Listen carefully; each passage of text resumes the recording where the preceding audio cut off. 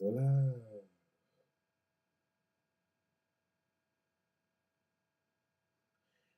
Greetings, ladies and gentlemen. Good morning. Today is Wednesday, June 22nd. It is 9:16 a.m. About 14 minutes before the opening bell, you guys. The market looks like it pulled back already. Owie wowie. Oh man, so we knew that. But before we go any farther, let's get into the description. This is live coverage from the stock and crypto market. This is live ideas of thought and studies. This is not financial advice on this stream or with this company, you guys. So with that being said, man, again, good morning, good morning. I hope you had a wonderful night last night, man. For real, for real. But yeah, the market is, in the red here right now in the pre-market so far.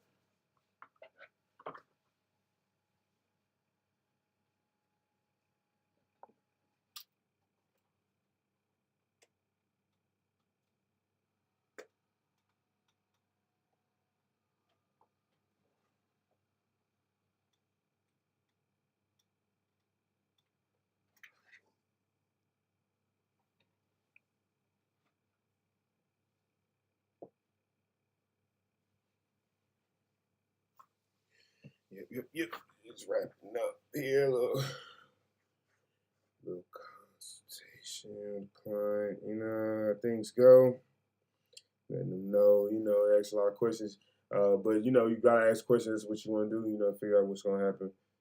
Um, you know, just right now, really be patient here. They saying Powell was supposed to be live. Jerome Powell's supposed to be live today. He's supposed to testify. He has a testimony or something going on. It's supposed to be a 2-day testimony as well. That's what they're saying here on Wall Street. Not seeing any news with it right now. I guess it will be going live here shortly or whenever, sometime today. I don't know. We'll have it pulled up if it is.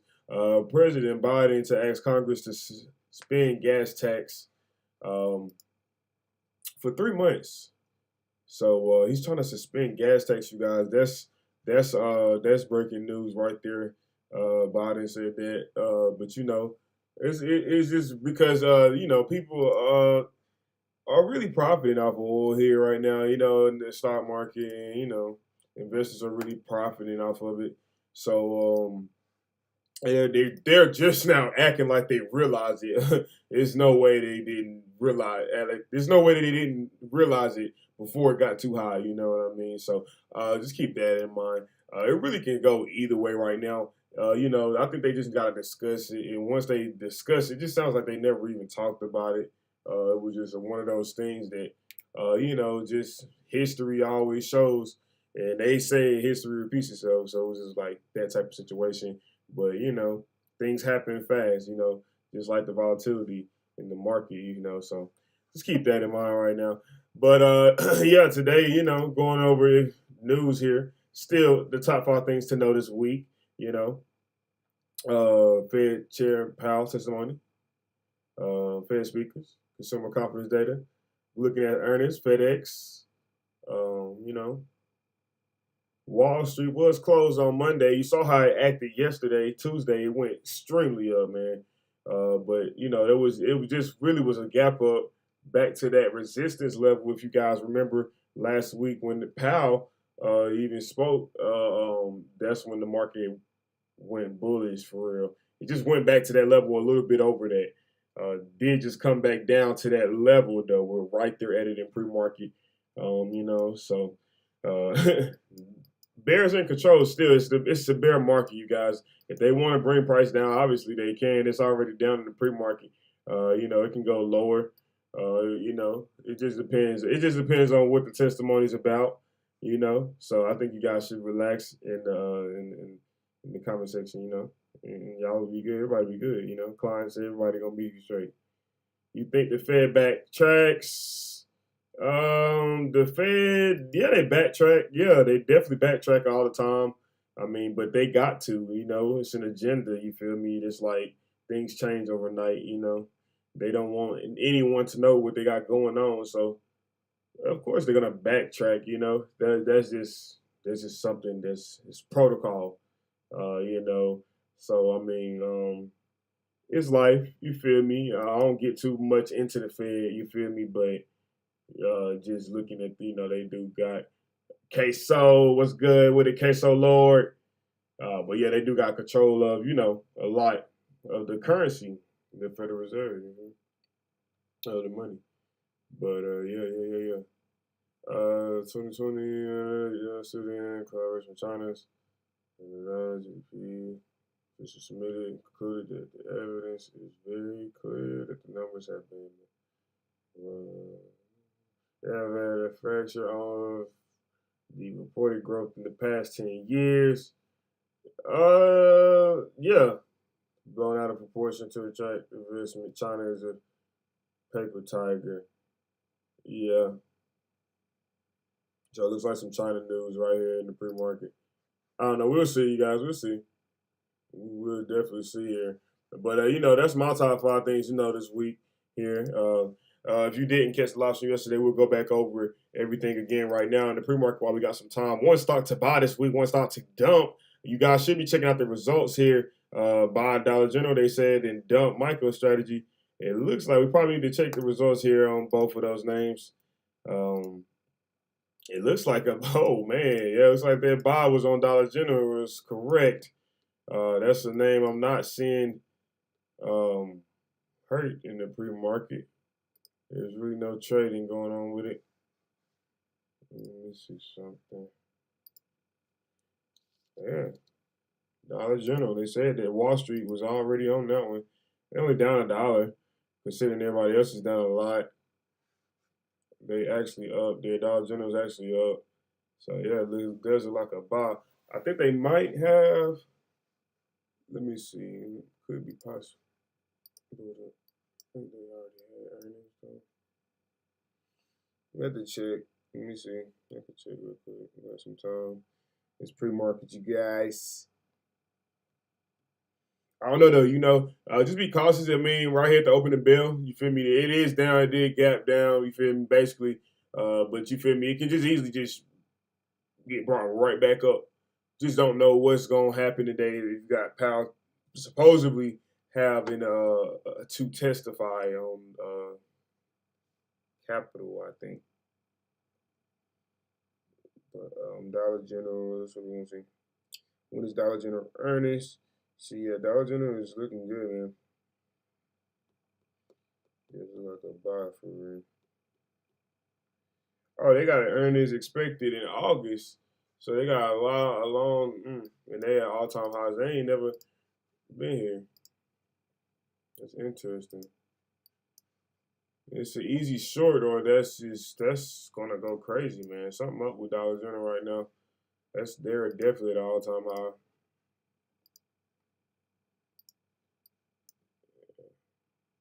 And looking at they just had their earnings in May. Looks like May 26th. Dang, could have caught him at 187, man. That would have been a nice one. Man. Yeah, they had an all-time high nor near it though. Actually, looks like the all-time high is 258 for Dollar General. But they're near their all-time high, so it's just something to look out for. Let's check with MicroStrategy though. They did say to dump that because crypto has been down. They're down about $4 in the pre-market, but I think they did go up though yesterday with everybody else. Yeah, they did. We went from 155. They went from 155. Excuse me, you guys. They went from 155 to 194. Yeah. So that was a dump, all right. You got dumped on, but it is coming back down. It's at 174, so I could see that now. Maybe the short was there. It looks like yesterday before the closing up until this moment. So that's where the dump could still be coming back to 160, 155, you guys, if things are not sounding good with Powell. But let's tune in into Yahoo Finance and see what they're talking about here, and see if that find out if that Powell situation might be true or not. if it is, and it don't start around the morning time, I mean, they can possibly they can move the time back if they want to.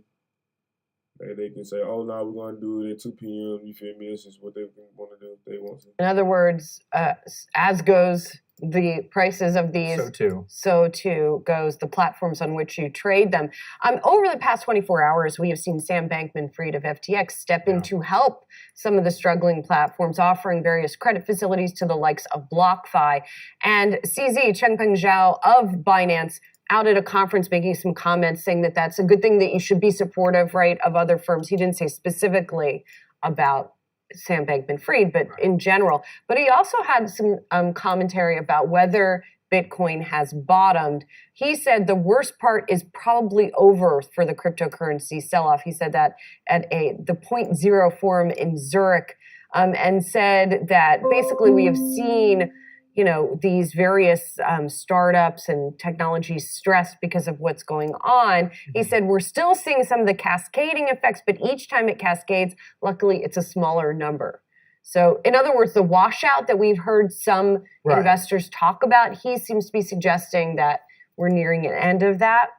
Is he right? I don't know. I mean, obviously, the guy's talking his book as well. He wants it to be over. And this is as some of the technical analysis and even the strategists that we've had conversations with and gotten some of their price targets. I think about Anastasia Amoroso last week, who told us 15,000 could be where this bottoms at. And we continue to see even more low markers in terms of where that bottoming could actually take place for Bitcoin. I think what's more notable here too, and I continue to come back to this because it's probably the least speculative of the major cryptos out there, and that is Ethereum, because of the consensus model and network and even more of the build out and scaling that's taking place over the course of this year in Fate. And the Ethereum price that we're looking at right now, just barely sitting above $1,000 after it dipped below that marker over the weekend. I think that's amazingly important to keep close tabs on here, because if you have some of the other trading operations that have started up within the larger financial institutions that have that whale money to throw around, this could perhaps be one of those entry points that they look at to say, okay, a consensus model makes a lot more sense to us than having a speculative asset that we continue to pour money into right now. Yeah, we'll see. We'll see what ends up happening. Let's talk about Boeing here for a hot second too, though. Go to the skies here. Boeing expecting supply chain issues to persist almost until the end of 2023 due to labor shortages and in part due to faster than expected return of demand. And let's marry this with what the company had also said in the most recent earnings report as well. They said, all right, there. So that's good news for Boeing right there. The market is about to open in about 2 minutes, you guys. So we're going to zoom in on these candles here. We like to when they first open. Underneath this is the RSI. You guys be tuned into that. And underneath that is the MACD. We're going to use the tools from now on to just simplify. Some clients like their tools. It helps them. So it's simplified. Basically, I can break it down. If the RSI is trending up inside of you see these two yellow lines here. This is a channel. If it's up above the channel, that's bullish, or if it looks like it's looking now, that's bullish. Now if this line comes back down here, then that's bearish. That's just that simple. That's just what the RSI is teaching there. So the market is about to open here any moment. But underneath that, the MACD, that's the volume. It just lets you know how many people are buying at sets of times, and how much, if it's bullish or bearish. Ding, ding, ding, ding. Market is open here, ladies and gentlemen. The market is open. So let's see where we opened up at. Ooh.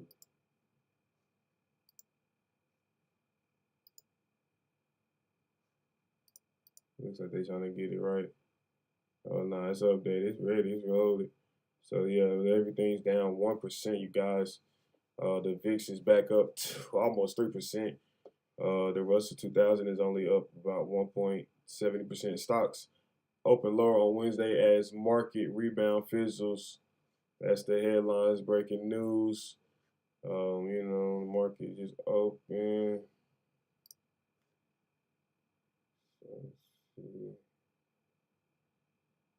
what we got going on. Keep an eye on Tesla. Tesla popped right there. Not even almost green, you guys. Tesla is a beast, man.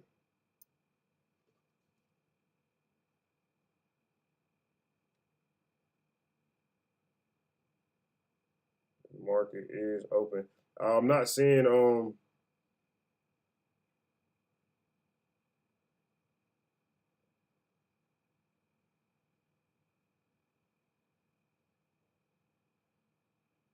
the Powell situation.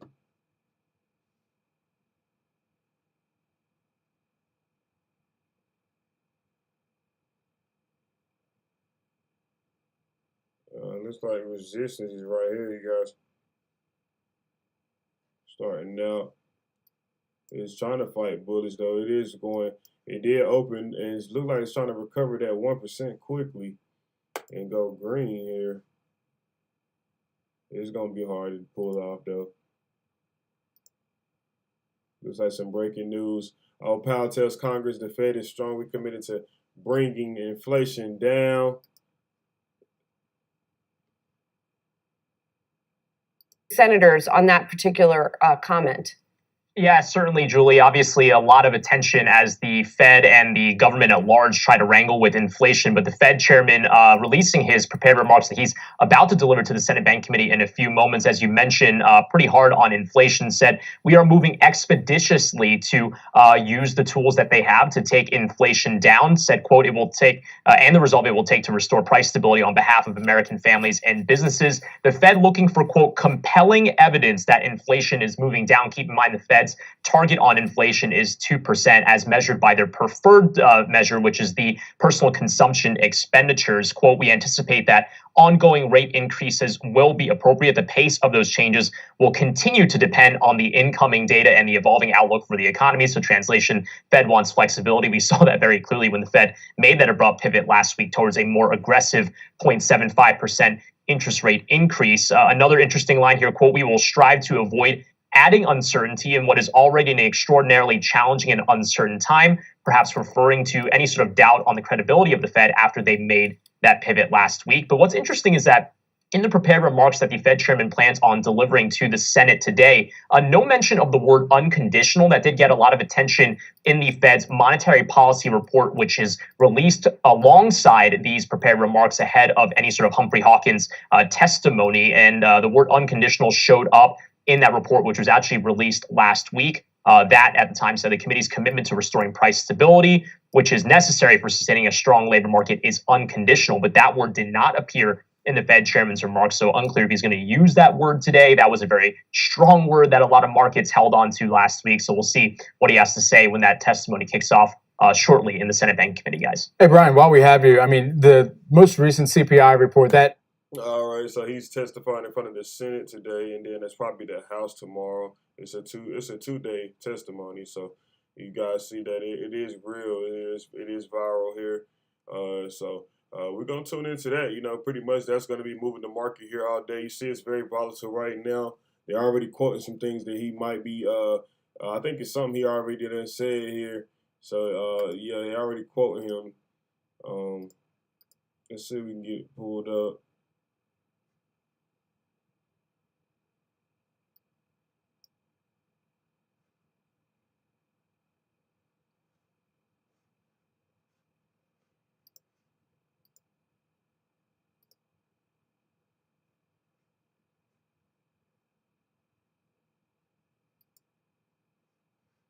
Do we post quarterly profits?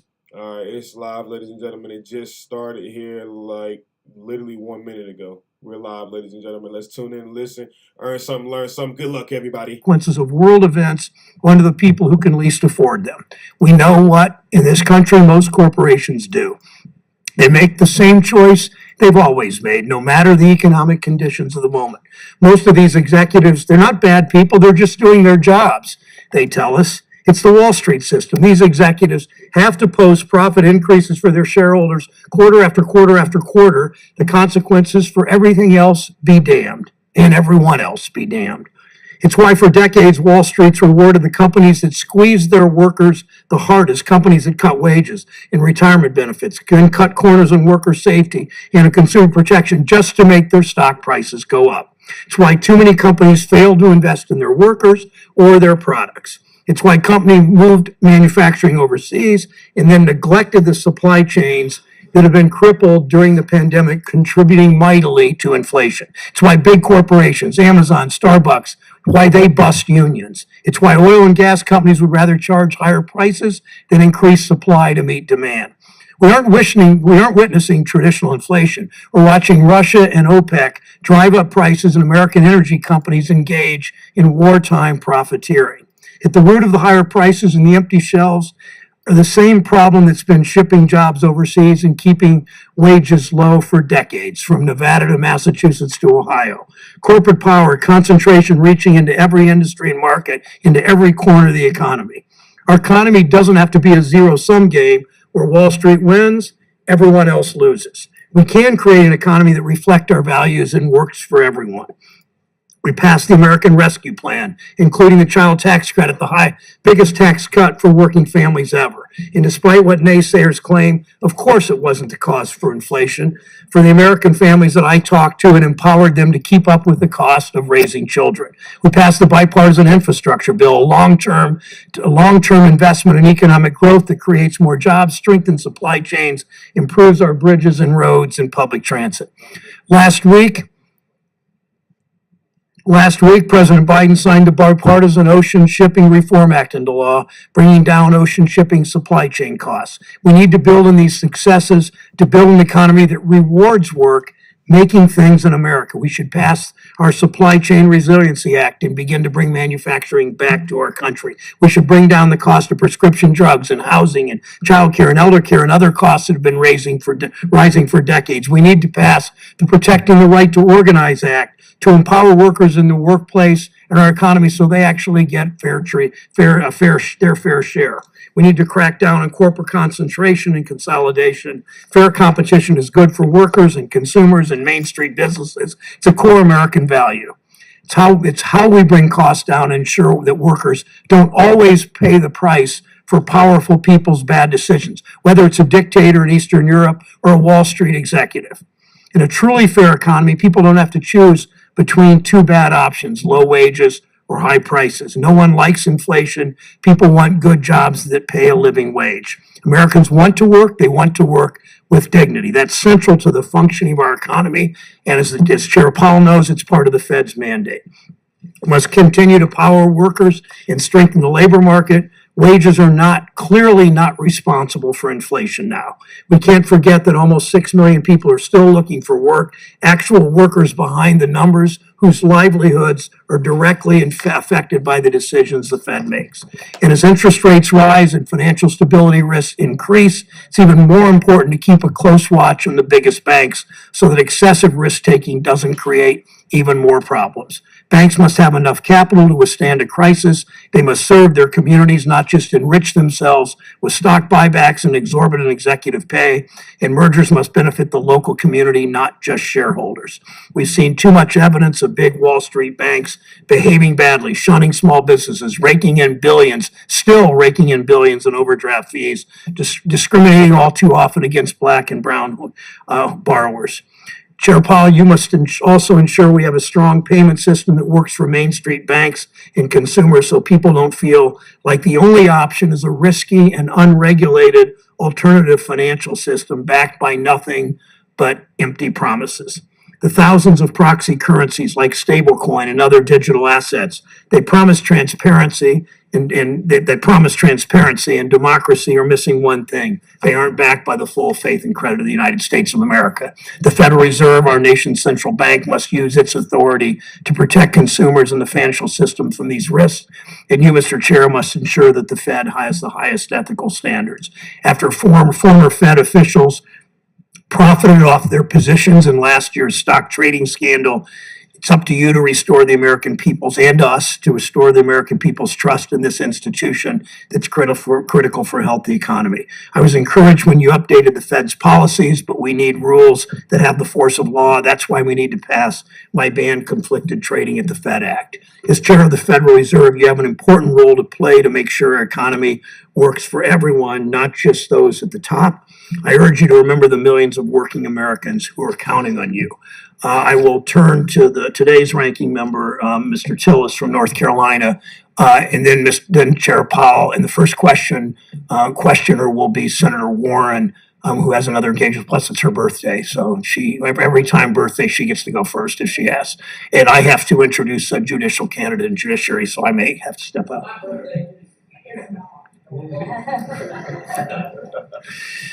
Your 80th birthday today, Senator Kennedy? Senator Tillis. Thank you, Mr. Chairman, and welcome, Chairman Powell. Congratulations on your confirmation. I was proud to support it. When you testified before this committee in March, inflation was at a 40-year high, and the Federal Reserve regional banks were stonewalling reasonable requests for information about their activities from banking Republicans. Unfortunately, neither situation has improved. Let's begin with inflation. Inflation is even higher now than we saw you in March. CPI is up 8.6 per year, a new 40-year high. Getting inflation under control is critical because American families are being squeezed every day by rising prices and mounting costs. Also critical to any discussion we have on inflation is an understanding of what served to turbocharge it. In March of 2021, the U.S. economy, as measured by the range of economic factors, was in recovery. Unemployment was at 6%. Down from its pandemic worst of nearly 15%, and continuing to make steady monthly improvements towards a tighter labor market. In fact, 18 states already had unemployment rates below 5%. They often cite a threshold to identify a labor market that's almost at full capacity. Likewise, consumer spending had recovered, and it was actually above pre-pandemic levels at 4.5%. And the personal savings rate had returned by 80% to its pre-pandemic state, indicating Americans were capable and willing to spend. Considering these factors and many others, CBO projected that the United States would return to pre-COVID economic levels in GDP output by mid-2021, just a couple of months away. At the same time, the Biden administration was aware of one major area of concern, the disruption of supply chains. In fact, President Biden issued a February 2021 executive order to review U.S. supply chains, in part acknowledging they were already straining to meet rising consumer demand. Yet despite these facts, a soon-to-be recovered economy, stronger consumer spending, and known limitations on supply side due to the documented supply chain issues, the Biden administration and congressional Democrats still somehow considered it responsible to ram through a partisan $1.9 trillion spending spree. It is little wonder how this catalyzed inflation we see today. And don't just take my word for it. Just last week, economists at Morgan Stanley blamed the 40-year high inflation on, this is a quote from their report, excess fiscal stimulus, particularly the last $1.9 trillion package at the end of March 2021, adding, this is what turbocharged consumption and drove inflation to 40-year highs. Considering this damning assessment of the last reconciliation package, I can only add that any efforts to revive Democrats' currently stalled tax and spending legislation would no doubt worsen our economic condition. Regarding the Fed specifically, though I'm pleased you have begun taking drastic action necessary to right the U.S. economy, these actions are long overdue, and monetary policy remains too loose. CPI inflation now stands at 8.6% per year, a new 40-year high. But the Fed fund rate sits at 1.6%. According to the Fed's semi-annual report, the rate should be over 6% under the Taylor rule. This disparity indicates not only the lengths the Fed has yet to go to normalize monetary policy, but also the fact that the Fed has largely boxed itself in to a menu of purely reactive policy measures. Unless the Fed works quickly to move away from their discretion-based monetary policy approach that has remained consistently well behind the curve, I'm concerned the Fed will lose its credibility to effectively manage the national economic situation. Regarding congressional oversight of the Fed, I remain concerned that the Fed and its regional banks continue a pattern of stonewalling reasonable requests for information. The latest example concerns the fairness, transparency, and consistency of Fed decisions to granting highly valuable Fed master accounts. This is a significant public policy issue. Ranking Member Toomey, myself, Senator Lummis, and others have repeatedly requested information about this from the Fed and the Kansas City Fed, yet we have still had few, if any, answers. Just this month, the Kansas City Fed refused to provide any information about its recent decision to revoke the master account for Reserve Trust, a non-bank fintech. This is significant given the controversy that arose in former Governor Raskin's nomination process when it was revealed that the Kansas City Fed reversed its denial of Reserve Trust application for a Fed master account following a call from Ms. Raskin. Now, months after defending the decision to grant Reserve Trust a master account, the Kansas City Fed abruptly revoked the account without explanation. The Kansas City Fed won't give banking Republicans information or even a briefing about this curious reversal. And it's important to point out that Republicans aren't the only ones who have found it difficult to conduct Fed oversight. Several of my Democratic colleagues, including Senators Warren and Menendez, have been vocal when they also found their oversight efforts met with resistance. To address this unacceptable state of affairs, Congress should increase transparency at the Fed. Two simple steps that Republicans and Democrats can take together are subject the Fed banks to FOIA, which they currently are not, and forbid the Fed from using FOIA exemptions to withhold information from any member of Congress, not just committee chairmen. The second idea is a bipartisan proposal that's already passed the House and something Senator Ossoff has mentioned with regard to various federal agencies in the past. Likewise, Congress should also explore making the presidents of the regional Fed banks presidentially appointed and Senate-confirmed positions. This is another bipartisan idea, as Senator Reid previously proposed this requirement for the New York Fed Bank president position. And in 2015, Chairman Brown himself raised the idea during a banking committee hearing on reforms to the Fed. The time has come to revisit these sensible ideas and others in order to make the Fed more transparent and more accountable. Thank you, Mr. Chairman, and I look forward to Chairman Powell's testimony. Thank you, Senator Tillis. We'll hear from the Chair of the Federal Reserve on monetary policy, the state of our economy. Congratulations again on your second term, second confirmation to your second term. Thanks for your service and your testimony. Please proceed. Thank you, Chairman Brown, Senator Tillis, and other members of the committee. I appreciate the opportunity to present the Fed's semi-annual monetary policy report. I'll begin with one overarching message. At the Fed, we understand the hardship that high inflation is causing. We are strongly committed to bringing inflation back down, and we're moving expeditiously to do so. We have both the tools we need and the resolve it will take to restore price stability on behalf of American families and businesses. It is essential that we bring inflation down if we are to have a sustained period of strong labor market conditions that benefit all. I will review the current economic situation before turning to monetary policy. Inflation remains well above our longer run goal of 2%.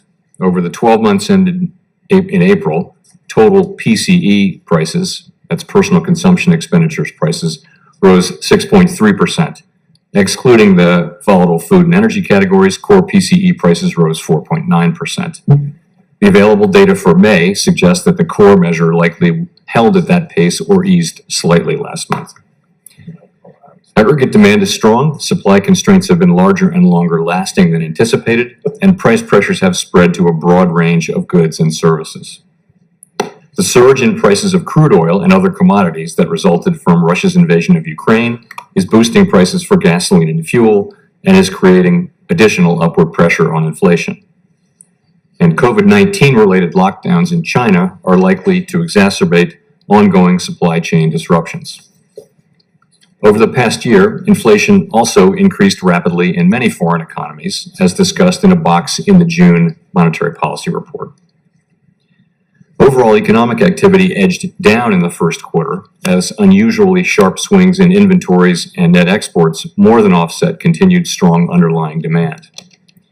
Recent indicators suggest that real GDP growth has picked up this quarter, with consumption spending remaining strong. In contrast, growth in business fixed investment appears to be slowing, and activity in the housing sector looks to be softening, in part reflecting higher mortgage rates. The tightening in financial conditions that we've seen in recent months should continue to temper growth and help bring demand into better balance with supply. The labor market has remained extremely tight, with the unemployment rate near a 50-year low, job vacancies at historical highs, and wage growth elevated. Over the past 3 months, employment rose by an average of 408,000 jobs per month, down from the average pace seen earlier in the year, but still robust. Improvements in labor market conditions have been widespread, including for workers at the lower end of the wage distribution, as well as for African Americans and Hispanics. A box in the June Monetary Policy Report discusses developments in employment and earnings across all major demographic groups. Labor demand is very strong, while labor supply remains subdued, with the labor force participation rate little changed since January. The Fed's monetary policy actions are guided by our mandate to promote maximum employment and stable prices for the American people. My colleagues and I are acutely aware that high inflation poses significant hardship, especially on those least able to meet the higher costs of essentials like food, housing, and transportation. We are highly attentive to the risks that high inflation poses to both sides of our mandate, and we're strongly committed to returning inflation to our 2% objective. Against the backdrop of the rapidly evolving economic environment, our policy has been adapting, and it will continue to do so. With inflation well above our longer run goal of 2% and an extremely tight labor market, we raised the target range for the federal funds rate at each of our past 3 meetings, resulting in a 1.5 percentage point increase in the target range so far this year. The committee reiterated that it anticipates that ongoing increases in the target range will be appropriate. In May, we announced plans for reducing the size of our balance sheet, and shortly thereafter began the process of significantly reducing our securities holdings. Financial conditions have been tightening since last fall and have now tightened significantly, reflecting both policy actions that we have already taken, as well as anticipated actions. Over coming months, we'll be looking for compelling evidence that inflation is moving down, consistent with inflation returning to 2%. We anticipate that ongoing rate increases will be appropriate. The pace of those changes will continue to depend on the incoming data and the evolving outlook for the economy. We will make our decisions meeting by meeting, and will continue to communicate our thinking as clearly as possible. Our overarching focus is using our tools to bring inflation back down to our 2% goal and to keep longer-term inflation expectations well anchored. Making appropriate monetary policy in this uncertain environment requires a recognition that the economy often evolves in unexpected ways. Inflation has obviously surprised to the upside over the past year, and further surprises could be in store. We therefore will need to be nimble in responding to incoming data and the evolving outlook. And we will strive to avoid adding uncertainty in what is already an extraordinarily challenging and uncertain time. We are highly attentive to inflation risks and determined to take the measures necessary to restore price stability. The American economy is very strong and well positioned to handle tighter monetary policy. To conclude, we understand that our actions affect communities, families, and businesses across the country. Everything we do is in service to our public mission. We at the Fed will do everything we can to achieve our maximum employment and price stability goals. Thank you. I look forward to your questions. Thank you very much, Mr. Chairman. Let me, on behalf of Chairman Brown, recognize Senator Warren. Thank you, Acting Chairman. I appreciate the help of the Chairman this morning, and thank you for being with us, Chair Powell. So Americans are struggling with rising costs, and all eyes turn to the Fed. Last week, you announced that the Fed would raise rates by 0.75 percentage point, the biggest increase in nearly 30 years. So let's talk about what the Fed is and isn't doing when it raises interest rates to try to bring down inflation. Let's start with gas prices. The price of gas is up 40% since Russia invaded Ukraine in February. Chair Powell, will gas prices go down as a result of your interest rate increase? I would not think so, no. Okay. That matters because gas prices are one of the single biggest drivers of inflation. Energy prices overall drove a third of the inflation last month, but the Fed's tools, as you say, have no impact here. So let's look at another necessity, food. Price of groceries is up nearly 12% this year. Americans feel the pinch. No matter how much groceries cost, people still got to eat. Chair Powell, will the Fed's interest rate increases bring food prices down for families? No, I wouldn't say so, no. Okay. So a Fed increase won't bring down these prices. And why? Because rate hikes won't make Vladimir Putin turn his tanks around and leave Ukraine. Rate hikes won't break up monopolies. Rate hikes won't straighten out the supply chain or speed up ships or stop a virus that is still causing lockdowns in some parts of the world. So let's talk about what interest rate increases can do. Chair Powell, you said last week that interest rate increases, quote, moderate demand. Can you just explain a little more about what that means? Sure. So we think about interest rate increases as affecting financial conditions and then the economy through three broad channels. The first of which is interest-sensitive spending. So that's durable goods and automobiles and things like that. So interest rates go up, people's demand for, as a result of higher interest rates, will moderate or decline so that supply and demand can get into better balance. The second channel is just asset prices generally. Interest rates, as they go up, will cause asset prices to moderate across the economy, and people spend a little bit less out of their lower level of wealth. The third channel is the exchange rate, which is really just another asset price, and that just basically as the dollar strengthens, as rates go up, the dollar would strengthen, which would tend to drive. So I appreciate this, and I do appreciate the explanation. But let me just see if I can just put a little more plain vanilla explanation of what's going on here. If I understand what you've said and what economists are saying across the board is that when you raise interest rate, there's going to be less money to invest. And that is, it's going to dampen business investment. Is that a fair statement? I think the idea is to Makes it more moderate expensive demand to invest. so that it can be in better balance with supply. And So the current it's gonna make it situation, more- demand is well in excess of supply in some areas of our economy. More expensive to invest, which in turn is going to throw workers out of work. And when they're out of work, they have less money to spend. So I get that rate increases stop companies from spending money to build new plants or to buy new trucks or to hire new people. Right, Chair Powell? When money's more expensive, they're less inclined to do that. I think that's what you just said on asset pricing, right?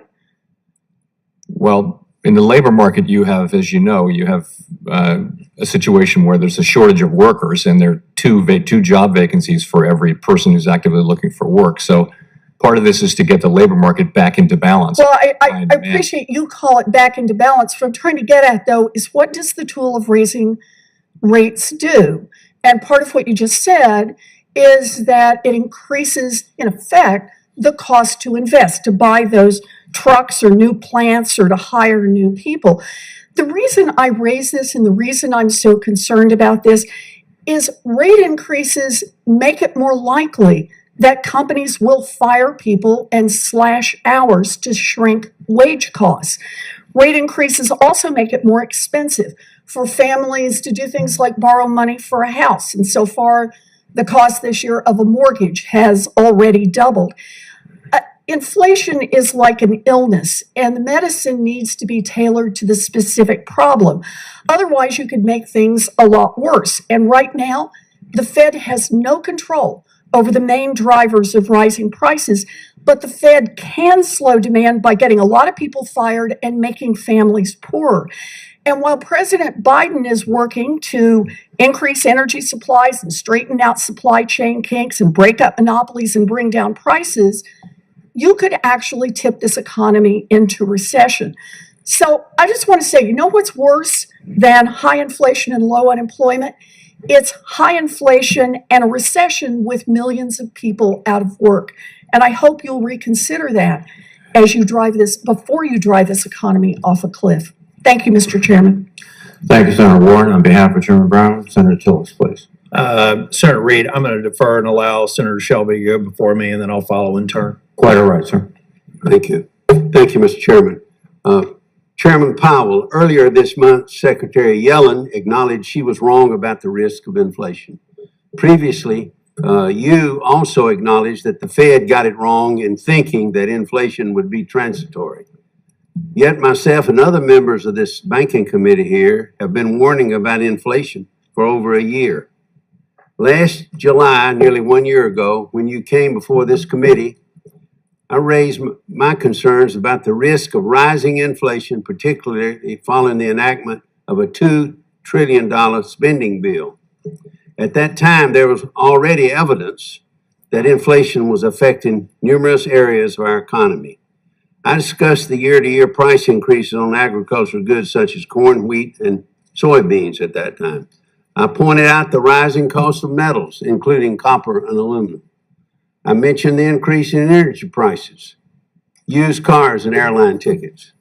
As someone who remembers, and I do from this committee, encountering high inflation during the 70s, I warned that many of the same conditions present then, such as loose monetary policy and significant government spending, were occurring again, among other things. My main concern last year was that the Federal Reserve would fail to address rising inflation before it was too late. 11 months later, this concern has come to fruition. And as we sit here today, inflation, as you've already pointed out, is at a 40-year high. The average gas price is over $5 a gallon.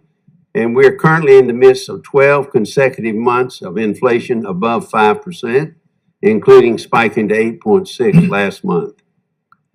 Ultimately, Mr. Chairman, as inflation continues to run rampant, I believe the Federal Reserve and this administration failed the American people by not heeding these warnings a year ago and by not acting sooner to address it. We're where we are today, I know that. The consequences of being wrong on inflation are now being felt, has been pointed out here today, by American families and workers across the country. And despite the recent decision to raise interest rates, the Federal Reserve still has a long way to go to get inflation under control. What can we expect in the future from the Federal Reserve? And I know you don't have total control over inflation, but you have a lot of sticks there. And what will you use to bring this under control? Thank you, Senator. So financial conditions, of course, have tightened and have priced in a string of additional rate increases, and that's appropriate. Well, as you pointed out, and as Senator Tillis pointed out as well, our policy rate is only at 1.6%, but all out the curve, the market is pricing in increases. So financial conditions have already priced in additional rate increases. But we need to go ahead and have them. And I think that the most recent inflation indicators of various kinds suggest to us that we needed to accelerate the pace at which we get up to a level that is neutral, that is close to the longer run neutral level, and then we can make an assessment of how much further and faster to go. And so that's what we're doing. I think you can see from the moves we're making now that we do understand the full scope of the problem, and we're using our tools to address it pretty vigorously now. Mr. Chairman, explain to us again how important one of your mandates is price stability, how important price stability is to all Americans. So price stability is really the bedrock of the economy in the sense that you really cannot have a sustained period of maximum employment, our other co-equal goal. You can't have that without price stability. And so we must restore price stability, and we will. We have the tools and the resolve and hopefully the judgment to accomplish that task. It's essential that we do. What's your next step? Well, if you look at the market has been I think reading our reaction function reasonably well, and I think what you will see is continued progress toward expeditious progress toward higher rates. I'll say this: the center of the committee wrote down that rates would be between 3 and 3.5% by the end of this year, as of a few weeks ago, as 1 week ago. Is this Federal Reserve Board of Governors, under your leadership, committed, as Dr. Volcker was some 40 years ago to bringing inflation under control no matter what? I would never want to try to compare myself to Paul Volcker in any way, but I will say that we are strongly committed to restoring price stability. We do understand that it is the thing that we need so that we can get back to the kind of labor market that we all want. But reaching the standard that Volcker left at the Fed would be a high reach, but one that anybody there should try to get there, wouldn't it? Yes. Thank you, Mr. Chairman. Thank you, Senator Shelby. I'll exercise my time now. Mr. Chairman, you point out in your testimony that the core personal consumption expenditures minus gas, food, and rent, 4.9%, and even slightly declined from the previous report. So that leaves the real culprits, gas, food, and rent. First, the issue of gas price inflation is a global phenomenon. Is that correct? Yes, gas prices are a function of oil prices to a significant extent, and then the refining spread as well. Right, and that's has been exacerbated by the Ukraine invasion.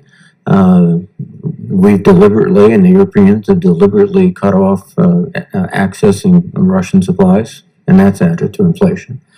And the other problem also with hydrocarbons, it's a cartel that sets the price. Is that accurate? Sorry, what's a cartel? It's a cartel that sets the price of oil worldwide. Yes, globally, that cartel has a very major impact on the price of oil. And they have decided that further production is not as lucrative to them as just sitting back and making money. That's what it appears like. With respect to food, there are multiple factors there also. One is climate. We've seen loss of arable land. We've seen a lot of factors. All of this is outside the purview of the Federal Reserve, but I think it's helpful to understand what are driving forces in these price increases. Transportation issues with respect to food, that's a function of higher diesel costs, a function of lack of drivers. Again, the Ukraine, a significant amount of wheat is not being exported from Ukraine or from Russia, as well as fertilizers. That's driving the price. And then the rental affordable housing issue, that has been a crisis since I became a congressman in 1990. I recall marching in Washington for affordable housing in 1990. We just don't have enough. And that, I think, is a factor too. Are those the major causes for these increases in prices? Those are some of the major ones.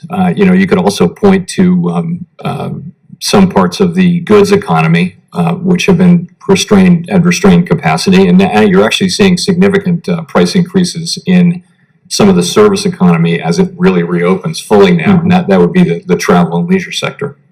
There's another issue too. We talked about the cartels that dominate hydrocarbons, but we found, for example, during the pandemic, that there are really just 4 major meat processors in the United States. And with 4, rather than a multiple of that, there is the ability to indirectly restrain supply and increase prices. In fact, some of my colleagues, particularly in the House, have been talking about the antitrust aspects of some of these price increases. Is that a plausible ingredient to the problem too? So I think that's really a matter for the competition authorities, not for us. But sure, I think broadly speaking, our economy is very competitive. There will be some industries where that's less so the case. So these range of you have to take action, and your basically tool is interest rates and going in and out of buying public securities. But we have a lot of work to do too, which is to try to resolve some of these issues. And we have to do it in order to assist your efforts, the fiscal policy and other policy. I was very pleased to see the president sign legislation with respect to shipping reform. That's a step, but we have to do much more too. Is that accurate? I think that's really a question for you. We're very focused on sticking to our knitting and carrying out the task that we've been assigned. No, I appreciate that, and the independence of the Fed is something that has to be protected by everyone, including particularly yourself. A final sort of issue that I'm thinking of, we're at a tremendous, I think, turning point in our economy. Factors that 10, 15 years ago were not active. Things like social media, et cetera. But one other fact too, with respect to hydrocarbons, is perhaps the companies are either unconsciously or consciously limiting investment because they're anticipating an electrified power supply, electric cars, electric everything. Is that something that the Fed is looking at? I think that is certainly, if you pick up the annual report of any of the big oil companies, you'll see that that is something that is happening, and it's a rational economic response to expectations about where future policy is headed. No, I think there are so many factors here, but I think it's good to get some of them on the table. And thank you very much, Mr. Chairman. With that, let me recognize Senator Tillis. Thank you, Senator Reid. Again, Chair Powell, thank you for being here. By the Fed's own analysis of various policy rules, including the Taylor Rule, the revised Taylor Rule, the Balanced Approach Rule, and the Balanced Approach Shortfall Rule, rates should have begun to rise long before they did. According to the Fed's own analysis of these rules, the Fed's fund rate should currently be above 6%. This is in a report to Congress. Yet the rate currently stands at 1.6%. Likewise, these same rules should have prompted the Fed to begin raising rates Q4 last year, Q1 this year. I'm concerned that the Fed has opted out of rules-based to discretionary monetary policy. As the Fed reviews monetary policy strategy, Chair Powell, will you commit to considering an increased weight for a rules-based strategy in Fed decision-making, and if not, why? So we do use policy rules like the various forms of the Taylor Rule in all of the analysis that we do. If you're thinking about how monetary policy will affect the economy, you have to have some sort of a rule like that. Fed's never really used them in a prominent way to actually set policy in real time. But that's not to say they don't shed light, and we do consult them we consult them on an ongoing basis. The rules called for deeply, deeply negative rates during the pandemic, and we didn't do that. They did call, of course, for rates to move up, and rates now really are moving up, much closer to where the Taylor Rule, various forms of the Taylor Rule are, and I think by the end of the year we'll be pretty close to where some of the Taylor Rule iterations are. So it's something that we consider. I think in a couple of years when we look at our framework again, that's something we could look at. And Chair Powell, could you just briefly explain the variance between rules-based decision-making being at 6 and where we are today? What other factors came into play? So what Taylor Rules don't take into consideration changes in financial conditions. They just look at the overnight policy rate. As I mentioned earlier, we began signaling, and the way we're set up now to signal policy changes going forward with the summary of economic projections that we do 4 times a year. So markets priced that in, and you're getting a lot of policy tightening well in advance of actually raising rates. As you pointed out, we're at 1.6% only on the federal funds rate, but look out the rate curve. All the very substantial additional rate hikes are already priced in, and they're affecting financial conditions, and they have been for several months. So that's one way of thinking about it. It's really only at the very short end of the curve where rates are still in negative territory from a real perspective. If you look farther out, real rates are positive right across the curve, and that's really what you're trying to achieve with policy in a situation like this, where we have 40-year highs in inflation, and we know we need to have restrictive policy, and that's where we're headed. Thank you. In 2012, the Fed adopted its current 2% inflation target, then amended this in 2020 to allow inflation to run over 2% target so that inflation averages 2% over time. Many warned this approach would simply give inflation a foothold before the Fed could respond. Now inflation's at 6.5% per year, and many serious analysts are predicting a recession.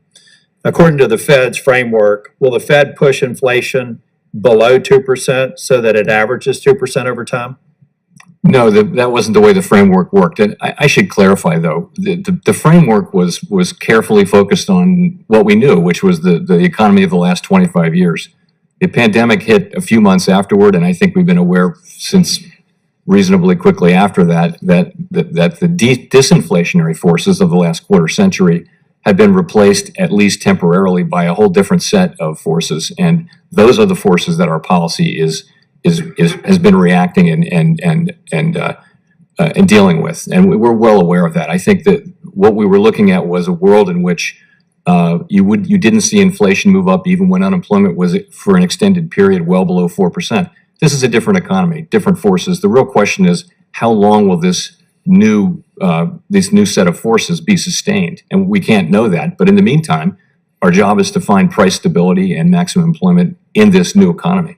And final question is, there is some renewed discussions about increased spending and increased taxes through reconciliation. Just hypothetically, if Congress were to pass a bill that increased spending by $500 billion or $1 trillion and raise taxes, would that make your job easier or more difficult? I swore off getting involved in these fiscal debates a year or so ago, and I'm determined to see if I can't stick to that. But remember, we can always incorporate. And what we do is we take fiscal policy as given and we react appropriately. Well, then maybe instead of policy working through Congress, but policy that was passed by Congress, do you believe that the $1.9 trillion spending package last year had any effect on inflation? It's really not our job to pass judgment. We didn't pass judgment on the Tax Cuts and Jobs Act or the CARES Act or that act as well, the ARP. So I really think that's a job for Congressional Budget Office. Thank you, Chairman Powell. Thank you, Senator. Senator Cortez Masto of Nevada is recognized for 5 minutes. Thank you, Mr. Chairman. Chairman Powell, thank you for being here. Let me start with high prices. Because not only in Nevada, but across the country, we're seeing high food, housing, and gas prices, which really is creating a financial hardship for too many families. And I want to start with gas prices first. In Nevada, average price of gas is $5.60. In Las Vegas, about $5.60. In Reno, at $6 a gallon.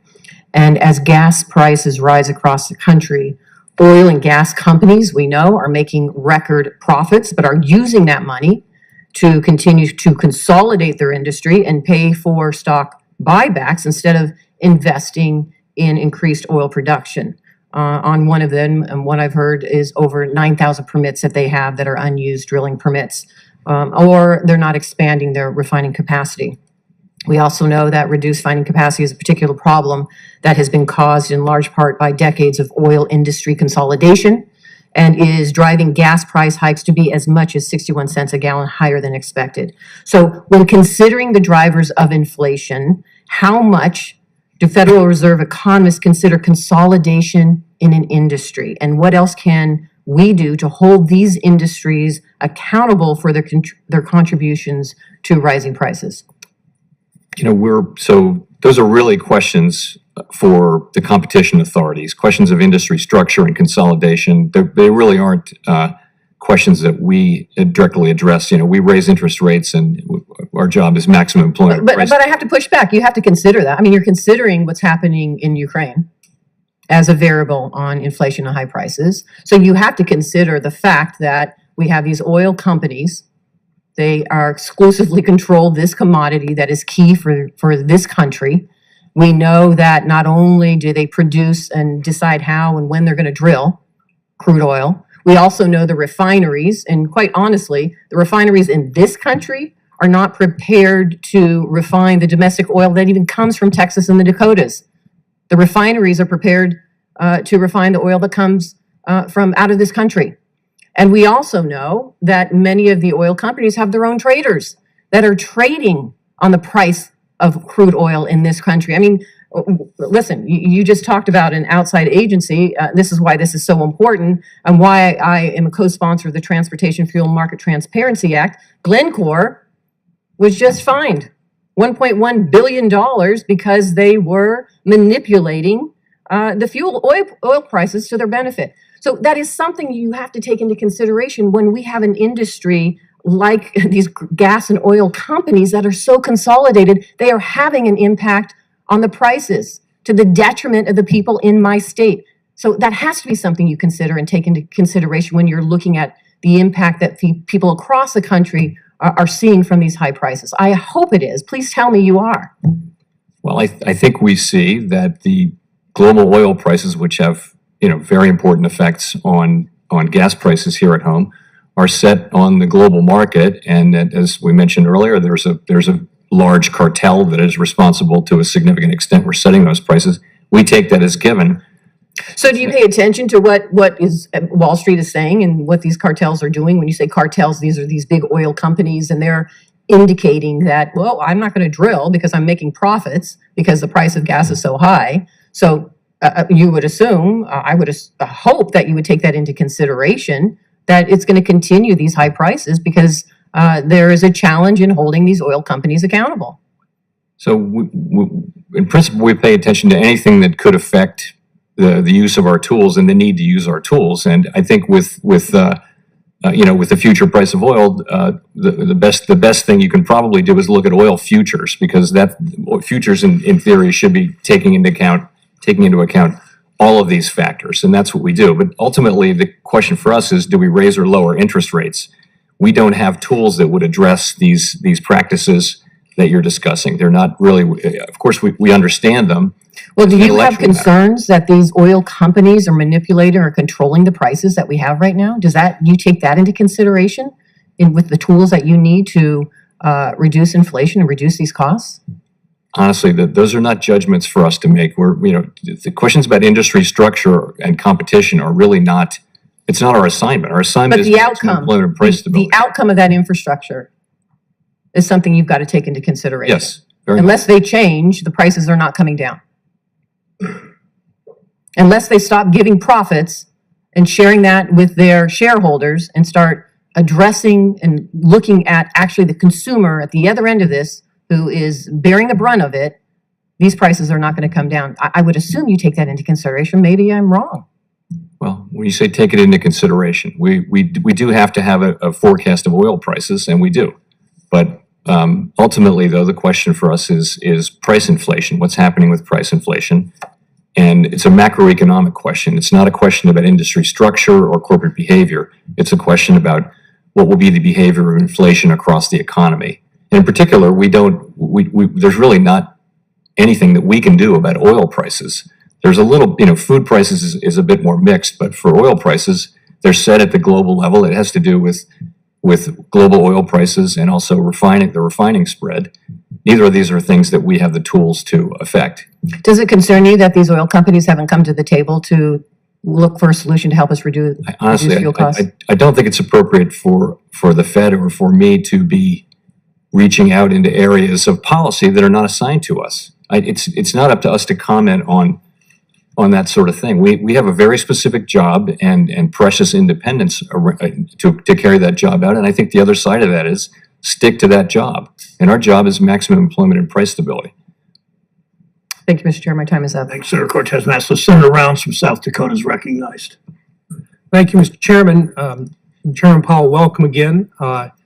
It seems as though for the last couple of times that we've had you in front of this committee, inflation has been a primary item of discussion. I want to follow up just as my colleagues have, and I'd like to take it in a little bit different path, perhaps, because when it comes to breaking down the different causes of inflation, clearly there is the supply side and the demand side. And the reality is that a large portion of the inflation stems from the higher energy prices, which is part of the supply side issue. When President Biden took office, January of 2021 through January of 2022, the price of unleaded gas has increased by 50% during that time period, from $2.33 to about $3.30 per gallon. Now, that was well before the Russian invasion of Ukraine. Higher prices are instead, I believe, a direct result of policy decisions made by the Biden administration, like prohibiting new oil and gas leases on public lands and waters and choking off future access through the Keystone XL pipeline, and increasing U.S. dependence on foreign energy sources by actively calling on OPEC to produce more oil. All of these seem to send a terrible message to the market about the future of investing in oil and gas processes within the United States. At the same time, Mr. Chairman, your tools are designed, as we've discussed in the past, to impact not necessarily the supply side, but the demand side of inflation. So if you attempt to use your tools that are available at this time to address what I believe to be the policy-induced side of inflation, do you risk hurting the economy by using these interest rate increases when in effect, as you've indicated earlier here in this meeting, that you really can't impact the price of gas or the price of food? So I think that's right. We know that our tools can affect certain aspects of inflation, and that would include certainly energy inflation and food inflation. So nonetheless, our statutory goal is headline inflation.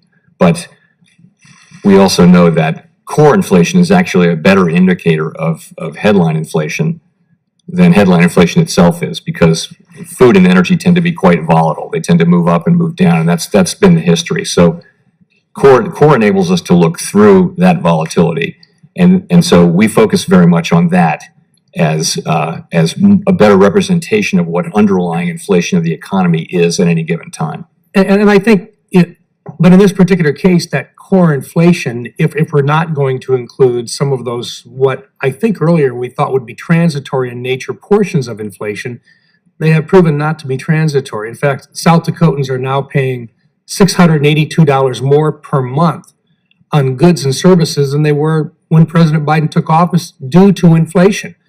The administration is claiming the Federal Reserve can fix our inflation problem. But as you just indicated, you focus on core, and your tools might very well work on core, but not on those really heavy drivers to inflation that South Dakotans are seeing like the rest of the country. See, Mr. Chairman, what I believe is going to happen here, and I just share this, clearly you are aware that you're going to be the person that takes the fall if inflation is not brought under control. And this administration is going to point to you and to the Federal Reserve saying you have the tools to fix inflation and you're not doing your job. When in essence, the portion of inflation which Americans are feeling today may not just be the core inflation that some of your tools do, but the total cost of inflation that my citizens in South Dakota feel to the tune of, well, $682 more per month in living expenses than what they were when this administration took office. So we're focused on the part of it that we can address, and that is there's a job to do on demand here. There are parts of the economy where demand exceeds supply, and that's where we think our tools can help, and that's what we're focused on. Very good. Just very briefly, Mr. Chairman, on another item, the Basel Committee on Banking Supervision issued a press release indicating that it had made substantive technical changes to the calculation of the GSIB score for EU-based global systemically important banks, the GSIBs. Do you, the Federal Reserve as being a part of this organization, do you believe right now that this change reflects the views of the Federal Reserve as an influential member of the Basel Committee? Apparently, it looks like this may very well provide some advantages to our European banks over U.S. banks based upon this reassessment of how they view risk within the EU community. So my understanding of that is that it's really about supervisors being able to use discretion about transactions that go across national lines within the European Union. Yeah. It doesn't apply at all here. And ultimately, the capital rules that Europeans apply are decided by Europeans, not by us. Very good. Thank you, Mr. Chairman. Thanks, Senator Rounds. Senator Warner from Virginia is recognized. Thank you, Mr. Chairman. And Chairman Powell, it's good to see you again. Thank you for your service to our country. I want to go a couple of different directions. First, and I think some colleagues have already raised this, but the truth is what we're grappling with right now on inflation is clearly a global phenomenon. I think even the Cato Institute group that doesn't always necessarily agree with folks on my sides of the aisle have point out inflation in many industrial countries around the world is running at the same rates, if not higher than us. I frankly just returned from a bipartisan trip to Finland, Latvia, and Turkey, getting back late last night. I'm still a little bit jet lagged. And Turkey, I think inflation's running at 78% a year. Finland gas prices were at $9 a gallon, and I asked one of my dear Republican colleagues, it's amazing. Joe Biden's inflation hitting here in Finland too. The point being that a lot of these effects are not due to any single country's activities, but it is a global effect. I think colleagues have already acknowledged the effect that the Russia-Ukraine war has, some of the disruption on supply chains. What I don't think has been fully addressed yet is some of the challenges that are coming around from China in terms of their zero COVID policy, a lockdown on Shanghai for literally months on end, and how that supply chain disruption is floating through the whole global economy. Can you speak to that, Mr. Chairman? Sure. So, of course, you're right. Inflation is very much a global phenomenon. If you look at comparable large advanced economies like ours, you'll see inflation rates that are quite similar to ours, in some cases higher, some cases lower. But there are important differences in the characteristics of that inflation. Ours is more about demand, I would say, than most of the others.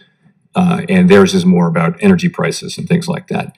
In terms of your question on China, we don't think we've seen the full effect of the lockdowns that we've had, but so we'll expect to be seeing some negative effects on bottlenecks. On the other hand, China now seems to be coming out of that period of lockdown, and growth seems to be picking up. Advanced indicators are that their economy may be recovering, but of course, the zero COVID policy, as long as it's in place, it certainly could. You could certainly have a relapse given this highly contagious disease. Let me and again, we're all looking for short-term items, and frankly, I'm glad that the president, I know particularly some folks on my side of the aisle are concerned about the president visiting Saudi Arabia and visiting with the leadership of that regime. I think you've got to use all the tools in the toolkit, and getting additional partners in the middle, players in the Middle East to increase oil production, I think is important. I'm a little less, I got a lot more proof to see whether some kind of short-term gas tax holiday would actually provide relief to consumers, or simply, as we've seen in some states that have implemented it, the prices don't change and the companies may make more money, but it doesn't provide that kind of inflationary relief. And I am concerned, as somebody who spent a long time as governor and as senator trying to make sure we pay for our infrastructure investments. Easy to take away a tax, tough to put it back on, and there's always an excuse not to, but I'm open to seeing a better analysis. I do want to raise, and recognizing that not everything can be done with a flick of the switch. There's a piece of legislation that has been floating around here for almost a year, passed the Senate a year ago on a broadly bipartisan basis, passed the House a number of months ago. I think the House, frankly, took the wrong approach. But it goes at least one of the inflationary pressures here, which is making sure that we've got a domestic supply chain on semiconductor chips. Every device that has an on and off switch requires a semiconductor chip. And right now we see, particularly around auto inflation, one of the big drivers is the lack of chip supply, so cars can't actually be sold. They're literally sitting warehouse waiting for the semiconductors to come around. This legislation, $52 billion of investment, would build at least 10 semiconductor facilities here in America. I know Senator Brown has been a big advocate of this. If we don't do this, I don't think there'll be another semiconductor facility built in America, even though some have been announced. I point out the fact that a year ago, the Europeans had no plan here in semiconductor investment. Intel recently announced $8 billion from the German government. When the German bureaucracy and European bureaucracy moves faster than the American legislative process, I don't care which side of the aisle we're on, we're in trouble. So in the last few seconds, I know you don't want to weigh in on a specific piece of legislation, but the notion of investment in a key industry component like semiconductors, long-term in terms of keeping inflationary pressures down, right move or not?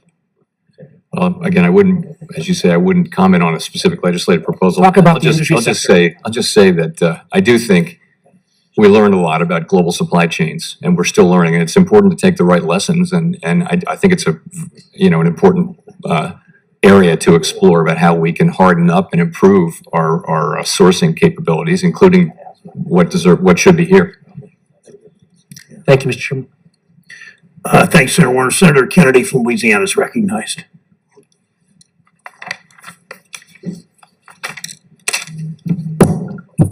Mr. Chairman, inflation is just an imbalance of supply and demand. Can we agree on that? Yes, generally. And to put a little finer point on it, our inflation at this time, and this is the case with respect to most cases of inflation, demand is greater than supply, so prices go up. In some parts of the economy, yes. Right. Now, you're trying to lower, so we've got a situation where demand's up here, supply's down here. You're trying to lower demand. Is that correct? Yes, while also giving the supply side time to recover. There's some ground to be covered on that side. Yes, but you've talked about your role, scope, and mission, and your job is monetary. You're trying to lower demand. Well, I'm trying to I would say lower demand growth. We don't know that the demand has to actually go down, which would be a recession. Well, 70% of our economy is driven by consumer demand. And you're trying to lower demand and slow the economy down. Am I correct? I guess I just say we're slowing down growth. Right. That's what the economy is. The growth. Yeah, okay. Exactly. All right. There's another way. The two aren't exclusive. You alluded to that. You can also lower demand, but you can increase supply. Can you not? Yes. And that would solve inflation. Yes, it would. Now, Congress's job is not to deal with demand per se. A lot of the bills we pass impact demand, but that's the Fed's job. Right. Okay? Now, I'm not going to ask you to comment on any specific bill, but tell me the things that Congress could do right now while you're lowering demand, not you literally, the Federal Reserve, what we can do right now to increase supply.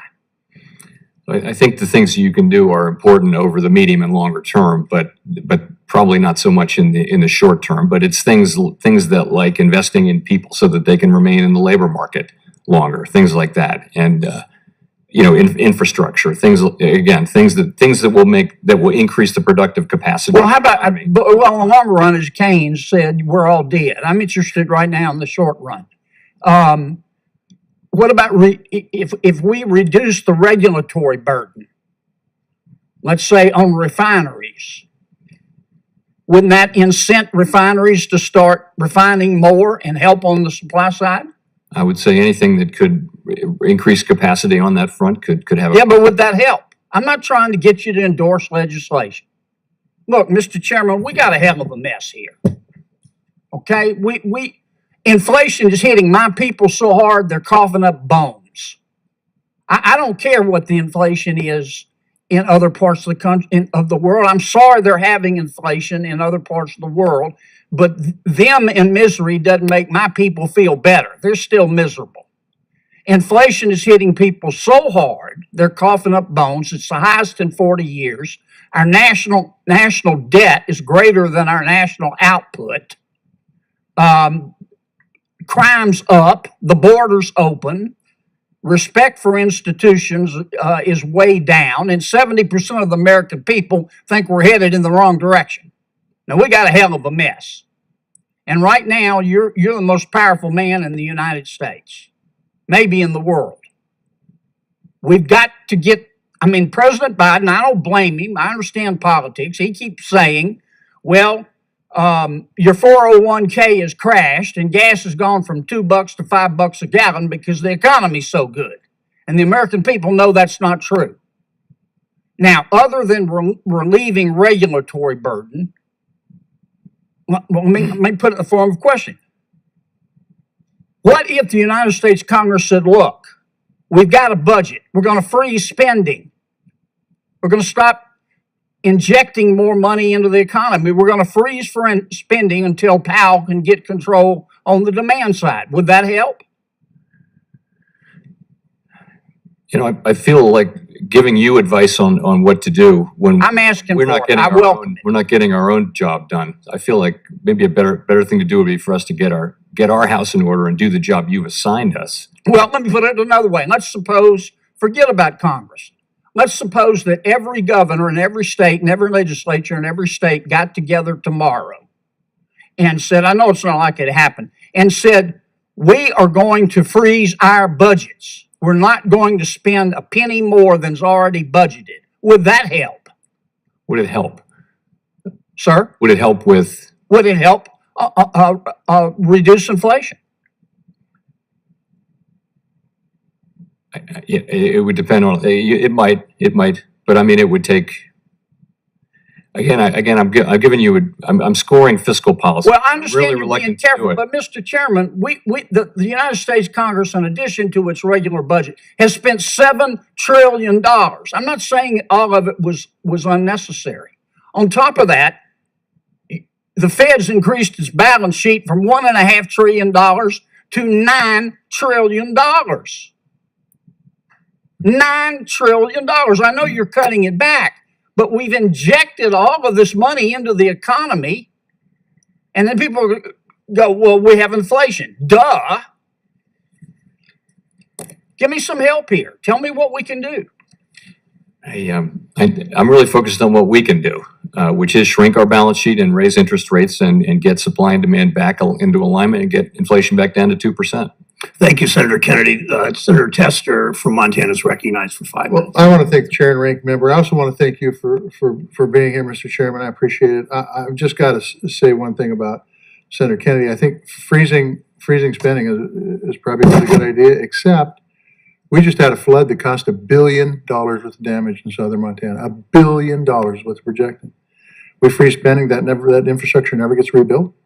So I hear what you're saying. And in some aspects, I agree, but it's a lot easier to talk about than it is to do. And I think that's the challenge that the chairman of the Fed has, is that he really needs to focus on what he needs to do. And if it was a simple solution, we'd already had it done. I'm concerned about rural America and the impact inflation's having on rural America. And I know that you have seen it. You've seen it transpire over the last several years, particularly as this country's come out of this pandemic. And I know we've had a conversation that it's two-edged, it's supply and it's demand, and you're only dealing with the demand part, which is an important part. And in some respects, Senator Kennedy's right. You are probably one of the strongest people in the world to be able to deal with some of this stuff. But from a rural perspective, is the Fed doing anything in particular that I could take back to my constituents and say, this is what the Fed's doing to help rein in inflation in rural areas? Well, so we are, of course, well aware. As you know, we have 4 or 5 Reserve Bank presidents who have very large agricultural economies within their districts, and we hear, excellent reports from them about what's going on. And it's clearly a tremendously challenging situation. Fertilizer prices and all kinds of inputs, very, very difficult situation. Can't get parts for your equipment and that kind of thing. So, overall, we do appreciate that. You're not seeing this yet, but when if times do get difficult, then we work carefully with borrowers in the Farm Belt and that kind of thing, because we know, that's what you do in those kind of times. We're not at that times at this point, but that's one thing we have done in the past.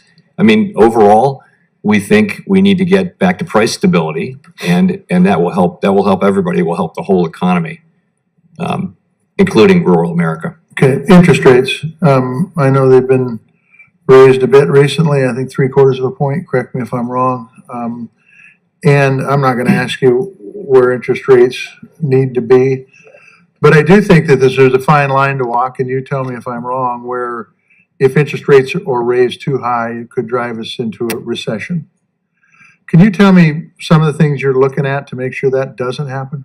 Sure. So when we pivoted and started talking about raising rates last year, markets have priced in rate increases so that all out of the curve of debt maturities, interest rates have already moved up to reflect interest rate increases that we haven't actually made yet to our.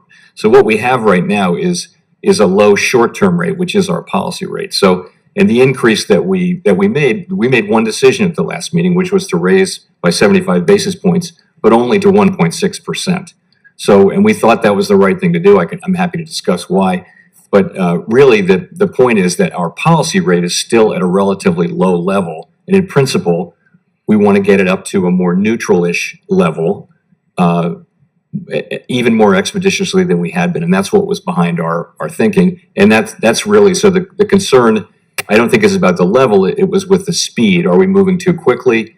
And I think I was persuaded that it was important that we make this move now and not wait and telegraph it and do it 6 weeks later, for example, or the meeting after that. It was important to do it now because where we are with inflation is having seen inflation come in above target over and over again. And if we said we'd move more aggressively if it was appropriate, we thought it was appropriate, and we did. So what? And so you said you want to get the things more to a neutral level, and are we to a neutral level now?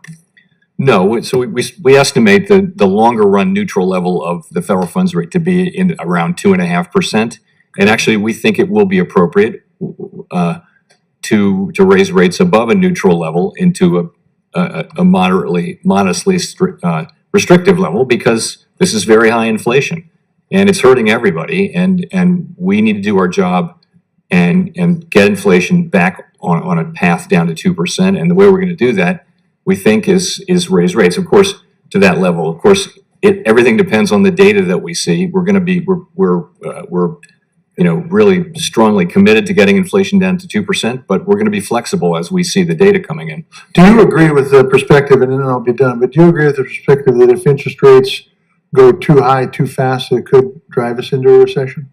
It's certainly a possibility. It's not our intended outcome at all, but it's certainly a possibility. And frankly, the events of the last few months around the world have made it more difficult for us to achieve what we want, which is 2% inflation and still a strong labor market. Yeah. Thank you, Mr. Chairman. Senator Haggerty of Tennessee is recognized. Thank you, Chairman Brown. Chairman Powell, one of the many downsides of quantitative easing is the fact that the Federal Reserve, and then by extension the American taxpayer, is essentially taking a long position in the securities that are acquired. And that means that when rates rise, the value of the securities on your balance sheet drop. That's exactly what's happening today. And as of March of this year, the Federal Reserve had about $330 billion worth of unrealized loss on its balance sheet. That number is probably close to $500 billion right now, given the rise in rates. So my question of you is, do these unrealized losses limit the Federal Reserve's ability to execute its monetary policy objectives? And specifically, will the Fed sell mortgage-backed securities and realize a loss? Or will the Fed be cornered into holding these securities until they appreciate? So those kind of unrealized losses play no role in our decision-making, have no effect at all on our ability to conduct monetary policy. They're just not a consideration. And they won't be a consideration when we decide whether to sell and in what quantity MBS. We said we would look at selling MBS when the normalization process for the balance sheet was well underway. And that means not soon. We haven't decided exactly what that means. When we make that decision, and the reason, by the way, the reason we want to do that is we're committed to having a mostly treasury balance sheet. And with these higher rates, MBS prepayment speeds have gone way down. And so to achieve the mostly treasury balance sheet, we may well need to sell MBS at some future date. When we turn to that, we're going to be very transparent and give lots of transparency, obviously, but we won't be thinking about the balance sheet. I mean, remember that we've contributed $1 trillion in profits to the Treasury over the course of the last 10 years. The reason we don't have a lot of capital is that we give our earnings to the Treasury every year. So it's not at all a concern for us. But to be clear, these long-dated mortgage-backed securities may be sold as a loss. You're not limiting your ability to do that, to sell at a loss. No. And that could happen. I just think that the downside of quantitative easing is very much illustrated for us when you find yourself in this situation of holding these long-dated securities. To turn to another point, Chairman Powell, I realize there are a number of factors that play a role in the historic inflation that we're experiencing. Supply chain disruptions, regulations that constrain supply. We've got rising inflation expectations and excessive fiscal spending. But the problem hasn't sprung out of nowhere. And in January of 2021, inflation was at 1.4%. By December of 2021, it had risen to 7%, a five-fold increase.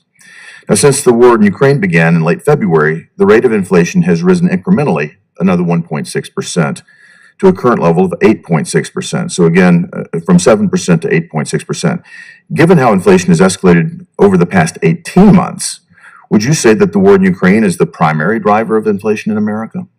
No, inflation was high before, certainly before the war in Ukraine broke out. I'm glad to hear you say that. The Biden administration seems to be intent on deflecting blame, and as recently as just this past Sunday, spread the misinformation that Putin's invasion of Ukraine is the, quote, biggest single driver of inflation. I'm glad you agree with me that that is not the truth. I'd like to turn to the situation we find ourselves in now, tightening. A recent survey of global CEOs showed that more than 60% of executives expect a recession in the next 18 months. Meanwhile, per its most recent forecast, the Fed will be tightening monetary policy for the next 2.5 years. Thus, the Fed could soon find itself in the challenging position of potentially exacerbating an economic downturn in order to address the historic inflation that's been unleashed by the Biden administration. So, Mr. Chairman, as you know, the Fed has a dual mandate, stable prices and maximum employment. As we look to the fall, how do you think about balancing this potential tension between the Fed's two mandates, particularly if the economic outlook worsens, but inflation remains elevated? So we do have a dual mandate, as you point out. Right now, the labor market is extremely tight and I would say unsustainably hot. There's a mismatch between supply and demand there. As you know, there's more job openings than there are, by a factor of 2 to 1, than there are unemployed people looking for work. On the inflation side, we're very far from our target. So we think that we have to restore price stability to put the economy back in a place where in the medium and longer term we can have a sustained period of what we would call maximum employment. So that's how we're thinking about it. Of course, we're not trying to provoke and don't think that we will need to provoke a recession, but we do think it's absolutely essential that we restore price stability, really for the benefit of the labor market as much as anything else. I agree. I think you have an extremely challenging job, particularly given some of the physical policies that have been undertaken that make your job more challenging than it should be. Thank you very much, Mr. Chairman. Thanks, Senator. Senator Smith from Minnesota is recognized for 5 minutes. Thank you, Mr. Chair, and welcome back to the committee. Chair Powell, it's good to see you again. I want to follow up on this issue of this imbalance between labor demand and supply, as you were just referring to. According to the latest figures from the Bureau of Labor Statistics, there were 5.5 million more jobs in April than available workers. And so we have, as a result, an extremely competitive labor market and very strong wage growth. But inflation is even higher than wage growth, so that's wiping out worker gains and leaving a lot of folks with what amounts to a pay cut as they, at the same time, try to figure out how to pay for higher prices for gas and food. So let me ask you this, Chair Powell, with all of that in mind, what is the basis for the argument that wages are too high and that they need to come down in order to rein in inflation? So it isn't that wages themselves are too high, it's that the rate of growth of wages is not consistent, and I'll explain this, not consistent with 2% inflation over time. So of course, it's great when wages go up and we want them to go up, we want people to get strong wage increases, but at a certain point, wages become high enough that companies start raising prices and you wind up getting high inflation. So if you just kind of reverse engineer what level of wage increases would be consistent with 2% inflation over the longer term, today's wage increases, if you look across the numbers of measures that we look at, they're significantly above that. Now, there's some evidence that they're flattening out. Particularly average hourly earnings, there's some evidence that measure of wages is flattening out so that it's no longer going up. So it's really not about reducing wages, it's just having a more sustainable pace of increases. And what would you expect if wages started to stabilize, as you say, they stop increases? How long would you expect it to be before the prices that consumers are paying would start to go down? So are they ever going to go down? It depends in prices don't have to go down for inflation to go down. So if prices remain at the same level, inflation goes to zero. But it depends on different businesses. In some parts of the service economy, labor costs are a very large portion of costs, and so you would think that gets passed through very quickly into prices. And so we would think we would think that pass through should be shown fairly quickly in some parts of the economy, in others less so. But over time, we would want wages to be moving up at the highest sustainable rate that's possible. Right. And consistent with 2% inflation. And of course, at the same time, the economy, we've got this very, very strong labor market, but simultaneously, we continue to see higher unemployment rates among African Americans, for example, nearly double the unemployment of white Americans. So how do you see this sort of interplay between wage growth and what the Fed actions to cool demand on that underlying issue? So we don't target wage growth, of course. Our job is price stability. Right. We look at wage growth because over a long period of time, it's an important factor in determining price stability. So that's really how we think about it. In terms of the disparities, we saw those disparities increase significantly at the beginning of the pandemic and then reverse as we pointed out in our monetary policy report. Those gaps have at least returned to historically lower levels. There's still gaps though, and those are not really gaps that we can get at with monetary policy. But we point them out because they're an important aspect of our economy, and we do consider them as we think about appropriate policy. I think I would agree with you. I think that those are sort of systemic challenges in our economy that need to be addressed through the policy that we work on here. It seems to me that I think we have a labor supply problem in this country, and we should be dealing with that in Congress in terms of what we need to do to make sure that people have the skills and the capacity to do the jobs that our economy is creating. But it also seems to me that as long as wage growth is lagging inflation, that in some ways labor costs are actually dampening inflationary pressures because they're not keeping up with inflation. So I think it's just an interesting and complicated issue. No argument there. Yeah. Well, I just have a couple of minutes left. I'm not going to have a chance to get into this, but I'm quite interested also in this, that what we're seeing around the country everywhere, and especially in Minnesota, about extraordinarily high increases in housing. The Fed is raising interest rates, which is going to have an impact on increasing housing prices because mortgage prices are going to go up and other costs going up in terms of building housing is going to go up. So I'm just am interested in how you sort of weigh that dilemma. So, after the pandemic, for a number of reasons, housing demand went way up. Rates were low, but also people decided they wanted to live more in housing, single-family homes rather than downtown. And so prices went up all over the country at very, very high levels. Now you see the housing market slowing down because you see higher rates are having an effect. That should have an effect on housing prices, perhaps even fairly quickly, so that prices won't necessarily come down, but price increases will flatten out. We're seeing lower home sales, we're seeing lower starts, so we're seeing a slowing in housing. And ideally, we would, the very low settings of rates during the pandemic were appropriate, but part of what that did was it supported a lot of demand for housing. Maybe we're going to get back to a place where supply and demand are closer. I will say I agree with you on the labor shortage issue, which is a longer term issue that we have, but also with housing there are constraints on housing construction, so that it's very possible that we'll be in a position where there isn't enough appropriate housing at the right price. And that's a longer run issue. Again, not so much for us as for you. Thank you. Thanks, Senator. Senator Lummis of Wyoming is recognized. Thank you, Mr. Chairman, and thank you, Chairman Powell, for being with us today. It'll come as no surprise to you that I want to focus on digital assets and Fed master accounts.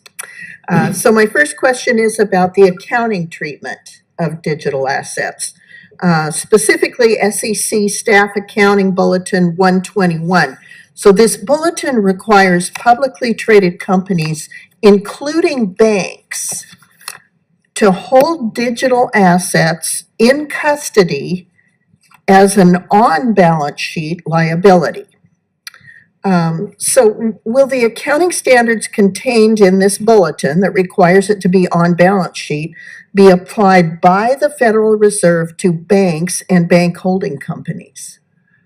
That's something we too saw that and understood the implications, and I think that's something we're working on with our fellow bank regulators. And I don't have an answer for you though, but that's certainly something we're focusing on very closely right now.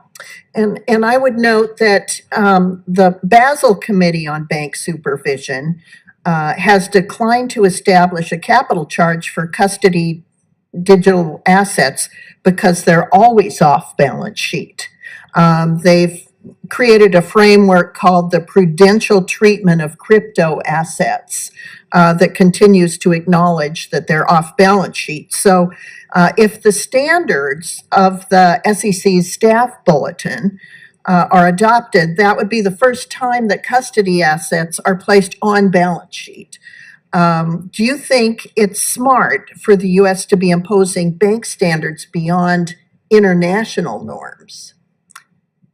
So again, I mean, that was the SEC has authority over accounting rules, and that's what this was. And we now have to consider that exact question, and that's what we're doing. I can't really say more because we are working our way through it. But my understanding of it is the same as yours, though, which is custody assets are off balance sheet, have always been. But this is, the SEC made a different decision as it relates to digital assets for reasons it explained, and now we have to consider those. Yeah, and thank you. I encourage you to consider that and appreciate that you're looking at it and you're aware of it. That's great.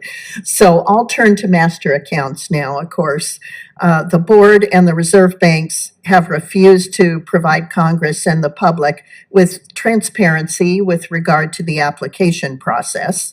At its core, a master account is a public benefit conferred by the Fed to a private institution. And since a master account is a public benefit, really doesn't the public have a right to know which institutions have master accounts and which have applied for accounts and not received them? Both the FDIC and the OCC publicly list similar application information on their websites today. So could you commit as part of a transparency project to make publicly available a list of institutions that have received master accounts, as well as the institutions that have applied and not received them? So I'll be glad to look into that. You know our system well, and it really is that the Fed, the board, we set rules, but the reserve banks really make the decisions about granting accounts subject to those rules. And we actually think we can improve on that system with the current proposal we have, and are considering comments on that right now, as I'm sure you know very well. Yeah, and as you also know that applicants for master accounts are getting whipsawed between the Federal Reserve Board of Governors and the banks.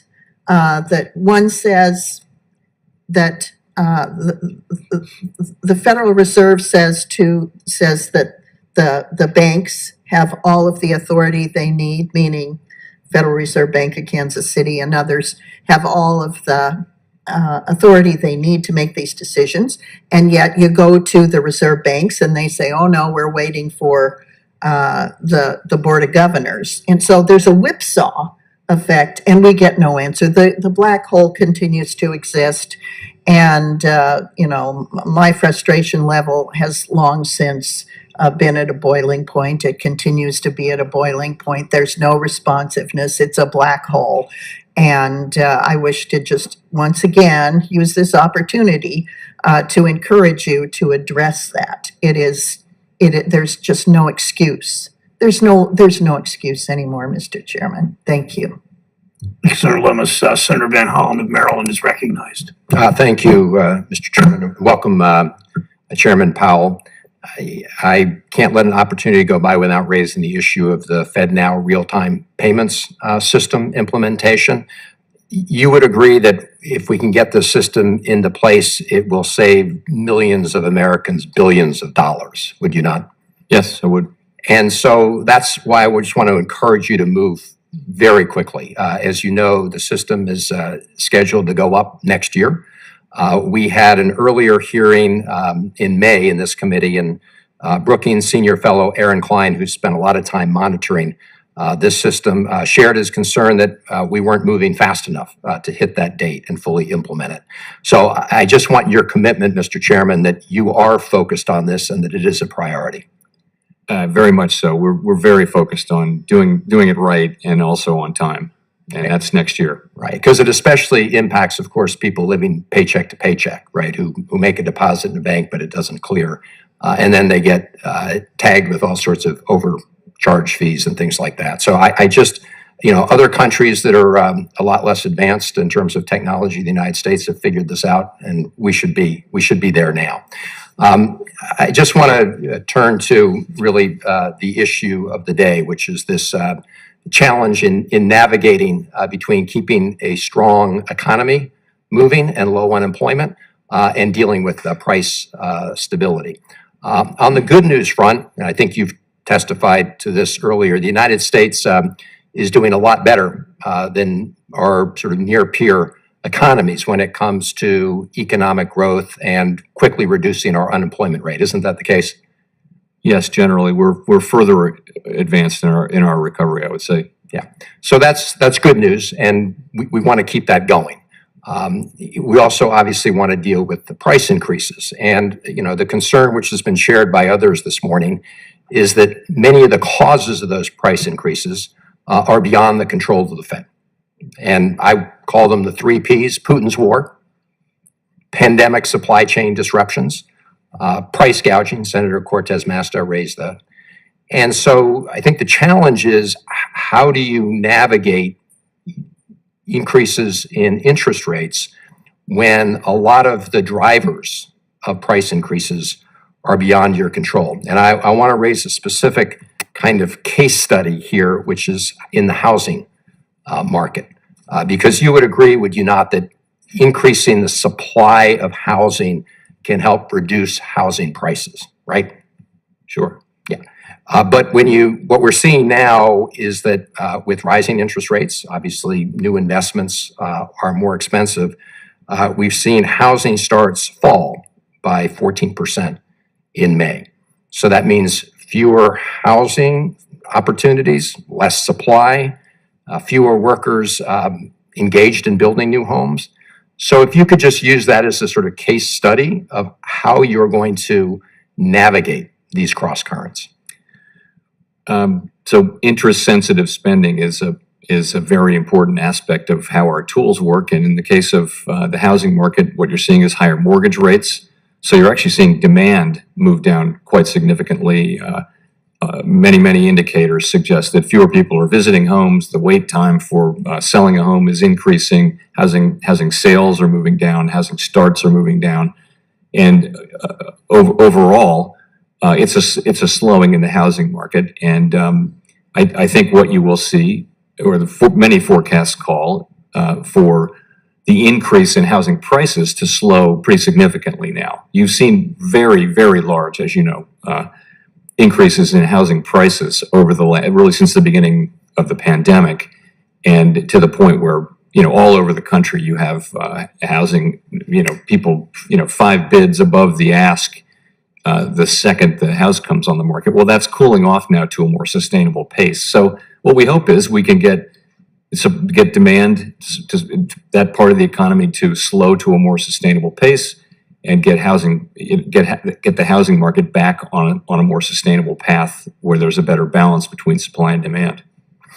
I appreciate that. I'm just going to use my remaining time to sort of push you a little further on this issue, not specifically with housing, but given the fact that so many of the factors that are driving price increases are beyond our control, and you talked about core inflation.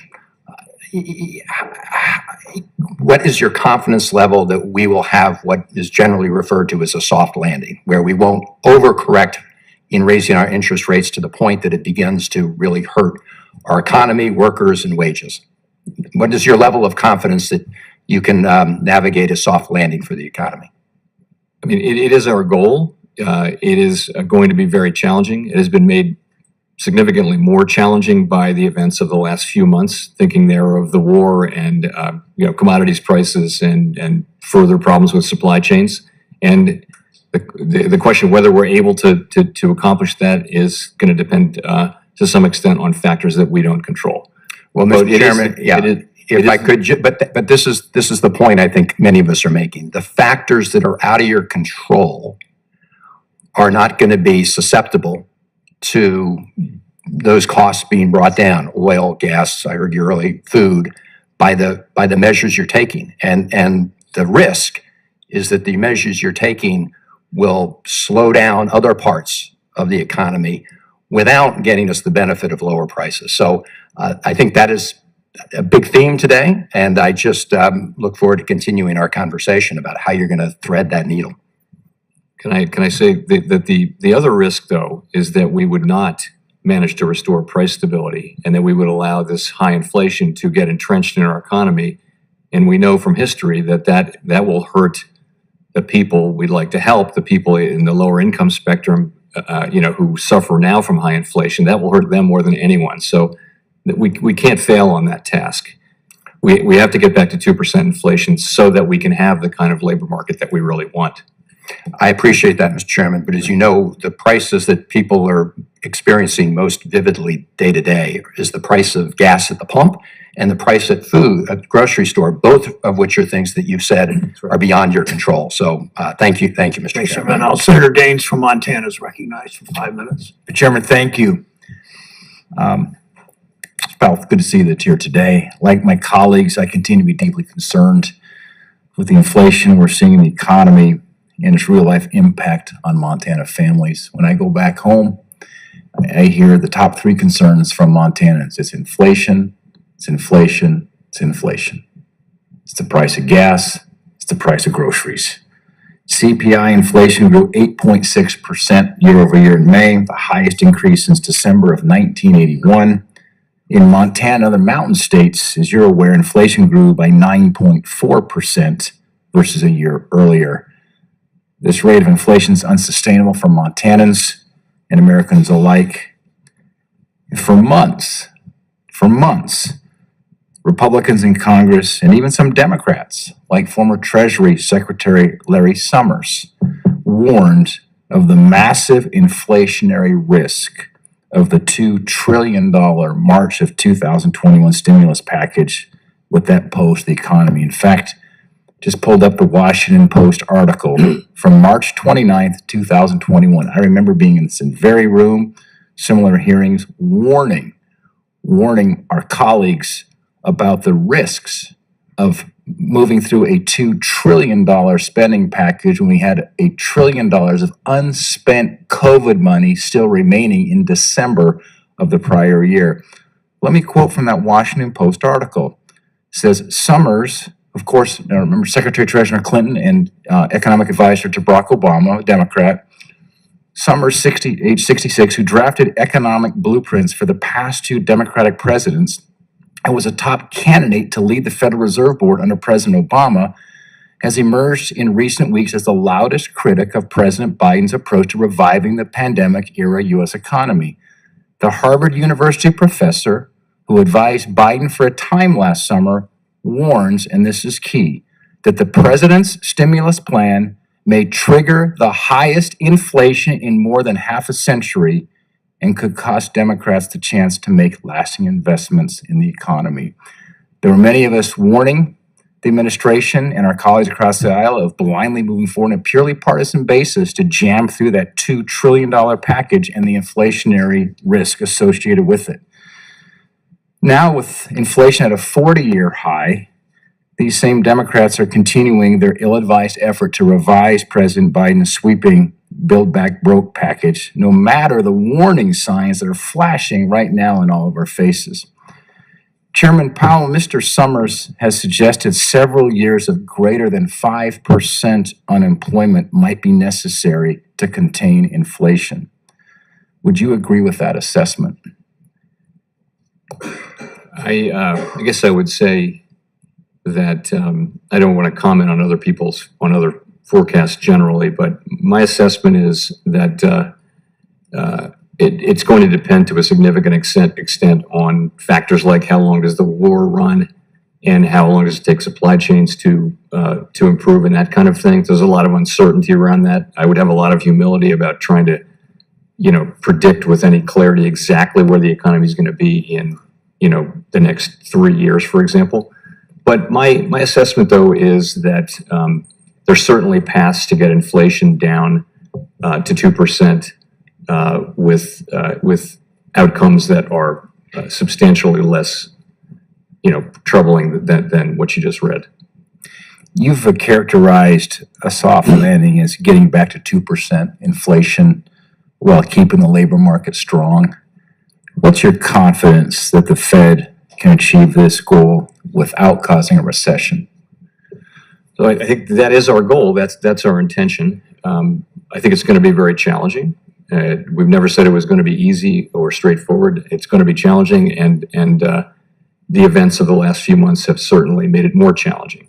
And nonetheless, there are pathways through which that could happen. And in particular, what we saw in the early part of 2021 when inflation went up was very strong demand surged against what were unanticipated supply side constraints. And the result was prices went up a lot, much more than could be explained by just the increase in demand. And so in principle, if demand can move back down, then inflation could move back along that path just as quickly as it went up. In principle, no one's guaranteeing that, but the idea is this is not the same. There are relationships in the economy for how quickly inflation would move compared to demand moving. This could be an unusual situation because we have had what is in effect a vertical supply curve where there isn't any more supply or a very steep supply curve. So you get really sharp increases in prices. You could get sharp declines for the same reason. So that could be a difference. And I think we'll find out ideally. But ultimately, we need to see progress on the supply side, and we're not waiting for it. Our job and our tools work on demand, and that's what we're working on now, is getting demand down to a more sustainable level so that supply can catch up and is in better balance with demand.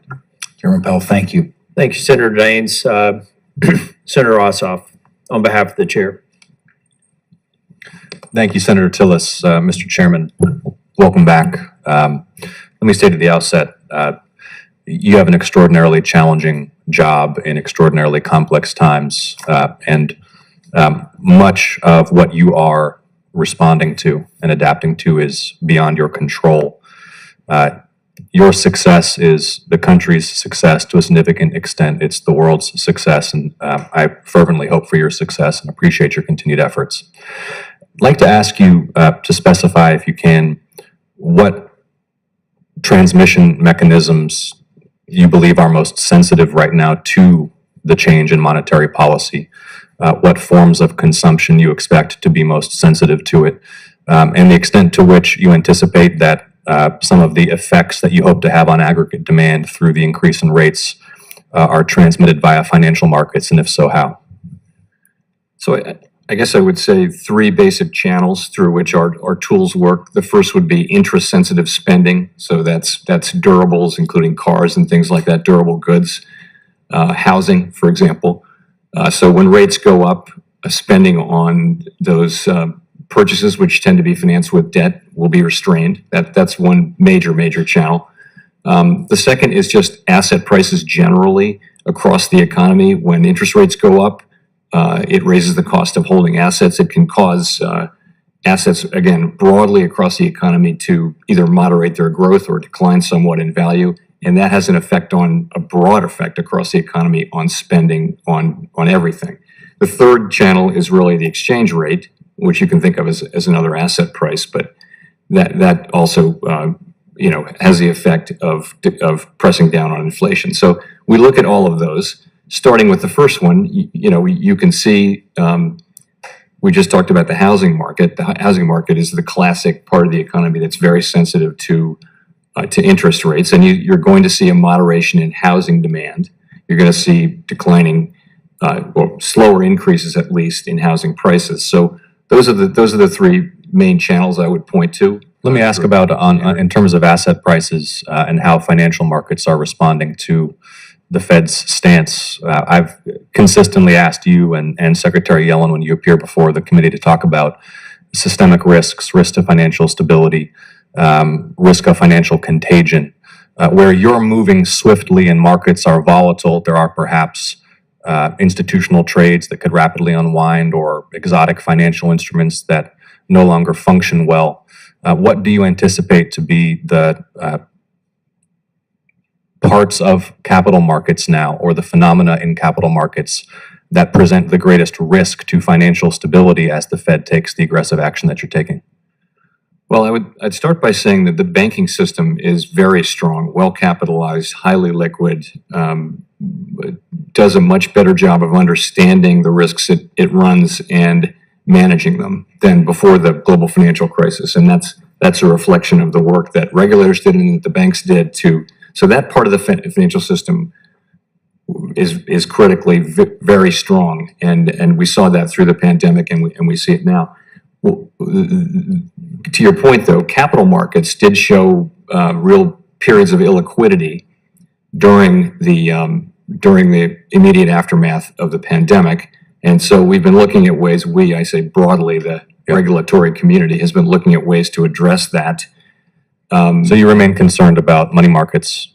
Well, that's a different, so money markets that's a part of the economy which, where it has become illiquid because the assets that they were invested in were not able to be turned into cash quickly to fund depositors wanting to take their money back. So we stepped in and had to provide that liquidity for the second time. There are reforms going on there at the SEC which should address that, and they're in the process of being considered and then implemented. So that should help on that front. I was thinking more of the Treasury market, for example, which it became illiquid when at the very beginning when people wanted nothing but cash, nothing but the cash and most cash-like things. Treasury market has been functioning though all through this period when we've very significantly changed the stance of monetary policy. So markets have been functioning well, reasonably well, and okay, my time's running short, and appreciate that. We'll probably follow up to talk a little bit more about financial risk with my remaining few seconds. Let me ask you this: how would you characterize the share of responsibility, if you will, on the supply side versus the demand side for the elevated price levels over the last year? To what extent do you believe that you mentioned the supply curve being steeper than expected, and so the increased durable goods demand and consumer demand having a greater than expected effect on prices right now? Is the principal driver of the increase in the price level elevated consumer demand, elevated demand, or is it supply constraints? I know we're facing both, but I'm asking you to allocate as you can some share to each phenomenon. Yeah, I just would say it's clearly both factors are principally at work here. You couldn't get this kind of high inflation without strong demand, and you certainly couldn't get it without the kind of supply issues that we've had, both in the labor market reflected in high wages, and then in the goods market reflected in what's happened with durable goods and cars in particular. You look there, it's been driven by semiconductor shortage. Thank you, Chair Powell. Thank you, Mr. Chairman. On behalf of the Chair, Senator Moran. Mr. Chairman, thank you. Chairman Powell, thank you for your presence here today. Let me start just by making certain that I tell you something that I think I need to say on behalf of Kansans. I've never seen the level of anxiety, uncertainty, concern for the future as I see today when I have conversations with folks in my neighborhood and across Kansas. There's a sense that something's not right. Inflation is a significant component of that feeling, and the inability to know what's around the corner is terribly damaging to folks, both financially but also mentally or psychologically. There's a real circumstance out there that I want you as the chairman and your colleagues to know exists. It is, I think, uncertainty and what the future holds is one of the most damaging things when people try to figure out their lives and how comfortable they are. I also want to highlight a particular Kansas, but middle America, across the country, issue of agriculture. I was on a farm on Saturday participating in, observing harvest of wheat. We live in a world in which people are starving and more are going to starve if we are unable to, if we fail to get more grain into markets from Ukraine and from Russia, but from the United States as well. Agriculture, farming is a noble calling, and it has a lot to do with being able to feed people who are now desperate. Part of the concern in regard to agriculture is the interest rates have a significant consequence to the profitability, to the survivability of producers, and profit margins get squeezed if interest rates continue to climb. We face declining or lower land values. That creates greater access to credit challenges.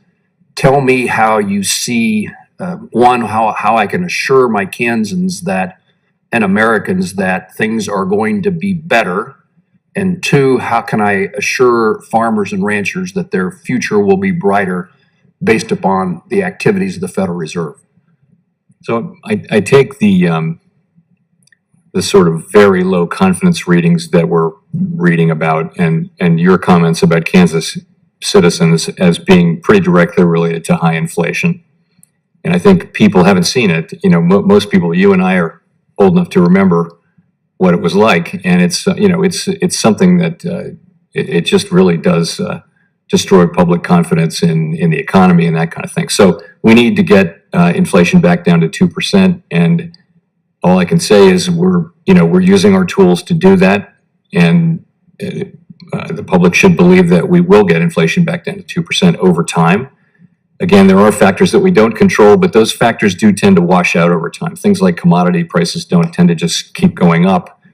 They may remain high, but they're quite volatile over time. That's what the record shows.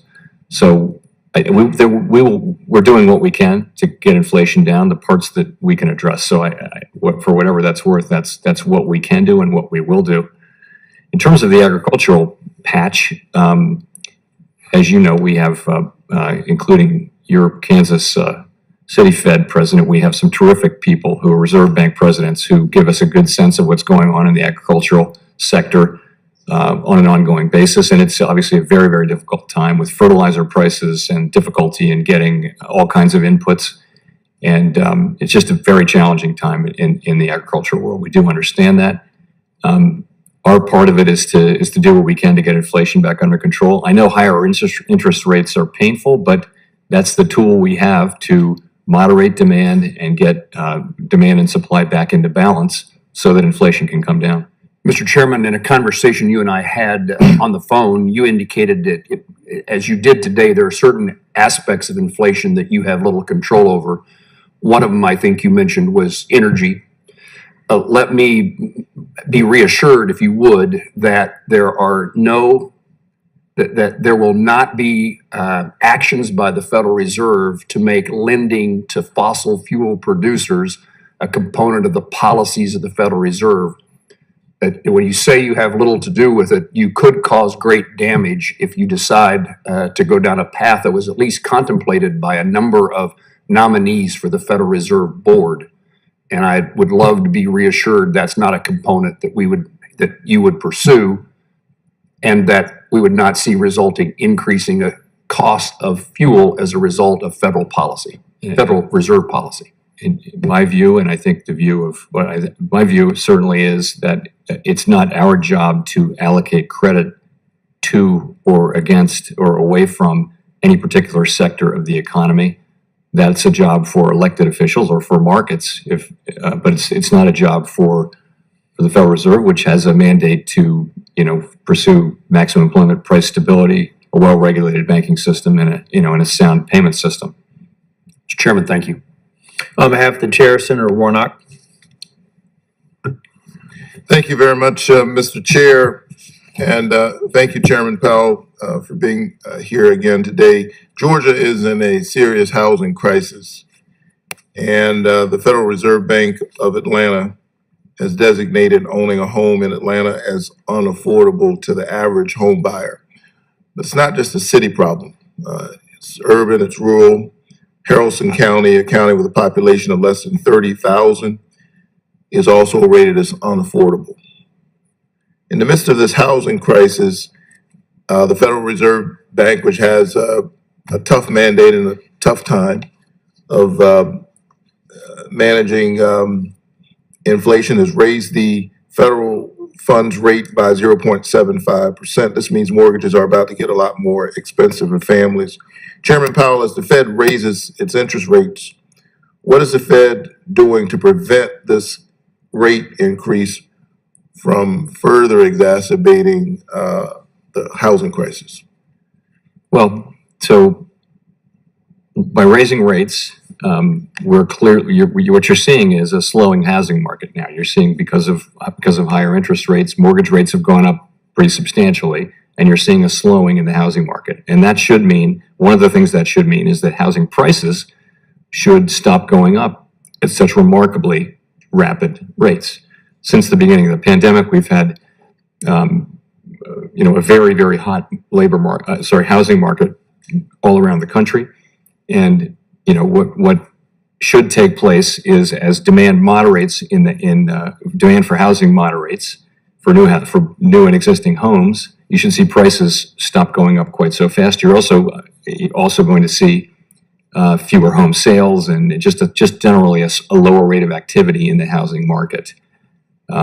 So really, what needs to happen is housing supply and demand need to get back into better alignment, and the part of that we can control is really by moderating demand so that prices stop going up quite so much, and that we can get back to a housing market where supply and demand are. Now, we don't control supply, and there are issues in this country around housing supply. It's harder to get land and lots and things like that. It's harder to get people to work. So there are supply side constraints. If you meet with builders from around the country, they will tell you that we have a longer term issue as a country around creating enough housing supply. That is not something that the Federal Reserve can do anything about, but it is an important issue. Right. Notwithstanding that, mortgages are clearly, at least in the short term, are about to get more expensive. And it seems to me that what would be helpful is if the Congress would pass my Down Payment Toward Equity Act to help first generation home buyers afford their first home. What effects do you expect the Fed's interest rate increases will have on let me put it this another way. The Federal Reserve helps enforce the Fair Housing Act and the Equal Credit Opportunity Act. What plans do you have to ensure that as interest rates increase, everyone still has access to a fair, reasonable price mortgage?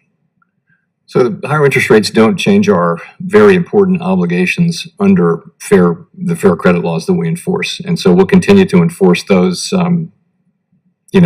transparently and aggressively. It is true, though, that mortgage rates have gone up, and that will slow down demand, and that will be there's some pain involved in that for people paying higher mortgage rates, and also some people will be priced out of the mortgage market. But that is ultimately what needs to happen if we are to get back to price stability, to a place where people's wages aren't being eaten up by inflation. Right. So the greatest pain would be if we allow this high inflation to just continue. I guess we'll be right. Yeah. Right, and I guess my point is that in the meantime, the folks who are on the margins of the marketplace in the first place, the issue is how do we protect them as much as possible. Related to that, when Secretary Yellen was here, she stated that the Federal Reserve needed to not only be skillful, but she said, quote, lucky to ensure, quote, a soft landing. I don't like counting on luck when the economic safety of Georgians, particularly those at the margins, is at risk, which is why I'm doing what I can here in the Senate. I've introduced a couple of bills to lower the price of gas, to lower the cost of groceries and other everyday goods, to cap the cost of insulin and other medication. And I've held the White House accountable to pursue investigation of price gouging of ocean carriers. And I've supported bipartisan legislation addressing the same issue that just became law. How can Congress lower costs for Georgia families? And what steps can Congress take to support the Fed and ensure a soft landing? So I guess I'd be reluctant to give you advice while we're we're trying so hard to do the job that you've actually assigned us, which is to get inflation back down. But I think those are authorities that those of you who run for elected office have, and we don't have as mere appointees. So that's really up to you.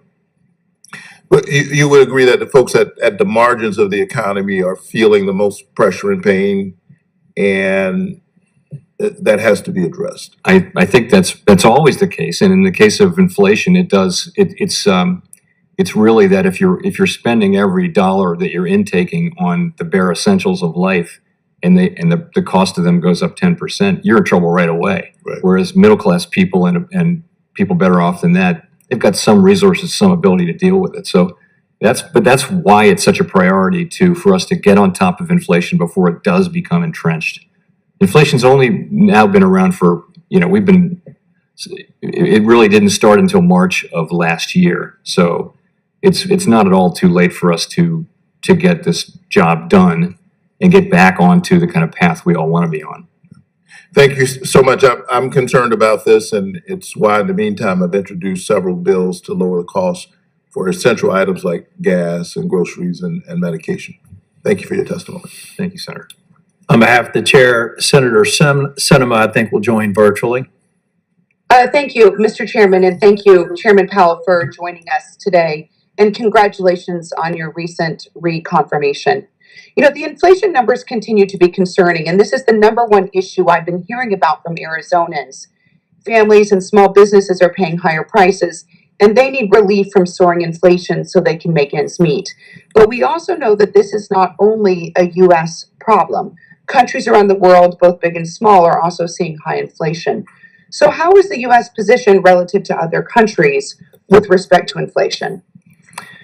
I'd say our level of inflation is broadly comparable to that of other major economies. You saw Canada released their inflation number today. It's not far from where ours are. Same with the Western European democracies and the United Kingdom. But there are different compositions. So I would say generally, to generalize, in the United States, our inflation has more of a demand-driven component, whereas in Europe, it is more, to a greater extent, driven by very high energy prices, for example. Although in the United Kingdom kind of has a mix of both of those. We also have high energy prices here. So the levels are similar, but the composition is a little bit different here in the United States. Well, thank you. Crypto markets have experienced substantial volatility in the past several weeks. Has the Fed been tracking these events, and what implications do they have for how the Fed is viewing the broader economic outlook and making decisions with respect to monetary policy? We are tracking those events very carefully, of course, and not really seeing significant macroeconomic implications so far. And but I think the principal implication is really what we've been saying and others have been saying for some time, which is that in this very innovative new space, really there's a need for a better regulatory framework that treats, the same activity should have the same regulation no matter where it appears.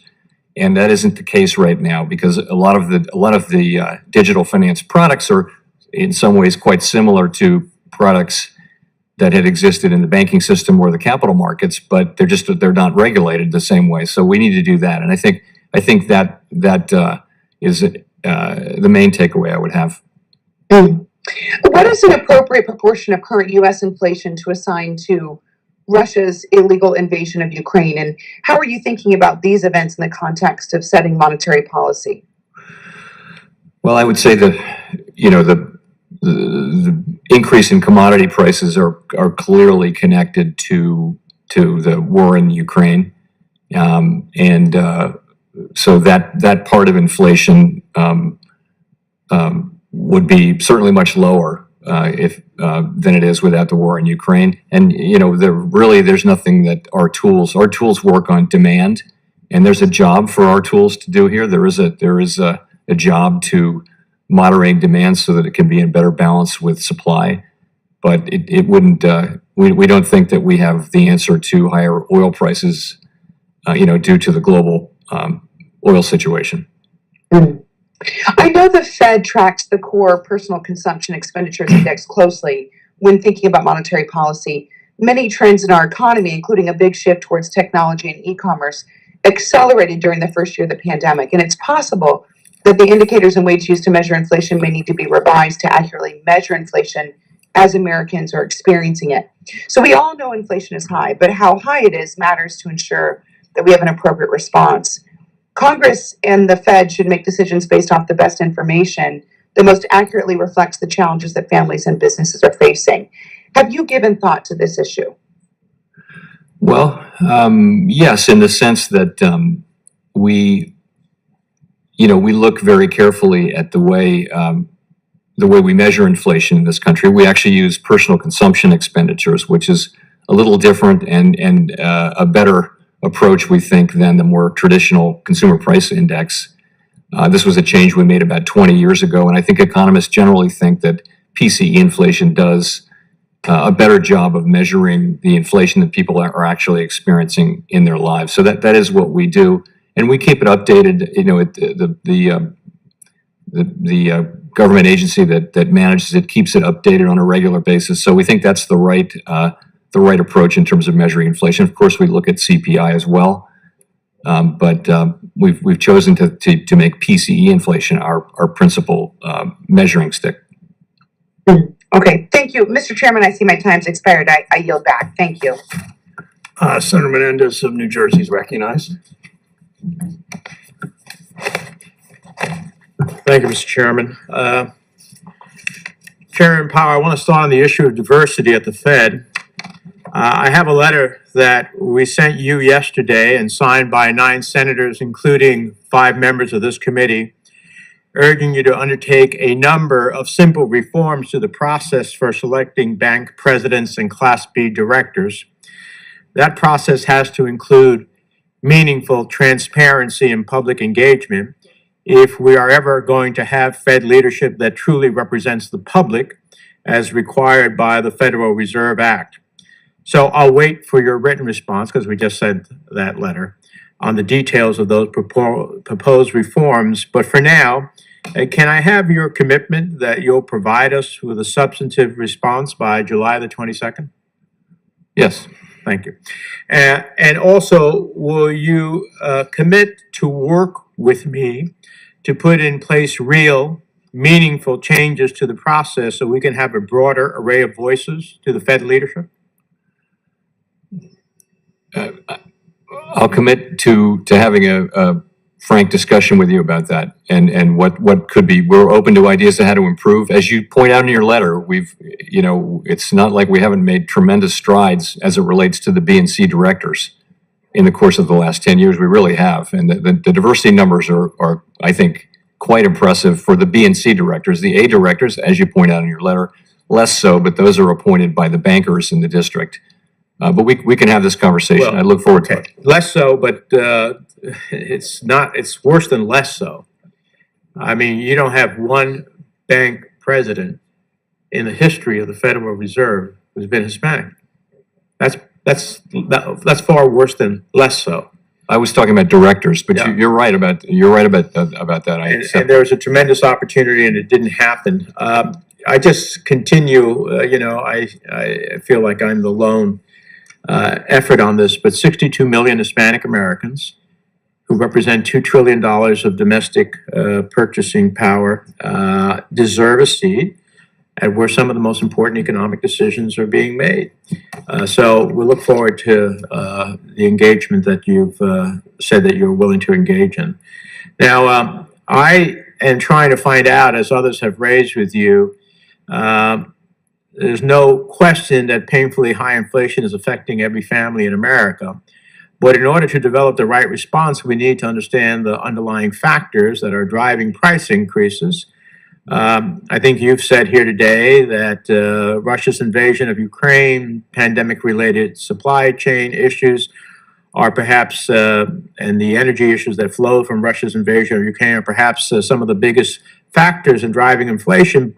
But the question is, how is it that raising interest rates on those underlying causes of today's inflation ultimately are going to change it. You know, energy is still energy. Supply chain is still supply chain. Russia's invasion of Ukraine is a continuing challenge for the world, but there's nothing about interest rates that's going to affect any of that. No, but notwithstanding that, there are major parts of the economy where demand exceeds supply meaningfully, and that's where our tools have a job to do, where we can moderate demand and give supply time to recover so that supply and demand get back into better balance and inflation comes down. Well, it seems to me that we can all recognize that raising interest rates is a blunt tool at the end of the day. But I'm looking, going back to the beginning of my questioning, it's essential, I believe, to be mindful of the effects that your actions, your meaning the Federal Reserve, will have on unemployment, particularly for those groups that were hit hardest by the pandemic. The Fed's latest monetary policy report states that, quote, employment for blacks and Hispanics not only declined by more than that for whites and Asians early in the pandemic, but also recovered more quickly since the end of last year. Now that we're potentially entering a period of larger and more frequent interest rate increases, what do you expect will happen to the unemployment rates of black and Hispanic workers relative to the population as a whole?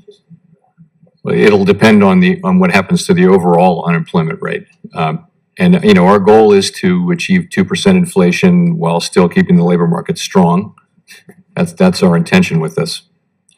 Well, I appreciate what your intention is, but I would venture to say that what we will see is what we have seen in the past, that crisis after crisis disproportionately harms Americans of color. So I hope the Fed's response to inflation doesn't continue that trend, because it is woefully wrong that one group of Americans disproportionately faces consequences of policy decisions versus the rest of America. And this is another reason to have people at the Federal Reserve who represent this community to share those insights with the Fed as you determine these macro policies that are going to affect our communities disproportionately. Thank you, Senator Menendez. Senator Tillis. Thank you, Mr. Chair. Chair Powell, in response to a question from Senator Warner and a question from Senator Sinema, Senator Warner more or less asserted that we're all in the same boat in terms of inflation globally, but you made the point on two different occasions that what's driving inflation in largely Europe, a little bit less so in the UK, has to do with spiraling energy prices. Could you talk a little bit about, beyond the pain at the gas pump and the increased cost of transportation, how increasing, and I should say, and I believe that Europe is where they are, this is not for you to comment on, because they moved a little bit too aggressively and didn't look at resiliency with some of their energy inputs that were largely affected by the Russia invasion. But could you talk a little bit about the other commodities that are affected by rising interest rate? We're talking about housing, and we know that pipes, a number of inputs to housing construction, have gone up. Can you talk a little bit more about the market basket of other commodities that are influenced by increasing energy prices? I think energy prices go into an awful lot of different places in the economy, including, you know, as an input into manufactured goods of all kinds, and plastics particularly, and things like that. So it's a big contributor to inflation, not beyond just the actual energy prices. Yeah, and so my only comment here, that I just have a closing thought, is that we are unilaterally hamstringing your ability to bring inflation down. You don't have to respond to this, it's a policy position, by artificially increasing the cost of energy in this country. If we simply would recognize that there is a way to get to a transition to green renewable energy and make the glide path sustainable, we could easily separate ourselves from the rest of other Western democracies with respect to that tool, which is not in your toolbox. And hopefully we can get to that discussion and embrace the idea that the transition is inevitable. It's a matter of timing and resiliency in the meantime. Just one other question. I know the post FOMC press conference, you ruled out a 100 basis point increase. Is that a long-term view or a view based on the circumstances as you see them today? In other words, would that be something potentially on the table if the measures that you're taking right now do not work out? I think I would never take something off the table for any and all purposes. The committee that I chair will make whatever moves it believes are appropriate to restore price stability. Okay. Well, I for one, am glad you're at the helm. I have a lot of confidence in you, which is why I voted for your confirmation.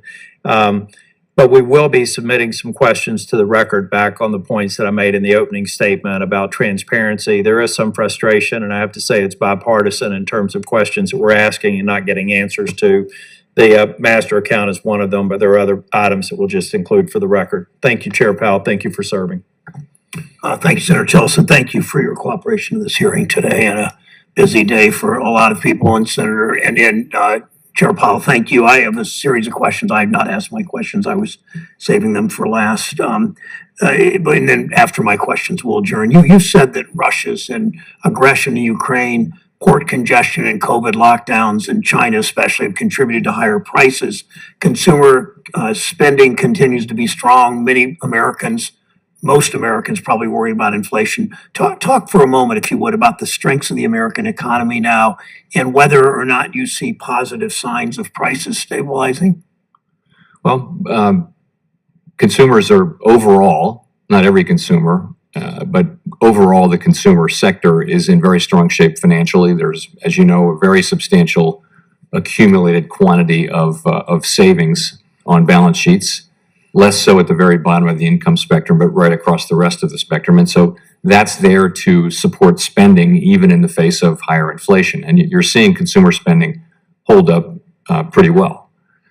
Sorry, the rest of your question. Well, are there positive signs of prices stabilizing? So in terms of prices stabilizing, what we're looking for is compelling evidence that inflation is coming down, and we don't have that. So nothing I could point to says that we have that. I will say that core PCE inflation is a pretty good indicator of where underlying inflation is running, and it has moderated over the course of this year reasonably significantly from where it was in the latter part of last year. Still way higher than it needs to be. We need to see a lot more progress.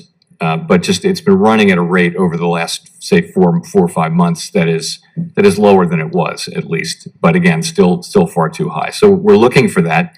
We're not really seeing it yet. There are lots of stories out there of how this should happen, and some people think it's very clear that it will. And until we actually do see it happen, we need to keep moving. And I want to be clear from your comments publicly, your comments to this committee today. You say the economy is not at the point of a recession, correct? I don't see the likelihood of a recession as particularly elevated right now. You should know that no one is very good at forecasting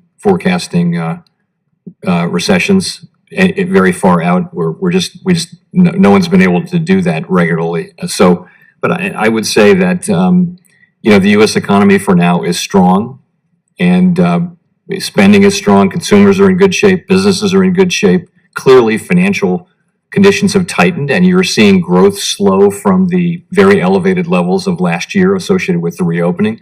You're seeing the beginnings of job growth slowing to more sustainable levels, and there's risk in that. There's obviously risk in that monetary policy is famously a blunt tool, and there's risk that weaker outcomes are certainly possible, but they're not our intent. And as I said at the beginning of my testimony, or my opening statement, that a couple hours ago, that our economy is growing faster than China's. Let me ask a few simple questions about gas prices. We've heard a lot today about gas prices from both sides. Just a few yes or no's. Does President Biden set gas prices? No, Does Congress set gas prices? not as far as I know. Do you, as chair of the Federal Reserve, set gas prices? No. I wouldn't ask you to assign a sort of quantum responsibility, but starting with the decisions of OPEC and the world's major oil companies to not produce more, can you tell the committee briefly what goes into the price at the pump and ultimately what tools you have, Congress has, other government agencies have to bring the price down? It's really principally the price of oil, which is set globally by the actions of largely by the actions of large oil producing countries. And then it's the refining spread, what it costs to refine, what the refiners can charge before the public consumes that refined product. So those are the two pieces of it, and we don't have really, our tools certainly don't work to address either of those things. Let me talk for a moment about housing. Several have asked about the skyrocketing costs for both renters and aspiring homeowners. Prices over the last 2 years, but prices weren't that great prior to President Biden and the last administration either, we know. Last year alone, rents went up more than 11%, grew faster than wages. What are the short-term and long-term effects on inflation in our economy if renters see more and more of their monthly income going to housing? That will crowd out other kinds of spending, and that's the very fast increases in housing prices over the last couple of years have been very broad across the country and unsustainably high. And that, of course, speaks to the importance of building more housing. Last question I want to ask before adjournment. We've seen cryptocurrency values collapse by some $2 trillion and markets crash over the past few weeks. Consumers losing money, workers losing jobs. The Monetary Policy Report highlighted the risks of stable coins, digital assets that aim to maintain a stable value in order to trade cryptocurrencies. Talk for a moment, if you would, about the financial stability and monetary policy risks that these assets pose, and how are stablecoins different? In your answer, include how stablecoins are different from the U.S. dollar, which has the full faith and credit of the United States behind it. A stable coin is an instrument really that is backed up in it. There's a reserve that has securities in it that are meant to assure the value of that of let's say it's $1 stable coin. So it's meant to assure that your interest is actually worth $1. So that sounds a lot like a money market fund, for example. And the way money market funds work is there's great transparency about what's in the reserve and their requirements about what must be in the reserve in order to preserve that $1 value. The world of stable coins is new and emerging, and it doesn't have the sort of fit for purpose regulatory scheme that it needs to. And I think that's something you've been hearing a lot across the board, a number of federal agencies and from our own Treasury Department, which has been leading an effort to try to put in place. And many members of Congress now have proposed new frameworks for regulating stablecoins and digital assets generally, and that seems like a wise thing. And you don't, clearly SEC, clearly CFPB, other agencies, the Fed's role in regulation of cryptocurrency, in your mind, is what? Well, that's one of the issues, is who really does have authority over this, and that's something Congress would need to clarify. We have authority over what banks can and can't do, some banks and bank holding companies. The SEC has jurisdiction over securities. The CFTC has relevant jurisdiction. So part of this will be sorting out, deciding what these things are and how they should be regulated. There are stable coins that are really used in connection with the crypto trading platforms. That's most of what happens now with stable coins, but there are also some stable coins and even more potentially that will be used in payments broadly. So that would be two different kinds of regulation there. It's just an area where Congress Congress is investing bandwidth and looking at proposals and something and that's I think a healthy process that should lead over time to something that has bipartisan support and puts in place appropriate regulation for the whole area. Let me drill down for my last question. What if Congress doesn't act on? I understand that the Commodities Future Trading Commission understand what you said about SEC. Does the Fed, is the Fed directly involved in any of these regulatory actions regarding cryptocurrency absent a Congress action? Just we regulate banks, regulate and supervise banks. And so we have a say in what our banks, the Federal Reserve regulated banks and bank holding companies do with crypto assets on their balance sheets, what activities are permitted and that kind of thing. Does that Of course, the suggest- OCC is at that table, and so is the FDIC. Does that suggest that that a number of American banks are cautious because of your oversight of them on crypto? I mean, American banks are are now very much exploring, are there profitable opportunities to serve our customers in this new space? And of course, what we're doing is saying, let's be sure that that takes place in a way that preserves and supports safety and soundness. And we've had a ongoing set of meetings and collaborations with the FDIC and the OCC. And that's ongoing, I guess, between us and the OCC. So I think that's an appropriate way to carry it forward. But it's not a substitute for what I think is it's not like it's like any other major area of innovation. Ultimately, Congress will come together to create a regulatory framework that is more fit for purpose for it, as it has in so many other cases. Okay, thank you, Mr. Chair Powell.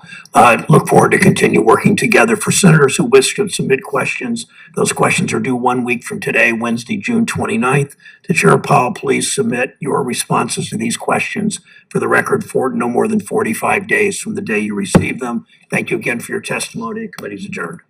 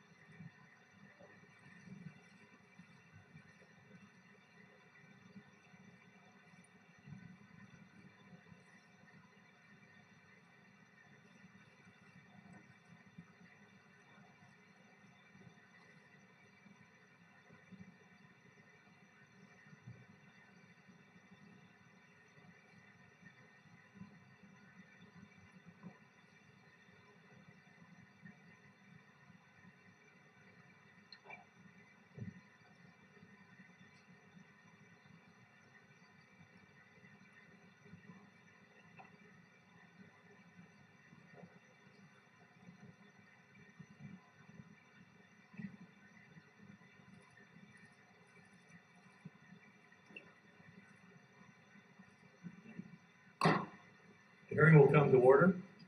We welcome you, Chairman Powell, to the committee for the Federal Reserve's semi-annual monetary policy report to Congress. This hearing provides the committee an opportunity to examine the current state of the U.S. economy, the Fed's implementation of monetary policy, and its supervisory and regulatory activities. In the wake of the 2008 financial crisis, the Fed entered a period of unconventional monetary policy to support the U.S. economy, including drastically cutting interest rates and expanding its balance sheet. I've long been concerned about the Fed's quantitative easing programs and the size of its balance sheet. As economic conditions improved, the Fed began trying to normalize monetary policy, including by gradually reducing the size of its balance sheet. The Fed's balance sheet grew to approximately $4.5 trillion from around $800 billion between 2007 and 2015, and now stands at around $4 trillion still. During the press conference following the FOMC's most recent meeting, Chairman Powell provided additional clarity on the Fed's plans to normalize monetary policy, saying, "The ultimate size of our balance sheet will be driven principally by financial institutions' demand for reserves, plus a buffer, so that fluctuations in reserve demand do not require us to make frequent, sizable market interventions." Estimates of the level of reserve demand are quite uncertain, but we know that this demand in the post-crisis environment is far larger than before. High reserve holdings are an important part of the stronger liquidity position that financial institutions must now hold.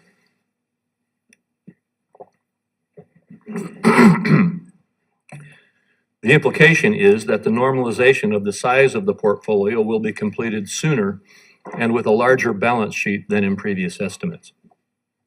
Banks' reserve balances grew from $43 billion in January 2008 to a peak of $2.8 trillion in 2014, before falling to $1.6 trillion as of January 2019. During this hearing, I look forward to understanding more about what factors the Fed may consider in determining what is the appropriate size of the balance sheet, what factors have affected banks' demands for reserves, including the Fed's post-crisis regulatory framework, and what amount of reserves are estimated to be necessary for the Fed to achieve its monetary policy objective. The state of the U.S. economy is a key consideration in the Fed's monetary policy decisions. The U.S. economy remains strong with robust growth and low unemployment. Despite everyone telling us prior to tax reform that annual growth would be stuck below 2% as far as the eye could see, the economy expanded, as we predicted, at an annualized rate of 3.4% in the third quarter of last year, following growth of 4.2% and 2.2% in the second and first quarters of 2018, respectively, according to the Bureau of Economic Analysis. This strong growth, which is on track to continue to exceed previous expectations, will now provide our policymakers with much greater flexibility to address other fiscal challenges than if we were continuing to struggle with insufficient growth. And according to the Bureau of Labor Statistics, the unemployment rate has remained low and steady around 4%, while the U.S. economy added 223 jobs per month on average in 2018, as well as 304,000 jobs in the first month of this year. People continue to enter the labor force, with the labor participation rate increasing to 63.2% from 62.7% over the last year. Reinforcing this strong employment environment, Fed Vice Chairman Rich Clarida said in a recent speech that the labor market remains healthy, with an unemployment rate near the lowest level recorded in 50 years, and with average monthly job gains continuing to outpace the increases needed over the longer run to provide employment for new entrants into the labor force. Major legislation passed through this committee and enacted last Congress supported economic growth and job creation. The Economic Growth, Regulatory Relief, and Consumer Protection Act passed Congress with a significant bipartisan support and was enacted to right-size regulation and redirect important resources to local communities for home buyers, individuals, and small businesses.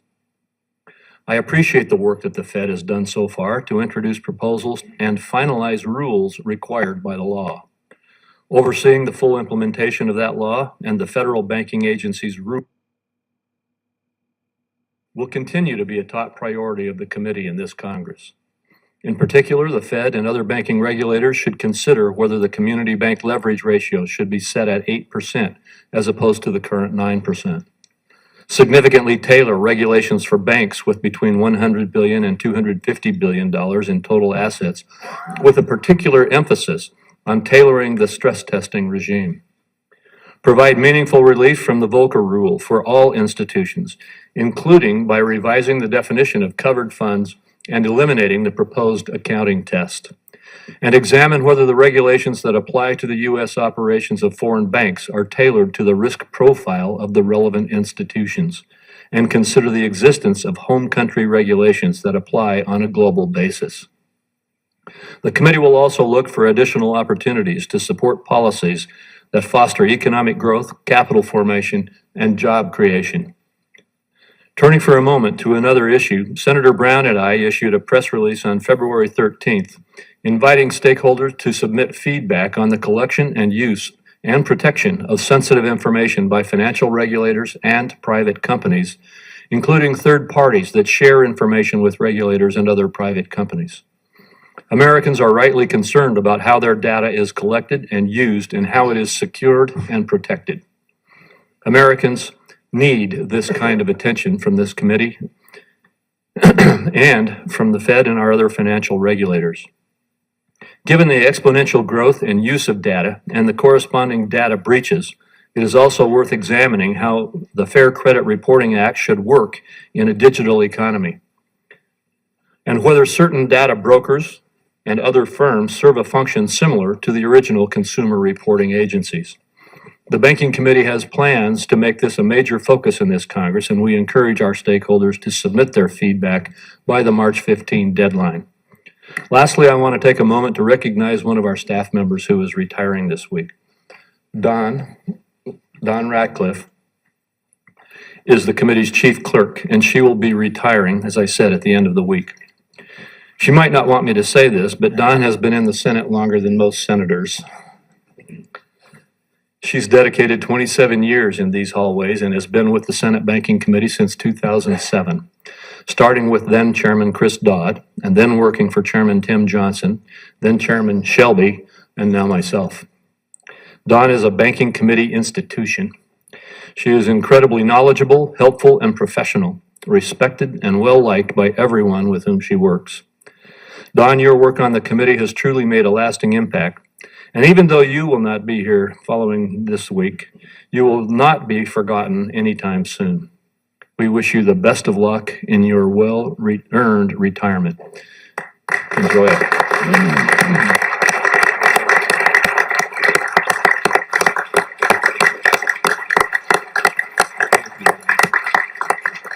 Senator Brown. Thank you, Chairman Crapo, and Ms. Ratliff, thank you again for your service to our country, to this committee, and to our country, and to the Senate. She's been instrumental in making this committee run smoothly for over a decade. We will all miss her, and congratulations on your retirement. Chairman Powell, welcome back to the committee. It's been a great week for Wall Street. The FDIC announced that banks made a record-breaking $237.7 billion in profits in 2018, almost $250 billion in profits. Corporations led by the nation's largest banks bought back a record $1 trillion in stocks last year, conveniently boosting CEO compensation. The president's tax bill put $30 billion in the bank's pockets, continues to fuel even more buybacks and CEO bonuses. But that's never enough for Wall Street. It continues to demand weaker rules so big banks can take bigger and more dangerous risks. And from the proposals the Fed has put out after the passage of S 2155, it looks like the Fed and you are going along. The economy looks great from a corner office on Wall Street, but it doesn't look so great from a house on Main Street. Corporate profits are up. Executive compensation has exploded, all because of the productivity of American workers. But workers' wages have barely budged. Hard work simply doesn't pay off. for the people fueling this growth. 7 of the 10 fastest growing occupations don't pay enough to afford rent on a modest 1-bedroom apartment, let alone save for a down payment. Household debt continues to rise, taking its toll on families. At the end of 2018, think about this for a minute. At the end of 2018, 7 million Americans with auto loans were at least 90 days past due on their payments. 7 million Americans with auto loans were at least 90 days past due on their payments, even though the president brags about unemployment being at record lows. Borrowers of color have not recovered financially from the crisis. Too many Americans of all ages are saddled with mountains of student loan debt. The Trump shutdown revealed another frightening reality. Too many Americans still live paycheck to paycheck, even with stable jobs. After 35 days of no pay, of uncertainty, of hardships, those workers went back to their jobs and eventually received their pay. But more than 1 million government contractors weren't so lucky. We're talking in many cases about custodians and security guards and cafeteria workers making $12 to $15 an hour and going 35 days without pay and getting no compensation later, like the 800,000 government workers. We've heard a lot of talk about whether GDP will recover from the shutdown, not much about how workers will recover. I give special thanks to Senator Smith for her work on trying to remedy this incredible injustice that damn near nobody talks about. We've questioned for quite a while whether economic recovery, now in its 10th year, has been felt by all Americans. Stagnating wages, increasing income equality between Wall Street CEOs and working Americans point to an obvious answer. Mr. Chairman, Chairman Powell, your comments at the February 6th Fed Town Hall for educators confirmed this. Teacher asked about your major concerns for the economy, and your answer was, we have some work to do more to make sure that prosperity we do achieve is widely spread.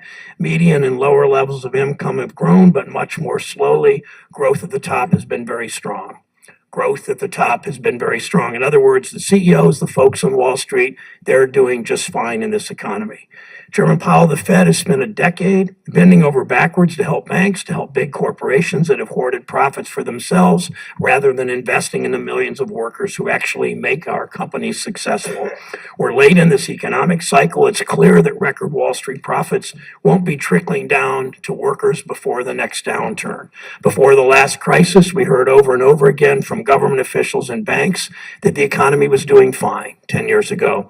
Regulators in Congress continued to weaken rules for Wall Street, continued to ignore the warning signs as families struggled to make ends meet. As the severity of the financial crisis became clear, the Fed rushed to the aid of the biggest banks, but it didn't devote even a fraction of that firepower to helping the rest of America. Ignoring working families was a policy failure then. It's a policy failure now. Mr. Chairman, I hope we don't make the same mistake again. I look forward to your testimony and the new ideas for making hard work pay off for everyone in our economy. Thank you. Thank you, Senator Brown. And Chairman Powell, we welcome you here again. We appreciate your attention. We appreciate the report that you have provided to us. And you may make your statement about that report and whatever information you'd like to present to us, and then we will proceed to some questions. Thank you. Chairman Powell. Thank you and good morning. Chairman Crapo, Ranking Member Brown, and other members of the committee, I'm happy to present the Federal Reserve's semi-annual monetary policy report to the Congress. Let me start by saying that my colleagues and I strongly support the goals Congress has set for monetary policy, maximum employment and price stability. We are committed to providing transparency about the Federal Reserve's policies and programs. Congress has entrusted us with an important degree of independence so that we can pursue our mandate without concern for short-term political considerations. We appreciate that our independence brings with it the need to provide transparency so that Americans and their representatives in Congress understand our policy actions and can hold us accountable. We are always grateful for opportunities, such as today's hearing, to demonstrate the Fed's deep commitment to transparency and accountability.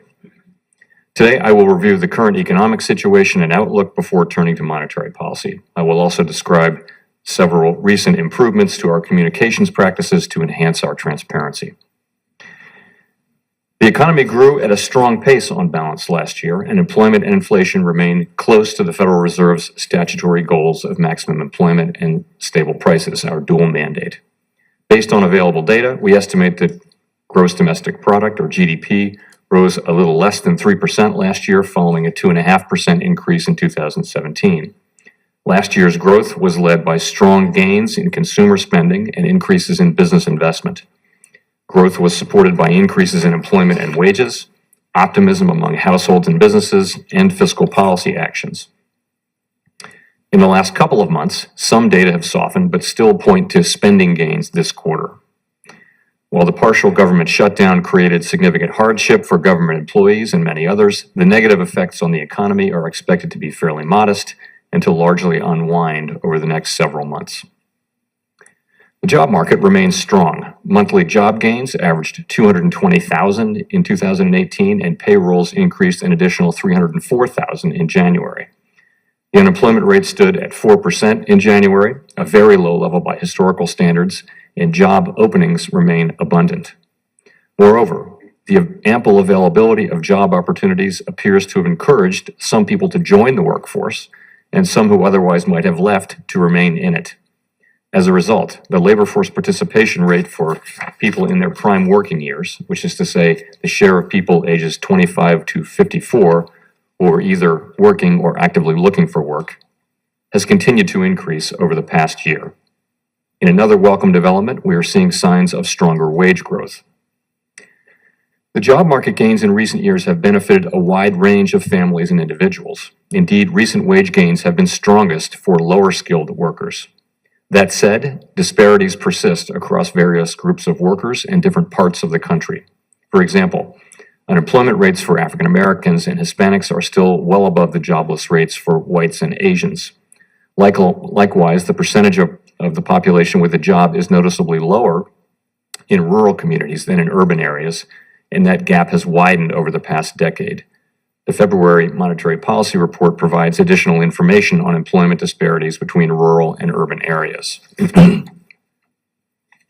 Overall consumer price inflation, as measured by the 12-month change in the price index for personal consumption expenditures, is estimated to have been 1.7% in December, held down by recent declines in energy prices.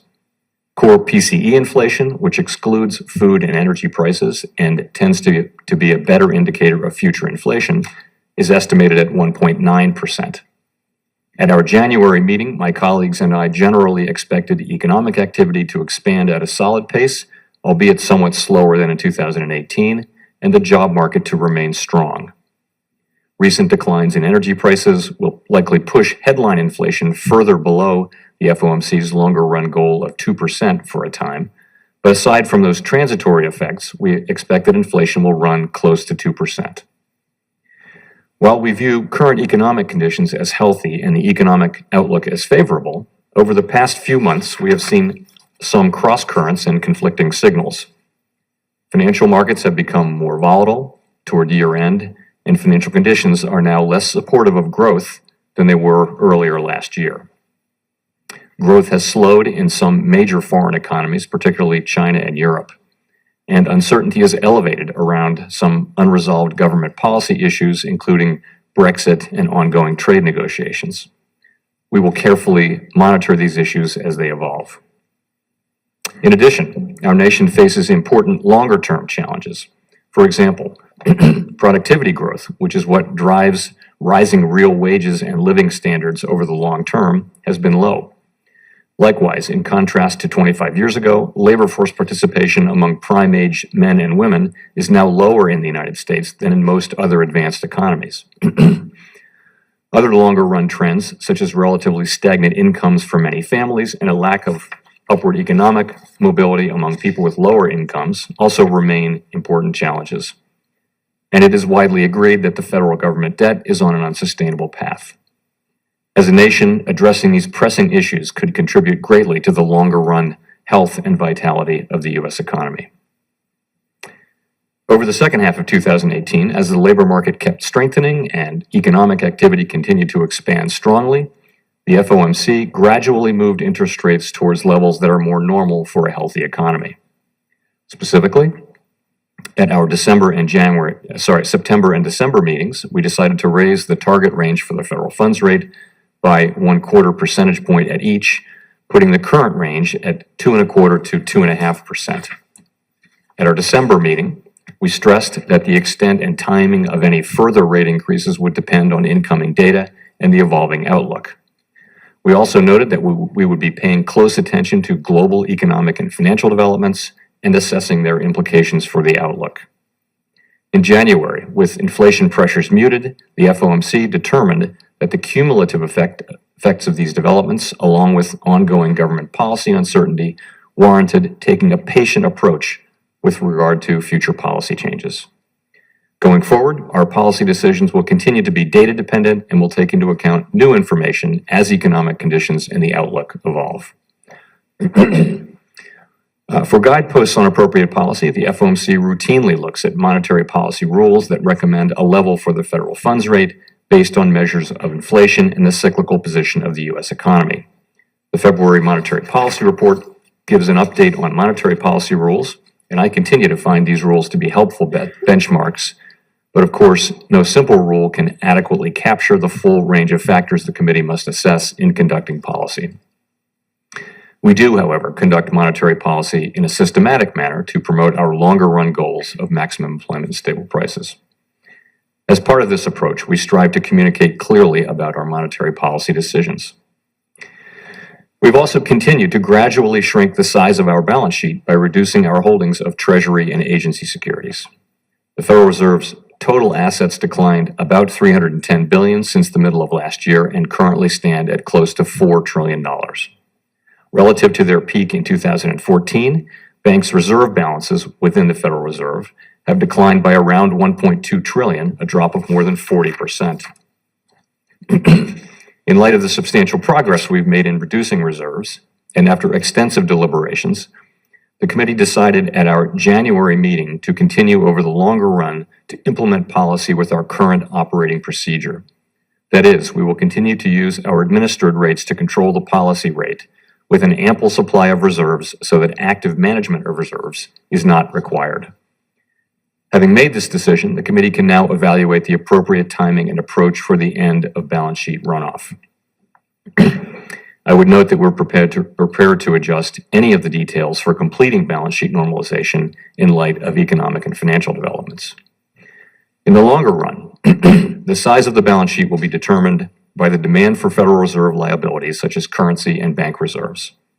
The February Monetary Policy Report describes these liabilities and reviews the factors that influence their size over the longer run.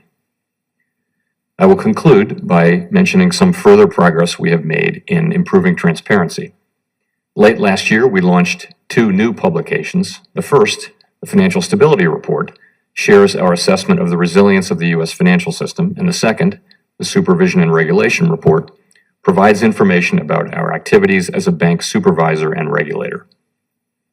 Last month, we began conducting press conferences after every FOMC meeting instead of every other one.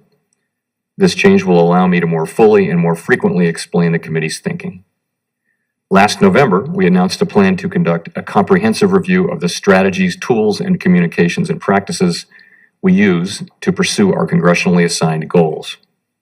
This review will include a broad outreach to a range of stakeholders across the country, and the February Monetary Policy Report provides further discussion of these initiatives.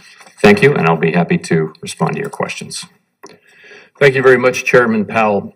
As I mentioned in my opening statement, you said that the balance sheet normalization may end sooner with a larger balance than previously anticipated. And if I understand it correctly, the ultimate size of the balance sheet will be principally driven by financial institutions' demand for reserves plus a buffer, correct? That is correct. Reserves have increased from $43 billion in early 2008 to about $2.8 trillion in 2014, if I understand correctly, before falling now down to about $1.6 trillion currently. Do you have an estimate of the amount of reserves that are estimated to be necessary to achieve the Fed's monetary policy objective, and how does the Fed's post-crisis regulatory policy affect this amount? The quantity of reserves before the financial crisis, Mr. Chairman, was 20 billion in that range, plus or minus, so a relatively small amount. One of the important things we did after the financial crisis was require banking institutions, particularly the very largest ones, to hold quite large buffers of highly liquid assets. One of those assets that the banks like to hold to satisfy those requirements is bank reserves. So the demand for reserves is going to be very substantially higher than it was before the crisis and will not go back to those lower levels in any case. We only have estimates based on market intelligence and discussions with financial institutions, and those estimates have actually gone up substantially just over the course of the last year or so. We don't have a precise notion, but we believe that the public estimates that are out there of around $1 trillion plus a buffer, as you mentioned in your remarks, is a reasonable starting point, an estimate of where we might wind up. All right, thank you. As you know, I've been a strong critic of the quantitative easing the Fed has been engaged in, and appreciate your explanation of how you intend to reach the appropriate balance of what the Fed's balance sheet should be.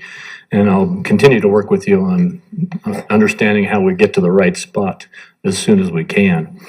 You mentioned in your statement and in your report that the labor force participation rate has started to grow.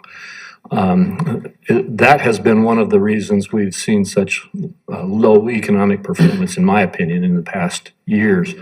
Do you expect that the labor force participation rate growth that we have seen will stabilize and even possibly increase as we continue to move forward? So labor force participation, if I can provide just a little bit of background, was an area where the U.S. was at least comparable to other well-off countries, and in some cases at the high end as far as women labor force participation by women was concerned. We are now at the bottom end of the league table for both men and women, and it's a very troubling concern.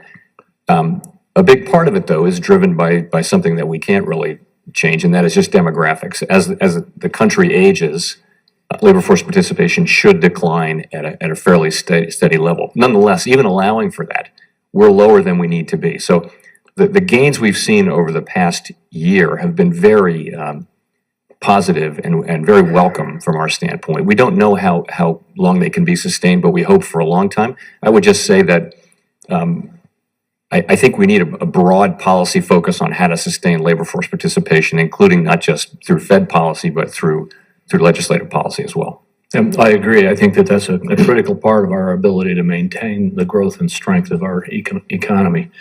I have lots of questions for you, but just one that I'll have time for in the remaining amount of time I have. And this will get to regulatory relief and implementation of Senate Bill 2155. As you know, Senate Bill 2155 provides smaller institutions with relief from the Volcker Rule. Regardless, there are still significant issues with the rule for institutions of all sizes, and I and 6 of my banking committee colleagues wrote to our financial regulators in October of last year, urging further revisions to the rule to address outstanding issues such as the rule's covered funds definition and its broad application to venture capital, other long-term investments, and loan creation. In addition, I'm concerned that the proposed accounting test may make the Volcker Rule more complex than is necessary. Can you commit to using your significant regulatory discretion provided by statute to promptly address these outstanding issues? Yes, we received comments on those issues and more, and we thought some of those comments were very well taken, and we're working hard to try to address them, and I assure you we'll do our best to do that. I appreciate that. Senator Brown. Thank you. Thank you again for being here, Chairman Powell. Yesterday, your predecessor, Janet Yellen, said she doesn't think President Trump has a grasp of macroeconomic policy. Is she right? I won't have any comment on that for you, Senator. All right, I guess I'm not surprised. It's troubling that the former Fed chair, the woman that sat in your job and was very good at that job, tells the press point blank that she doesn't think the President of the United States understands the economy. I think the American people continually and more understand that this president, that many Americans, GM workers in Youngstown and Hamtramck, for example, believe he has betrayed workers in this country. That's becoming clearer and clearer. Let me shift to another question. Last week, former Fed Chair Paul Volcker raised concerns that the culture of banking only focuses on the profits of the firm and the pay of the CEO. I share this concern that we should focus on workers. Since 1979, you know these numbers, Mr. Chairman, worker productivity has grown 70%. Compensation for those workers has grown by just 11%. Meanwhile, the top 0.1% saw their earnings grow by 343%. This disparity, as you know, is even worse for women and people of color. So do you think, Mr. Chairman, the Fed's employment mandate is just to ensure that people are employed? Or do you think full employment implies a dignity of work? That is, meaning workers earn a salary and benefits that let them fully participate in the 2019 economy in our country? Our mandate, as you well know, is maximum employment, and we try to take that to heart. And our tool for trying to achieve that is monetary policy. I think, we're at a 50-year low in unemployment. There are many other issues in the country. You've managed some of them, but honestly, to achieve some of the things you're talking about, we need other tools. It's not. The Fed can't affect every social problem, as you well know. Is that a social problem that fewer and fewer people, even though they're employed, wages are stagnant? Is that just a social problem? Well, wages, I would say wages do go into our assessment of maximum employment. We do look at wages, and I'm happy to say that wages, while they were very sluggish in the aftermath of the crisis, have now started to move up in a way that's more consistent with past history and with inflation and productivity. But not even close to productivity. Not even close to gains in productivity for most workers. So today, I know the chart you're talking about. You're talking about over the longer run. If you look at what wages are now going up a little better than 3%, inflation's right at 2%. Productivity has been running. Sorry, inflation's been at 2%. Productivity's been around 1%. So 3% is about right from that narrow standpoint. Wages have moved up. We welcome that. We don't find it troubling from an inflation standpoint at this point. So we do look very carefully at wages as we assess maximum employment, as we assess whether we're meeting our maximum employment goal. Let me put in a bit of historical perspective. Will Rogers, during the Great Depression, provided a lesson I think we could learn from today. He said that unlike water, money trickles up, not down. Of the government's response to that economic crisis of the Great Depression, he said, the money was all appropriated to the top in the hopes it would trickle down to the needy. Give it to the people at the bottom. The top will have it before night anyhow, but at least it will have passed through the poor fellow's hands. They saved the big banks, but the little ones went up the flue. This observation is 89 years old. It seems like the Fed still thinks, from your answer and from the behavior of the Fed, the best way to help workers is to shore up big bank profits and hope the prosperity trickles down. Over the last decade, it has been creative in how it accomplishes this. I believe the Fed has the authority and the duty to be creative, to help workers share in the prosperity they create. My staff will follow up with your staff on ways of doing that. One more question. It seems like Too Big to Fail is alive and well. We are seeing a potential merger. We're seeing growth in most of the largest money center banks to regional banks, as you know, SunTrust and BB&T, each with over $200 billion in assets, decided to merge, saying it was too difficult for them to compete with the money center banks' investment in technology. What message does the Fed send to regional and community banks about their future if the Fed eventually approves this merger? Well, we have a process that we go through in evaluating any merger. It's set forth in great detail in the law and in our guidance. We will go through that process carefully, fairly, and thoroughly, and with a lot of transparency. When we do get an application, we don't actually have an application yet on that matter. We expect to get it sometime in the next few weeks. So we will do all of that. I would just say we haven't prejudged anything, and we're going to do our work on that professionally, carefully, fairly, and transparently. Okay. Senator Shelby. Thank you. Chairman Powell, somebody's doing something right. I don't know if it's the president or you or a combination of everything. I think this is the best economy I've seen in my lifetime at this point. Now, the question is, how do we keep it going? How do we keep it going? That's part of your job, not totally, but you're into the money. How do you gauge inflation, for example? You know, there are a lot of ways to do it. That's one. You're talking about price stability, maximum employment. Price stability, you're talking about the stability of the monetary policy, the value of our currency and everything that goes with it. How do we keep this economy going, in your judgment? So I think you said it very well. We want to use our tools to sustain this expansion and keep the labor market strong and keep inflation near 2%. That's exactly what we're trying to do. And so we look around and what do we see? We see a labor market that is strong and continuing to strengthen. Job creation is strong. Wages are moving up. So that's a very healthy thing. With inflation, we see in muted inflation pressures. Even now with really historically low unemployment and a great recovery, an ongoing recovery in the labor markets, we still see muted inflation pressures. And that gives us the ability to be patient with monetary policy. And that's what we're going to do. The committee has decided that with our policy rate in the range of neutral, with muted inflation pressures and with some of the downside risks that we've talked about, this is a good time to be patient and watch and wait and see how the situation evolves. How does the abundance of hydrocarbons that we have found in this country in recent years, which is prices everything, how does that feed into the economy in a positive way? Well, in a couple of ways. One, it's a big industry. We have a very large energy industry now, thanks really to shale. In addition, if you think about that employs a lot of people, and that's a big thing in certain areas of the country. 5 or 6 major areas of the country have a lot of employment and economic activity.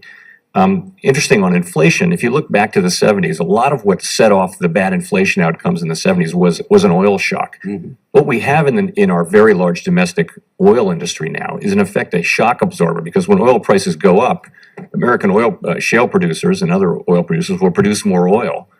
And so that offsets that shock and will prevent that shock from driving inflation up here. So it's been a real positive for our economy from a number of perspectives.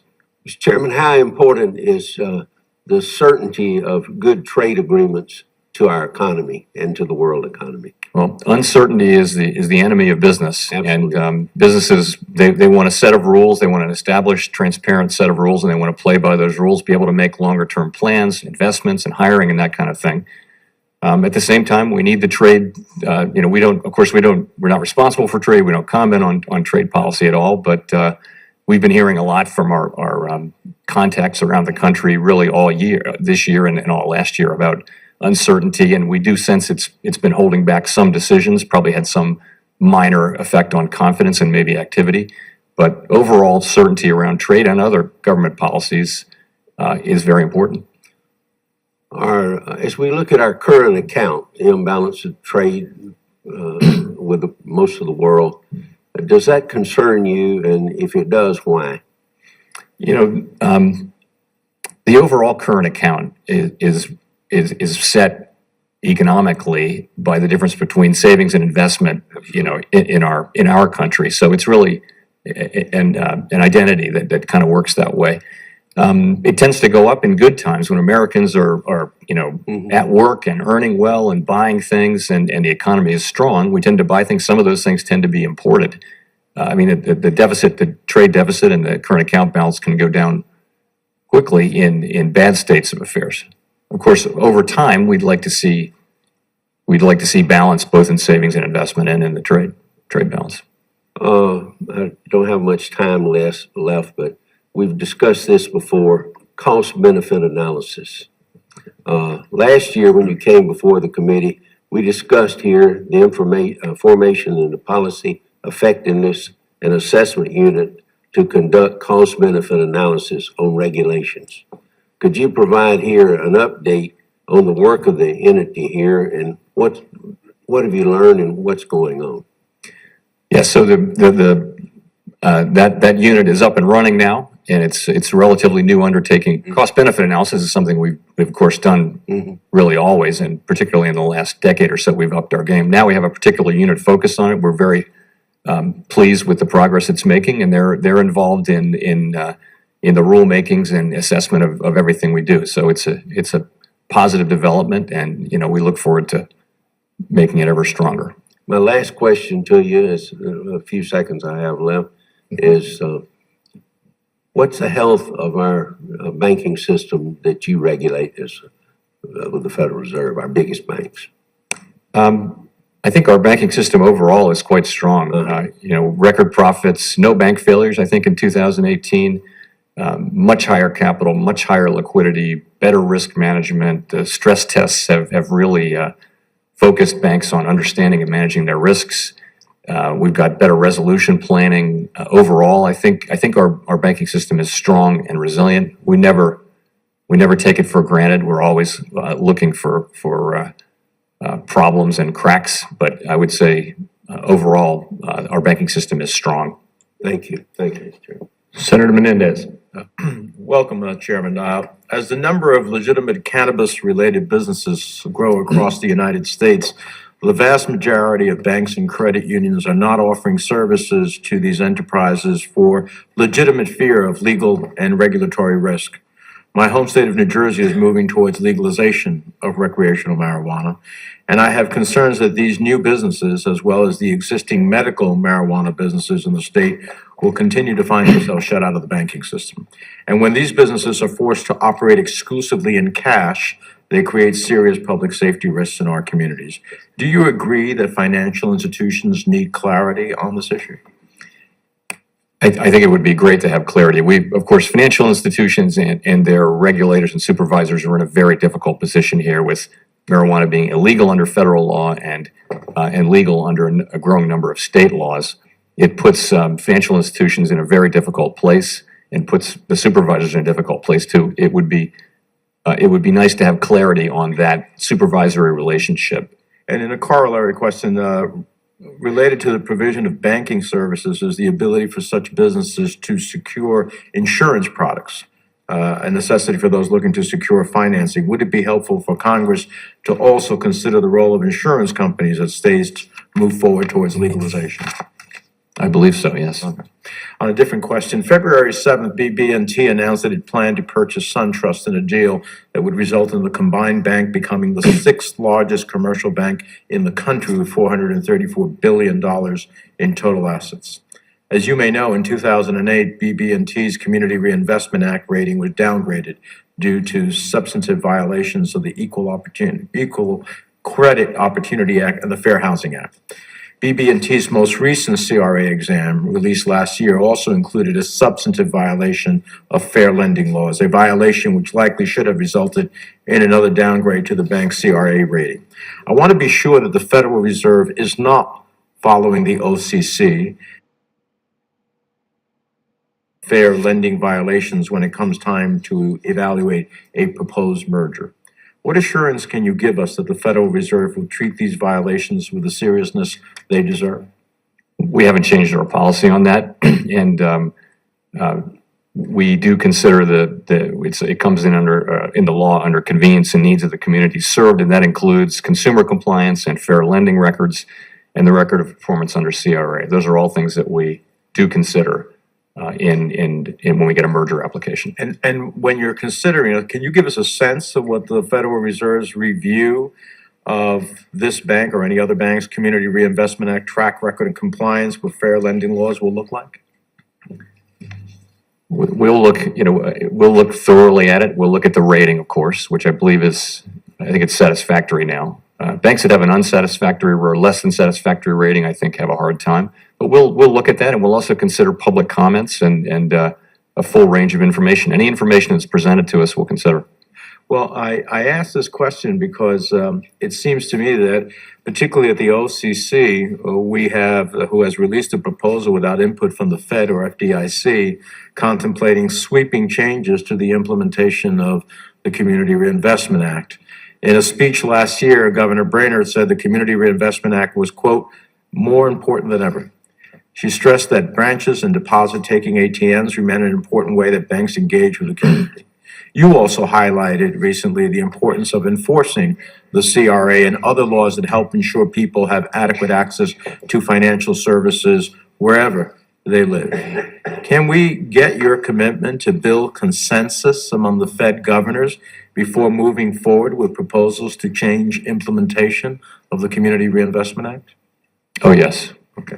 I think it's important that you do everything in your power to try to achieve a unanimous vote on this issue, should the Fed decide to move forward. Many of us find this an incredibly important part of our law, and an increasingly diminishing reality of financial institutions that somehow think that they do not really have to fully engage and implement the law and ultimately still get away with it.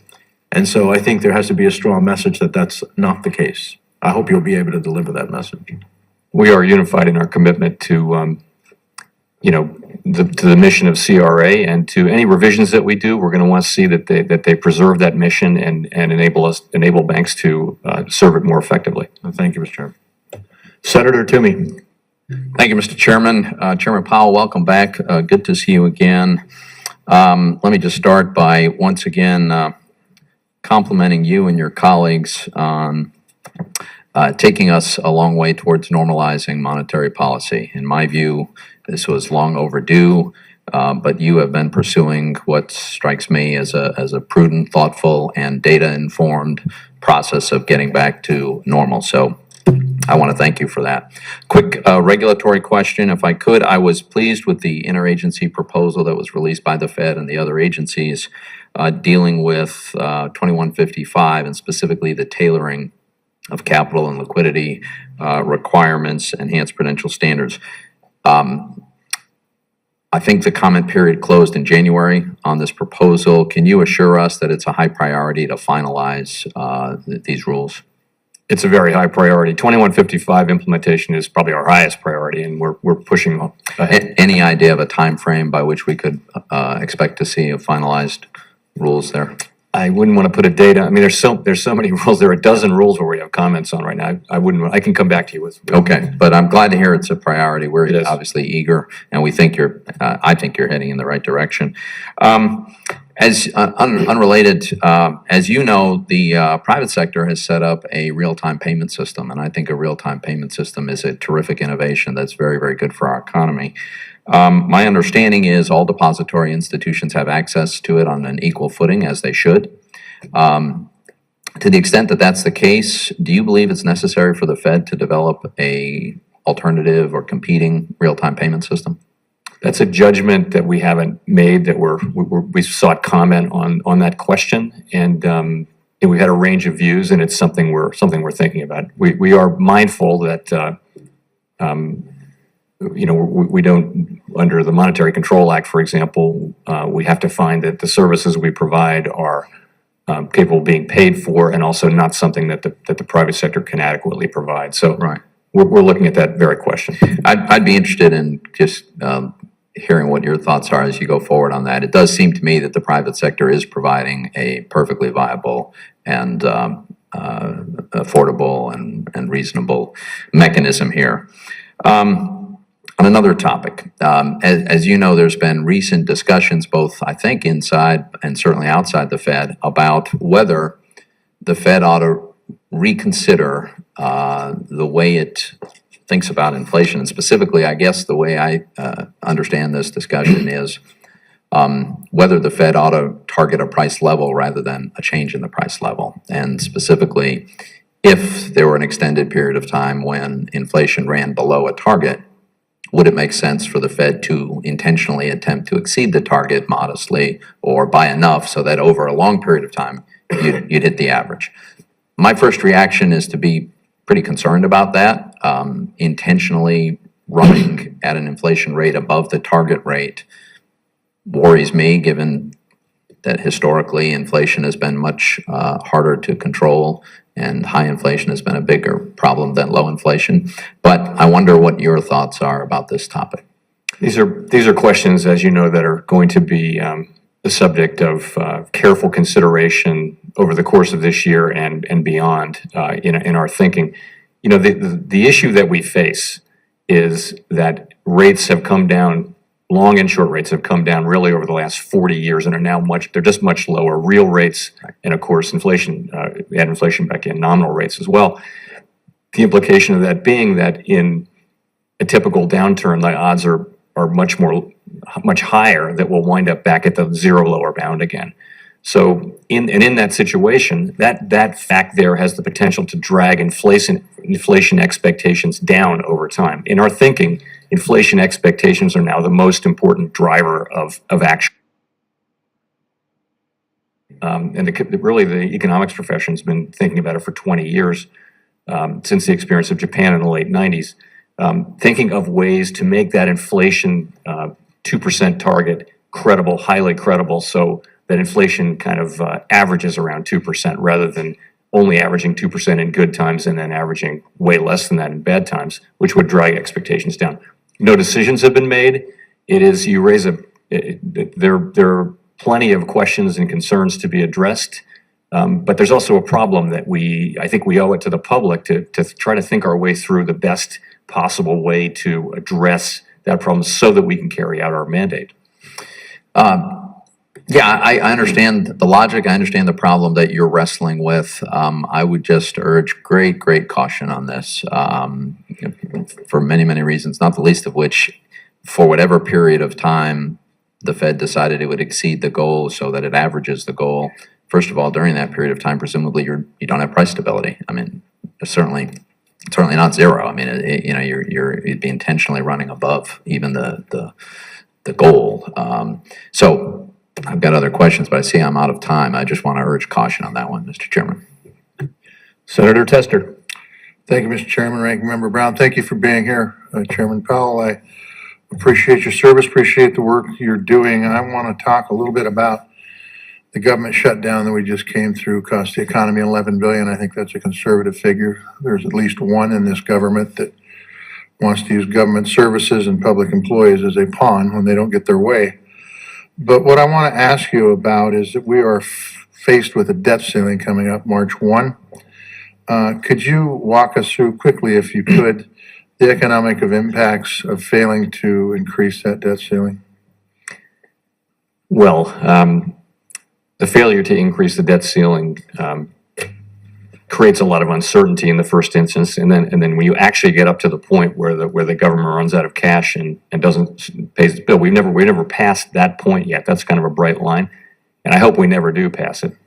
But there's a lot of uncertainty that's generated and a lot of distraction from what is otherwise a pretty good economy. What would happen to our interest rates on $22 trillion worth of debt if we were not to do what we needed to do with the debt ceiling? It's beyond even considering the idea that the United States would not honor all of its obligations and pay them when due is just something that can't even be. Would it double? Considered. It would go up. I mean, but I think we have the best credit rating. We borrow at very low rates, and the world believes in our full faith in credit. And I think that's not something I would. It would have draconian effects on our economy overall. Potentially, very hard to predict and possibly large. But there's some that in this body, quite frankly, that say it'd be no big deal. Do you agree with that? No, I don't. I think it'd be a very big deal to not to pay all of our bills when and as due. I think that's something the U.S. government should always do. I agree. Senator Shelby talked about the certainty of trade agreements. I won't ask you to grade this administration's trade policies, but from your perspective, how is this administration's trade policy affecting our economy? Positively or negatively? We don't play a role in trade negotiations. I think it'd be inappropriate for me to comment on their trade policy, either directly or indirectly. As I mentioned, we've been hearing, and everyone's been hearing from business about it, and particularly I would think in your state, hearing about trade. Exactly. And in my real job, I farm. And I can tell you, as we prepare for planting this spring, I can't tell you any commodity or any livestock that's going to make us much money, if any. And so I believe the Minneapolis Fed came out and said that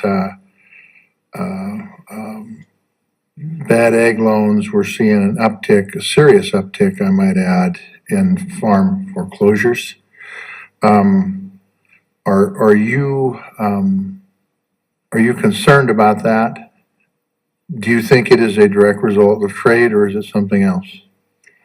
I actually did see that piece. It's, as you know, far better than I, the agricultural economy has been under a lot of pressure for really 5 years now. It's just low crop prices, sustained low crop prices, and that hasn't changed. And that has driven up, bankruptcies under Chapter 12, foreclosures, and all kinds of bad things. So, I mean, I think the bigger picture is just crop prices have been low. And obviously the trade issues haven't helped this year. Okay. And the Federal Reserve also suggests that farm bankruptcies haven't peaked yet, that we haven't seen the potential negative impact on rural America that these low commodity prices, and might I add, before that 5 years, we had some of the best ever when we had some trade going on. Do you agree with the assessment that the Federal Reserve study suggests that we haven't seen the peak of farm bankruptcies yet? I did read that, whatever it was, an article or a blog post, and it did say that. I mean, it sounded plausible to me. Okay. We in agriculture got a bailout. It was pretty serious dollars overall, but it didn't amount to much by the time it got to the ground. Truthfully, as compared to what ag production ag is losing in products. But we also hear from more than just agriculture. We hear from small businesses, and the small businesses are telling me that the big guys can afford to stay in business because of these trade wars, but they're going to be out of business. And we're not talking about family farms now, which is absolutely affecting my previous question. But do you believe that the trade policies impact smaller businesses greater than the big ones?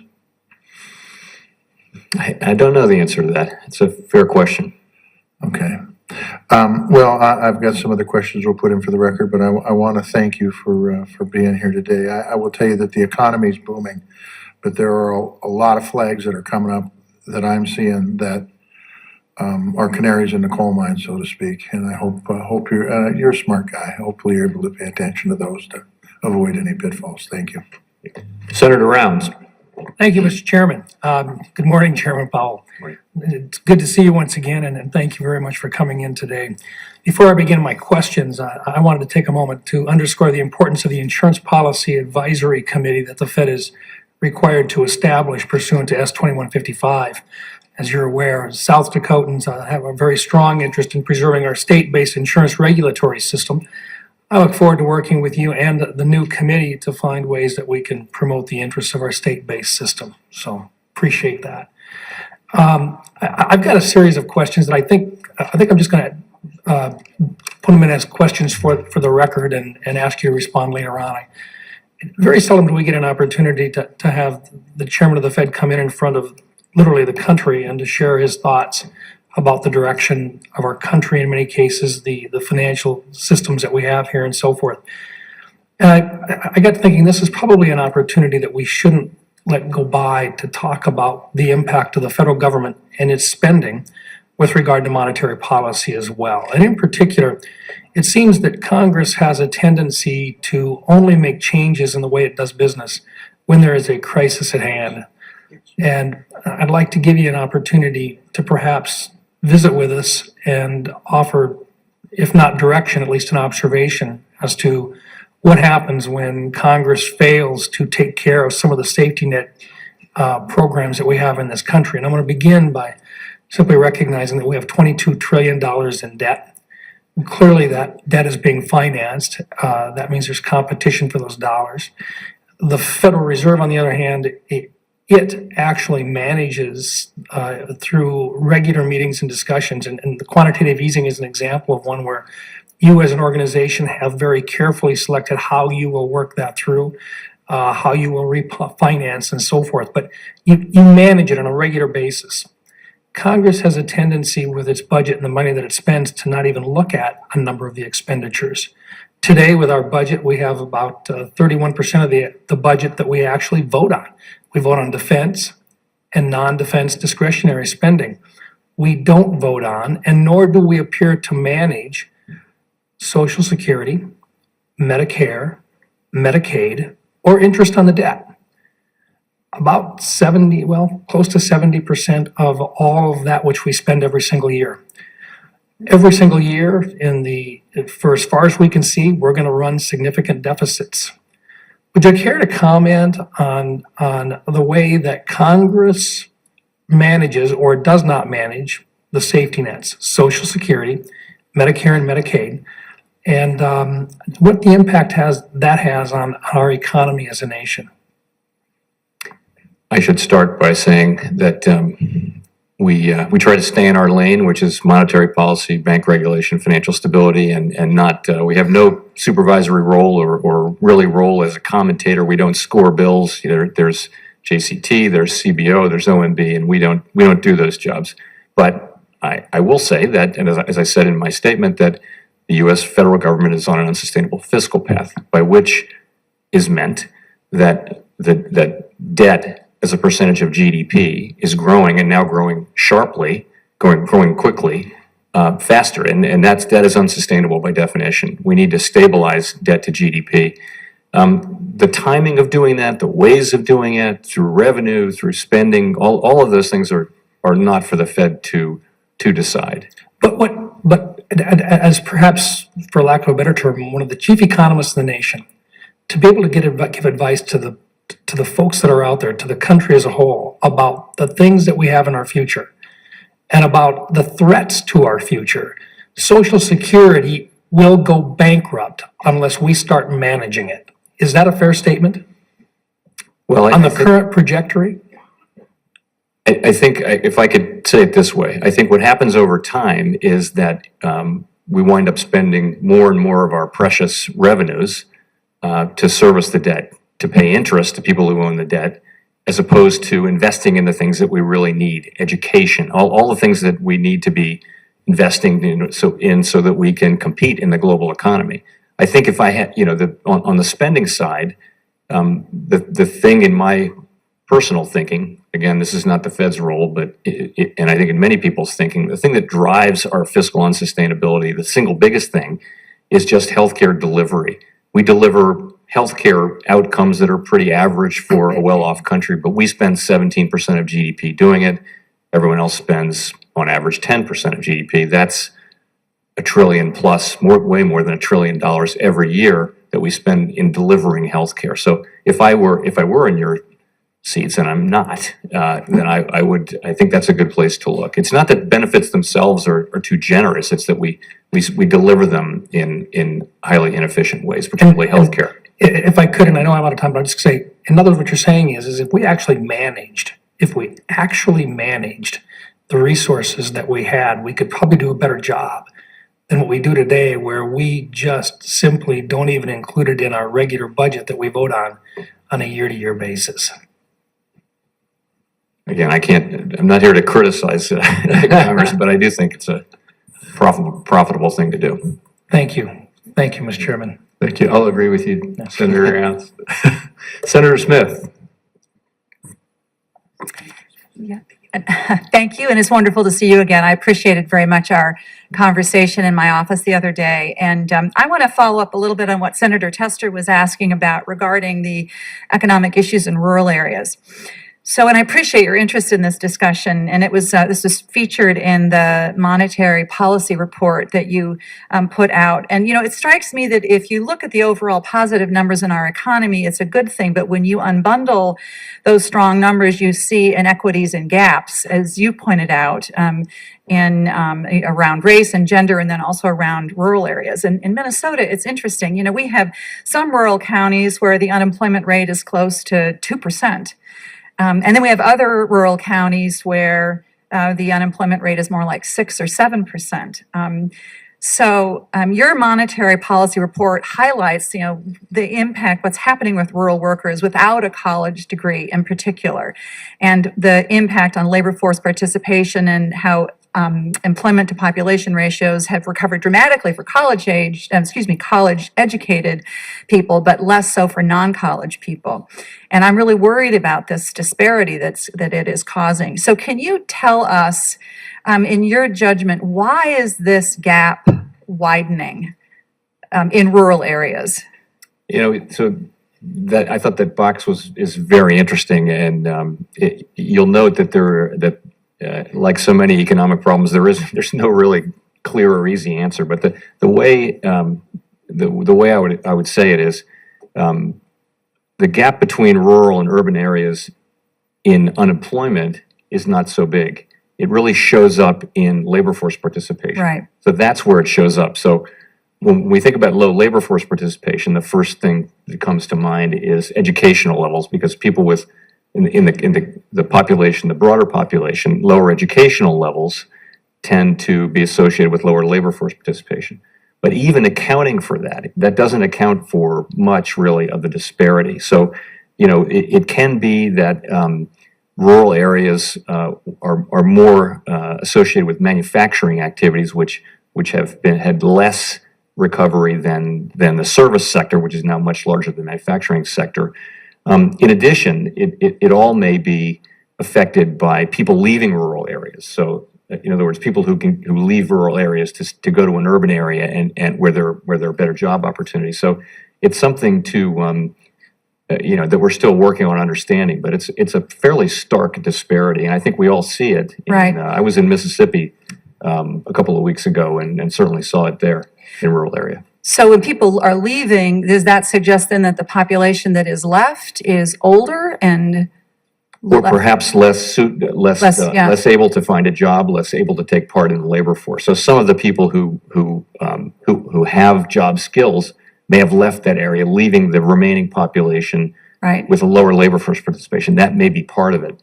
So would that not suggest that it would be smart on our part, for this is not a Fed policy, but it is a policy to increase our emphasis and our investment in career and technical education, the kind of training that you need in order to fill those manufacturing jobs in rural areas?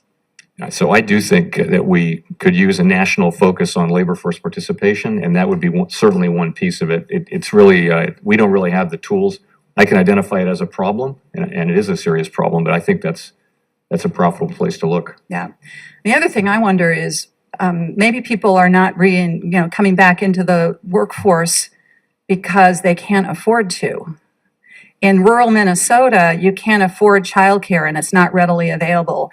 You are, so maybe part is, I wonder if isn't part of the problem that the jobs that are there aren't paying. So how come wages don't go up? If there's a demand for labor, people potentially are there. Why don't wages go up? So I think, as I mentioned earlier, wages have moved up from their very low levels of increase earlier. I wouldn't say that they're going up quickly now, but they're going up at a more healthy rate. There are some things in the federal tax code where people lose their benefits with their first dollar of earnings, which, again, it's not our job, but that doesn't sound like you want people to go back to work. That's counterproductive. You want them to be right. rewarded for going back to work, and it seems like that's something we could look at. Right. You could look at. Thank you very much, Chairman Powell. I know I'm out of time. I want to just note that I appreciated the question that Senator Tester was asking about farm bankruptcies, which is a real concern in Minnesota and across the whole northern swath of states. And I'm going to follow up with a written question about how you see those farm bankruptcies potentially affecting the overall economic strength of the country, especially in rural areas. Great. Thank you. Thank you, Mr. Chair. Senator McSally. Thank you, Mr. Chairman. Chairman Powell, good to see you again. I want to continue actually on the line of discussion that you've been on. In our conversation when we met, we talked about this labor force participation issue. And everywhere I go in Arizona, in the more metropolitan areas anyway, the economy is doing great. The optimism is there, but they are lacking for workers.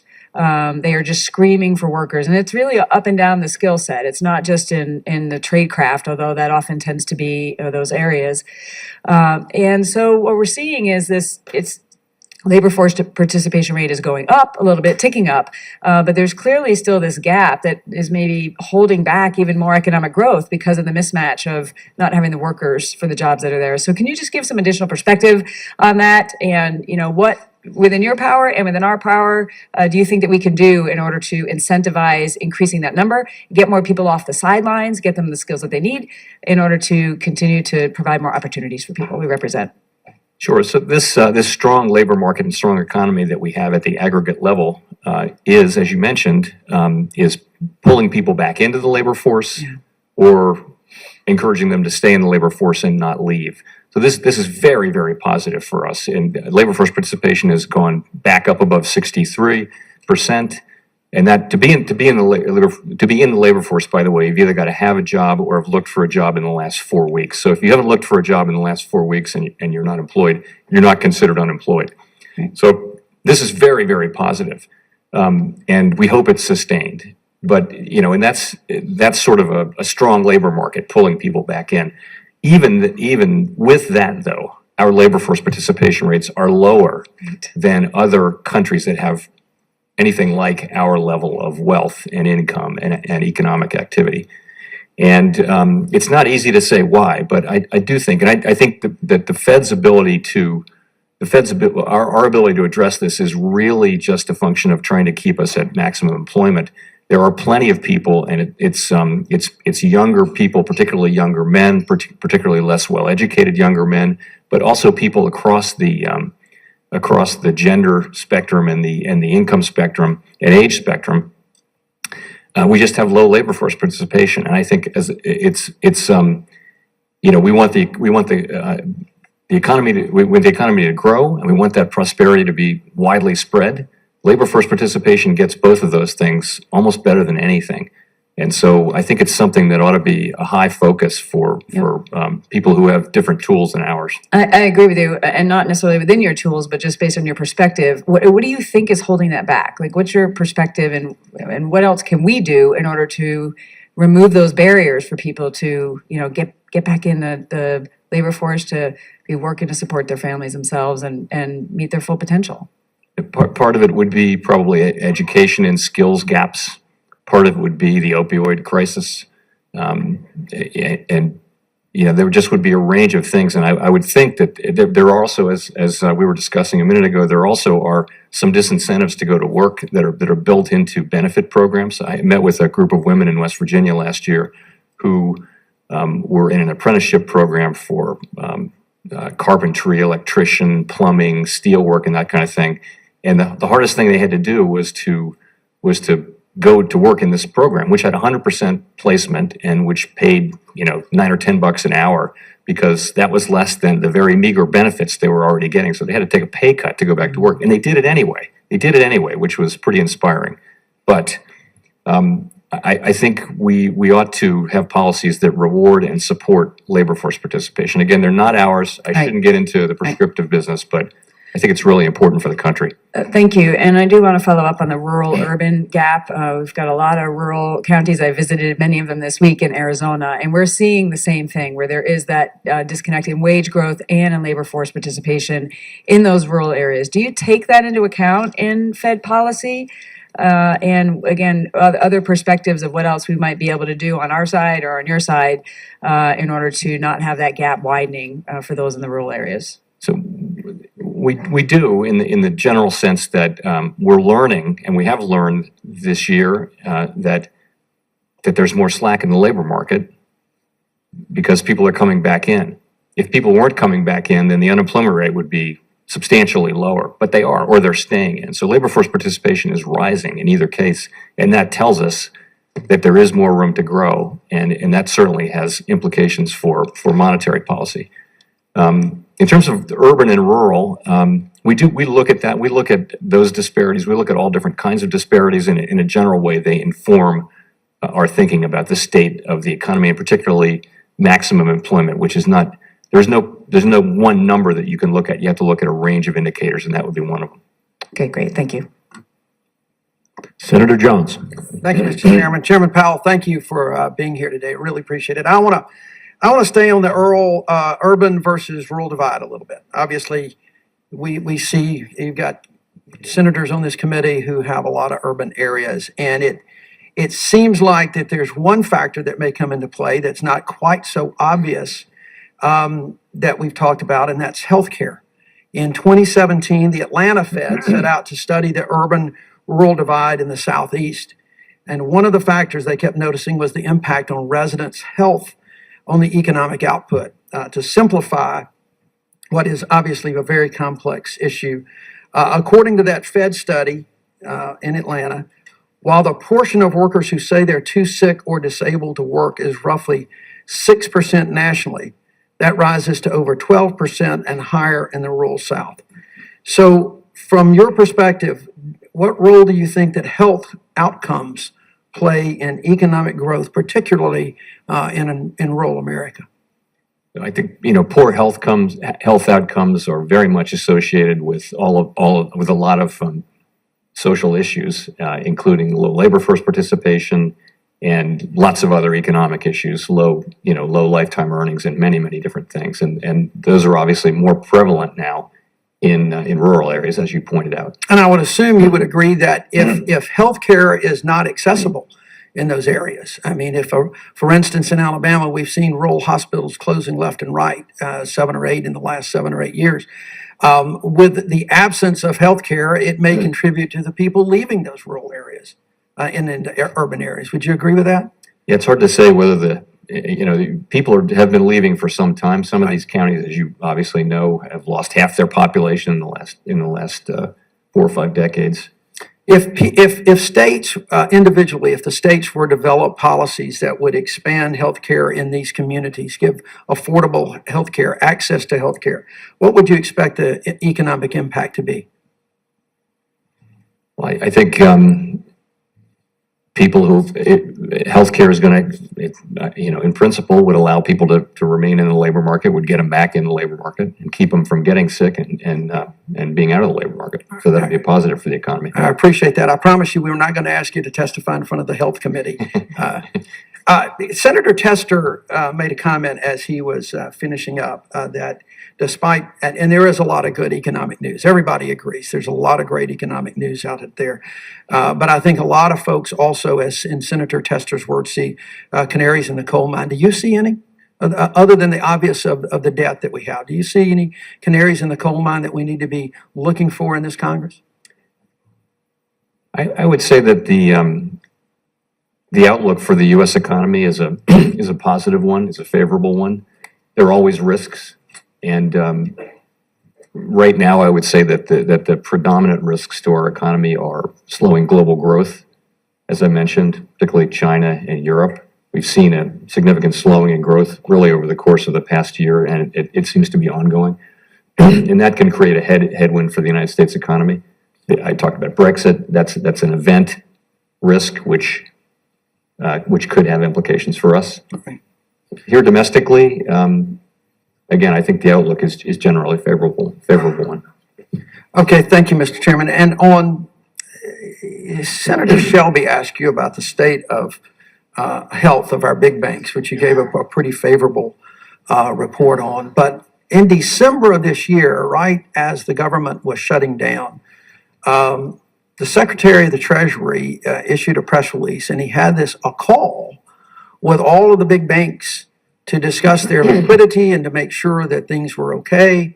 The next day, I think he had a call with you and some of the other regulators, and that sent some alarm bells, I think, throughout the country and folks up here. Can you kind of walk through those 2 days and what was the purpose? What did you see was the purpose of the Secretary of the Treasury 4 days into the shutdown, attempting to reassure folks, I guess, that the banking system was okay? Let me say, I, of course, would not comment on the Secretary at all, but our financial system, as I mentioned earlier, is very strong. Record profits, no bank failures last year. Capital is much higher, liquidity is much higher, risk management's much better. We never take this for granted. We keep watching carefully and looking for problems, but I can say that what I was thinking in those days was, we had significant volatility in the markets, and I was just wondering, asking the question, does that have any broader implications for the economy or for the financial system? And the answer I felt was no, but it's something that you are, part of the job is to ask that question, which I was. Thank you, Mr. Chairman. Appreciate you being here. Thank you, Mr. Chairman. Senator Kennedy. Mr. Chairman, thanks for coming today. My good friend Senator Brown lamented the fact that our financial institutions are making profits now. That's a good thing, right? We need a profitable financial system to have a well-capitalized financial system. Well, is it better if banks are making money or losing money from a macroeconomic standpoint? I think we want banks to be profitable and strong and well-capitalized, and they have been. Okay. I want to talk about the government shutdown. Tell me if I get this wrong. CBO estimates $11 billion impact to our economy. We'll recover about $8 billion, so the net loss to our economy is $3 billion. Does that sound about right? All I know about that is, that's what I've read. Okay, that's what I've read too. Got to trust somebody. I'll take CBO at their word. We've got about a $21 trillion economy, is that right? Sounds about right. Okay. So as a percentage of our economy, that $3 billion loss is 1.5% of 1%. Is that about right? You did that math very quickly, Senator. No, I believe you. was ready. I'm gonna trust you on that. Good. Okay, that's an infinitesimal impact, is it not? That's very small. Okay. Let's talk about the economy. Since some economists said that if we pass the Tax Cuts and Jobs Act, that our economy would overheat. Those economists were wrong, were they not? The economy did not overheat, has not overheated. We're having growth without inflation, is that correct? We have inflation right at our target. Right about 2.2%? Right around 2%, 1.9%. Okay, and we've had more business investment, is that correct? We have had solid investment, very solid in the first part of last year and reasonably good in the second half of this year. And I think the outlook is for continued, reasonable levels of business investment. And wages are up, is that correct? Yes, they are. As I mentioned, you have wages now. All of our wage measures have moved up to 3% or a little better, which is a very good thing to see. Well, I want to get your opinion on and I'm not trying to ask you to make policy, but I'm asking you as a Fed chair. What could we have done in hindsight to encourage more business investment in plants and machinery and equipment and software, which would have created more jobs and hopefully increased productivity? Specifically, let me ask you this. There's legislation to prohibit share buybacks. Is that a good thing? I know share buybacks have a positive economic impact, but if you had legislation that cut business taxes, but also said you can't use that money to buy back shares, you have to invest it in your company or pay shareholders dividends.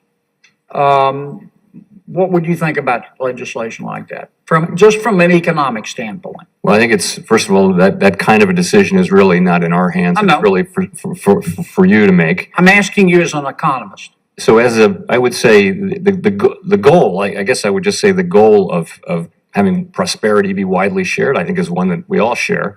I think the thing about when you talk about companies and what they do with their profits and how they allocate capital, in our system, we've always left those decisions to the private sector, to private hands. Right. And I would want to understand the consequences of changing that, and I would want to look at whether there aren't other ways to achieve the goals that I think we all want, which is to have prosperity be widely shared. Okay. Are there other ideas you might have to make sure prosperity is more widely shared? I think it ties to some of the things we've been talking about here. You know, labor force participation is just a win for the overall economy. The economy will grow faster, and the people who are not taking part tend to be the ones with lower education, who are at the edges of the labor force. So we are underperforming as a nation on this compared to our peer group. Why? It's a good question. Yeah, it is a problem that stands out here compared to other countries. And Is it because we pay people too much not to work, or is it because people don't have the skills, or is it because they don't have access to the jobs? This is my last one, Mr. Chairman. you know, I think there's a range of perspectives on this, and there are a range there's some wisdom in a lot of different ideas, and I think the best thing to do would be to get some proposals that would have broad support and work on those. I do think quite a bit of it is skills, education, aptitude, and also not having disincentives in the tax code where people lose their benefits, for example, with the first dollar of pay. That seems like a disincentive to work and none of this, by the way, is in the Fed's hands, but since you ask. You're doing a great job. Thank you. Thank you, Senator. Senator Warren. Childcare. Thank you, Mr. Chairman. Thank you, Chairman Powell, for being here. Earlier this month, two giant banks, SunTrust and BB&T, announced that they intended to merge. This new too big to fail institution would have about $450 billion in assets and become the sixth largest bank in the United States. Now, as you know, bank acquisitions and mergers don't go through on their own. They have to be approved first by the Fed. So last spring, I wrote you a letter asking for data on the number of merger and acquisition applications received by the Fed and the number that had been approved over the last 10 years. Chairman Powell, when you answered my letter in May of 2018, how many mergers and acquisition applications for the banks had you received since 2006? Do you remember? No, I don't have the number. Would 3,819 sound right? Yes. Good. Okay. And do you remember how many of those 3,819 applications you denied? No, I don't. Would 0 sound right? If you say so. Well, you said so. It's your letter. Chairman Powell, has the board denied any applications since you responded to my letter in May? I would just, if I can offer a little context. Let's get this part out, because that's what I'm trying to do, is build some context. I don't believe we have. I think what happens is that people don't apply or they withdraw their application. That's exactly what I'm going to talk about. So 0% of the applications for mergers and acquisitions since 2006 have been denied. Now, that doesn't mean that all potential mergers and acquisitions make it through the process. 13% of applications are withdrawn before they get a decision.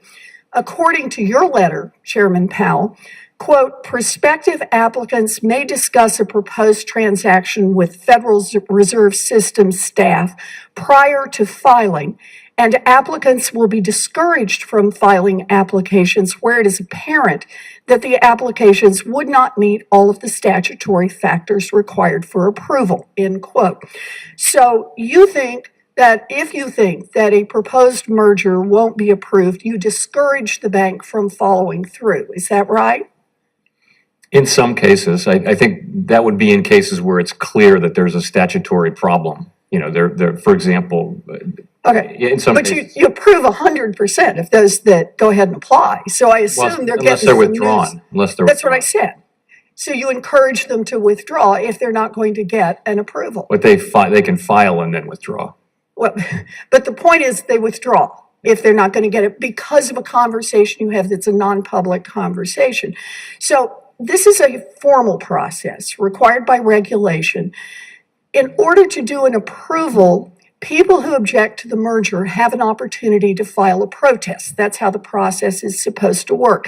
That would include, for example, communities that are worried that local banks may close following a merger or acquisition, employees who are concerned about losing their jobs, state officials that may be concerned about decreasing competition, and so on. So, Chairman Powell, you've explained that consultation with a bank can start before the merger is announced publicly. when is it that the public can actually file protests, before or after the merger is announced? So I think the process is that we receive an application for a merger, which we have not received yet. I think we expect to receive it, I'm told, sometime next month. And And when will the public have a chance? then, certainly then. And that's true in all of these, right? The public doesn't get a chance to comment until after the application is already filed. But the application is only filed after the banks have had a chance to have this quiet conversation with the feds. So, look, I just want to get this straight. You and the banks get together in the back room and grease the wheels before the merger is announced. And if you're not going to approve the merger, you tell the bank in advance and then they go figure out something else. If the public wants a chance to weigh in, they have to wait until you've already made a decision. You know, no wonder you approved 100% of the merger applications. Not a single no. Your approval process itself appears to be a rubber stamp, that everything is happening behind closed doors. So the question I have is about the SunTrust and BB&T merger. Is this one just going to be another rubber stamp? You've already made the decision behind closed doors before the public gets a chance to weigh in? No, not at all. No, we're going to conduct a very fair and open, transparent process.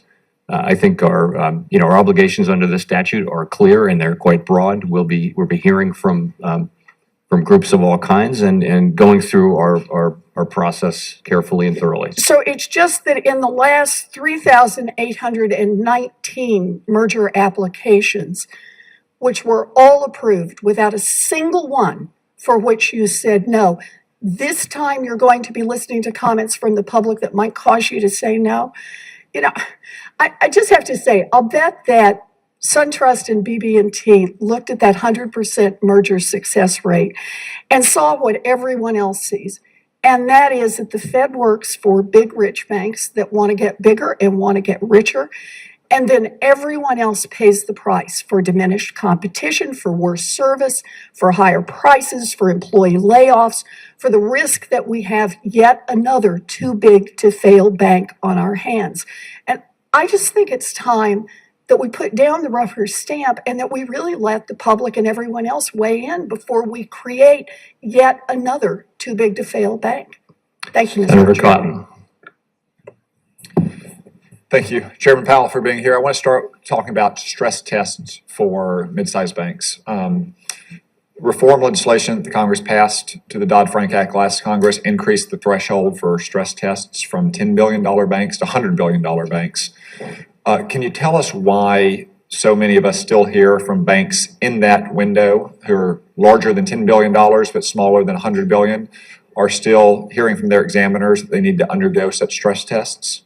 Well, let me say, the new law is that banks between 10 and 100 do not have to, are exempt from the DFAST stress tests. Yes. That should be crystal clear. I think you're referring to the guidance. Yes. Which we're in the process of looking at and revising and I would think addressing that issue. Okay, but to be perfectly clear, banks between $10 billion and $100 billion are not required to undergo Dodd-Frank stress tests. Correct. When I was in Afghanistan and Iraq, young soldiers used to complain about the rules of engagement. And if you looked at the rules of engagement that the four-star commanders had issued, they were actually pretty flexible. That had been filtered down in a different way to the front lines, though. Do you think it's possible that your guidance that you just gave gets filtered down to examiners on the front line in a slightly different way? I think that's something that happens, yes. And I think, we're looking at, there's this guidance that's still outstanding. So, some of these banks are still going to want to do stress testing, and we're not going to discourage that. It's actually a good practice. But we're going to be looking at that guidance to make sure that there's no question that banks between 10 and 100 billion in assets are not required by law to do stress tests. Okay, thank you. Because these examiners, they hold a lot of power in their hands, obviously, when they're on the front lines and they're in one of these smaller community banks. And when they say something may be voluntary, that is heard by the banker in a different way than they may intend it.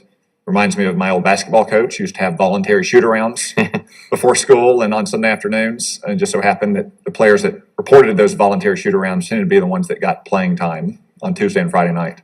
We try to communicate, and I think our examiners do a good job, basically, but, you know, we know we need to work hard to make sure that the message gets out clearly, and we find that our people do listen, so we're alert to that. Thank you. I want to turn now to a different question. I know there's been some talk here about the unemployment rate, which is pretty low, and the labor force participation rate, which is increasing. We're talking about wages and wage growth. There was some recent data out from the Bureau of Labor Statistics. It was highlighted in a recent Wall Street Journal article that said, despite these factors, that income to employees in the form of pay of benefits continues to decrease. It's down to 52.7% of our gross domestic income. It was as high as 59% in the 1970s and 57% in 2001. By the same token, business income, profits to businesses, whether they're the biggest corporations or small businesses, have gone from 12% to up to 20%. Can you give me your thoughts on why we're seeing more income going in the hands of owners in this country and less in the hands of workers? Yeah, so that's the labor share of income is what you're talking about. And really, if you look back through history, it zigs and zags, but it generally zigged and zagged at a higher level. And then right around the year 2000, labor share went down sharply for about 10 years, and then broadly speaking has been about flat since then. You know, it goes up and it goes down, but it's basically flat. And the question is why? It's a really good question, and there are a lot of different answers. Honestly, there's no clear, easy answer. As a separate matter, wages are actually growing at a level that makes sense. The problem is the level. It's not the growth rate. The wages are growing, wages and benefits are growing at around 3%, a little better. That's a healthy growth rate in an economy with 1% productivity increase and 2% inflation. The problem is there were 10 years when that didn't happen, from 2000 until 2010. So, you know, it can have to do with a lot of globalization is a big answer there. That was right around the time of China joining the WTO. Some researchers will connect it to that. In any case, we welcome these wage increases for this reason. Well, I do as well, and I hope that we'll continue to see them and see a little bit more of that growing economic pie going in the hands of our workers. Thanks. Senator Cortez Masto. Thank you. Chairman Powell, thank you for being here again. I have concerns about discrimination in lending, so I want to ask you a follow-up question to the record that I submitted last time you were here, and it involves the Federal Reserve's responsibility to enforce the fair lending laws. I asked you how the Fed would improve its oversight of fair lending rules. In your response, you mentioned that Fed examiners evaluate each financial institution for fair lending compliance. So I guess my specific question is, how would examiners evaluate whether a lender might steer consumers to higher price loans? In your written response, you mentioned credit scores, loan-to-value ratios, and lending products, but can you expand on what the examiners would consider to ensure against consumers being steered to high-price loans? So I think examiners who examine for that are, I believe, are trained to look for patterns of that nature. Specific criteria. Is there anything specific that they look to that you're aware of? You know, I have a general understanding of this, but I should come back to you with more details. Okay, and thank you, I appreciate that. And I would also like to know, would examiners, as you come back and answer this question, would examiners consider incentive pay tied to higher price loans as a red flag or a pattern? Would the existence of bonuses for bank staff that provided a loan with higher fees and interest rates be a red flag to these examiners? So if you could expand on that in writing, that would be fantastic. I appreciate that. Happy to do that. Thank you. The other issue that is important for me, because it's an issue in Nevada and across the country, is affordable housing. In your response to my submitted questions for the record, I asked you if the rapid rise of housing costs was encouraging your consumer price models to assume a higher threat of inflation than actually existed.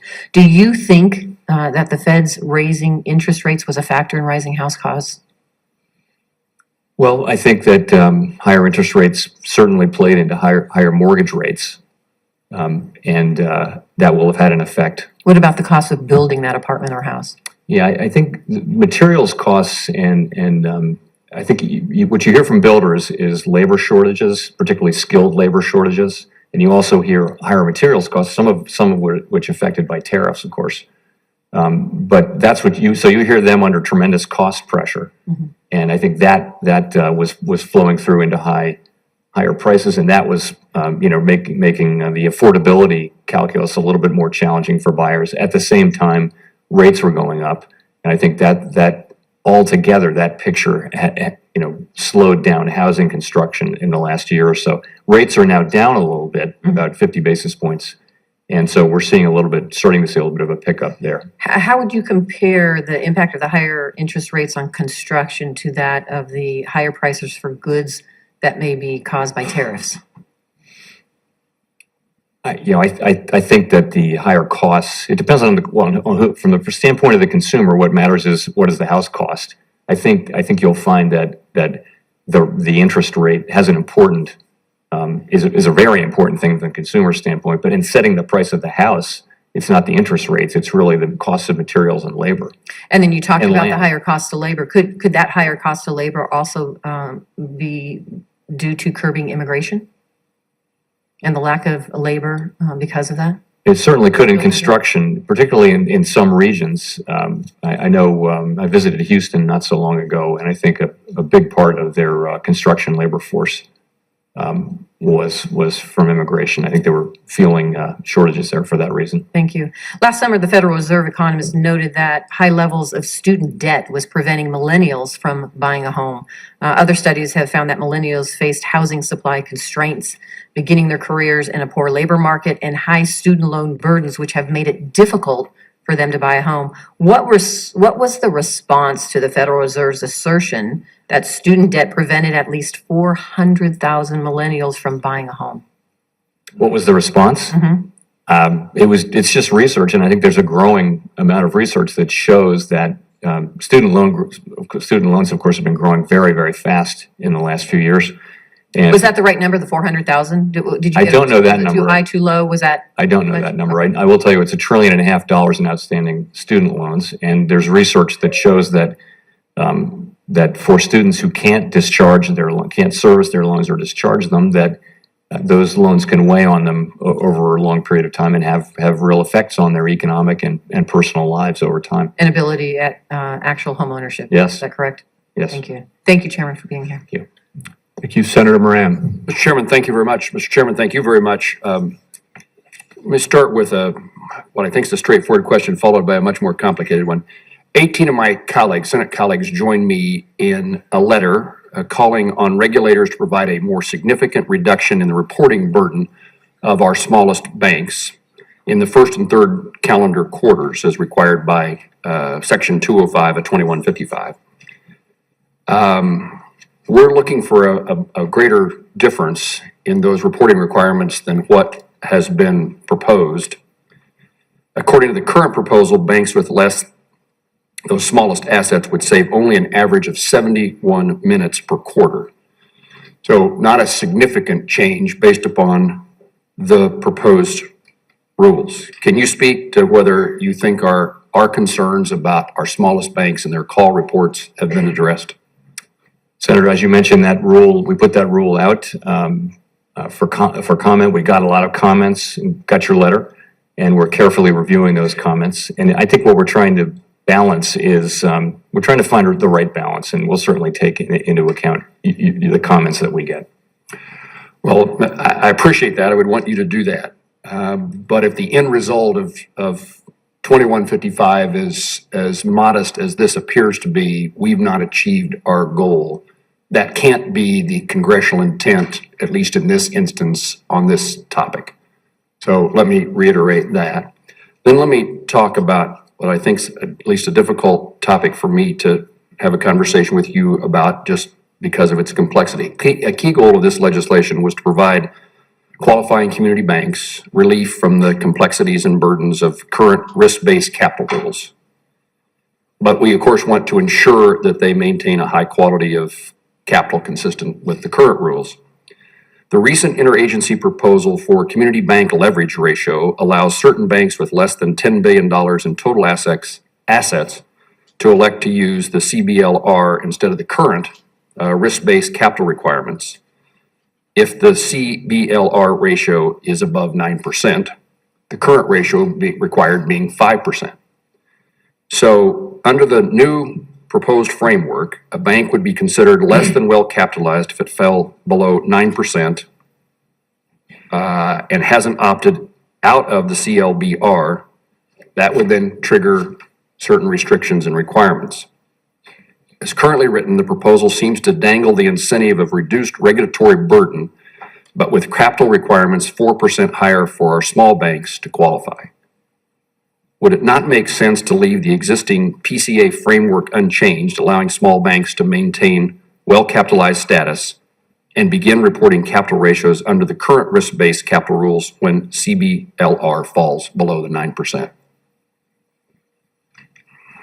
That's another rule that we have out for comment, obviously. And Senator, can I ask, is that a comment that you have, If we haven't, we can. Yeah, I would encourage you to do so. We think these are really important tailoring proposals, and they're obviously mandated by 2155, and we want to get them right. So I understand your question, and we'll look carefully at that. All of the financial institution regulators working well together in implementation of 2155? I believe so, yes. I think we share the goal of first of all, putting a very high priority on implementing 2155, but also on tailoring. For smaller banks, I think all of us feel that there's a lot we can do without undermining safety and soundness, and we want to find those things and do them. I appreciate that approach. I've had many conversations with regulators for as long as I've been on this committee and in the Senate. And it is something that is always, and I'm not suggesting this at all about you, but it's always something that is highlighted, certainly when talking to me about its importance. But it's hard to find change that has occurred voluntarily by regulators to make the burdens less on our community banks. And that's why 2155 was so appealing to me, is that we'd failed generally to get regulators to change their behavior. And 2155 seems to me to be the option, the only option that I've seen that actually might force change when it's been so reluctantly to arrive. So I care a lot about that. In this 15 seconds I have left, I would remind you that agriculture, as you and I visited about last time we talked, is faces significant challenges. I want to make certain that our community banks, our relationship bankers, don't lose the ability to consider character and history.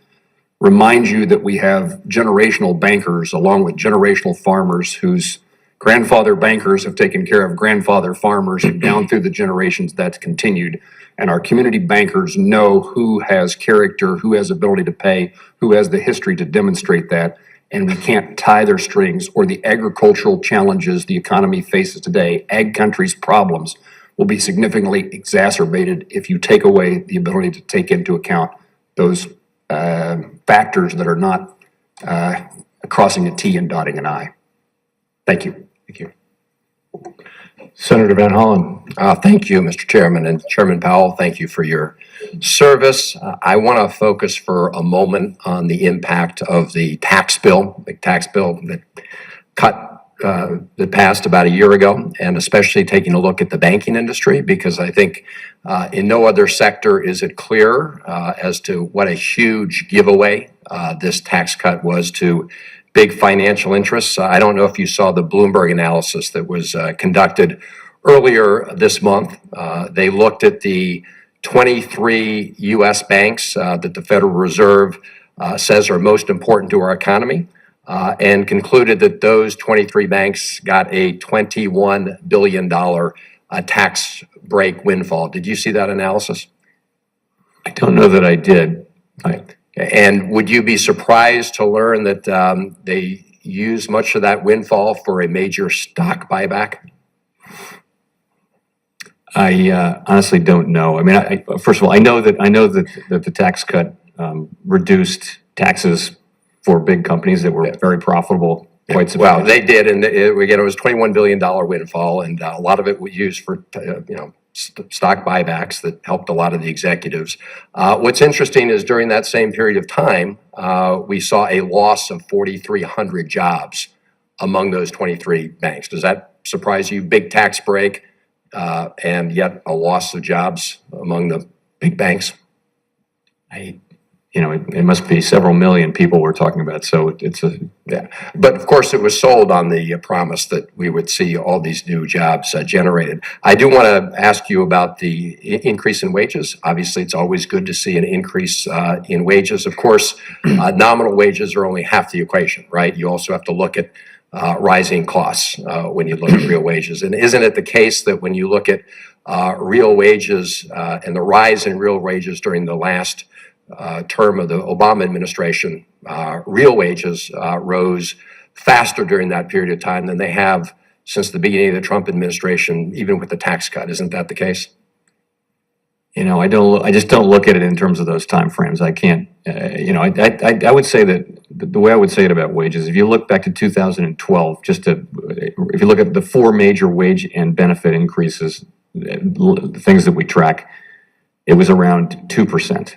All of them were right around 2%. Now they're at 3% or a little better. And part of that is just that the labor market has continued to improve since that. Sure, no, of course. But as you testified, you've also seen an uptick in inflation and costs, right? And so the result for a real American, right, is how much of the increased wages that are coming in, what the purchasing power of that will be. Anyway, if you could take a look at that and get back and confirm whether or not that's true. The figures I've got suggest that you saw a more rapid increase in real wages, again, during the last term of the Obama administration, which just gets to the point about, there's a lot of hype about the tax cuts. Let me ask you about student loans. My colleague just asked you about that.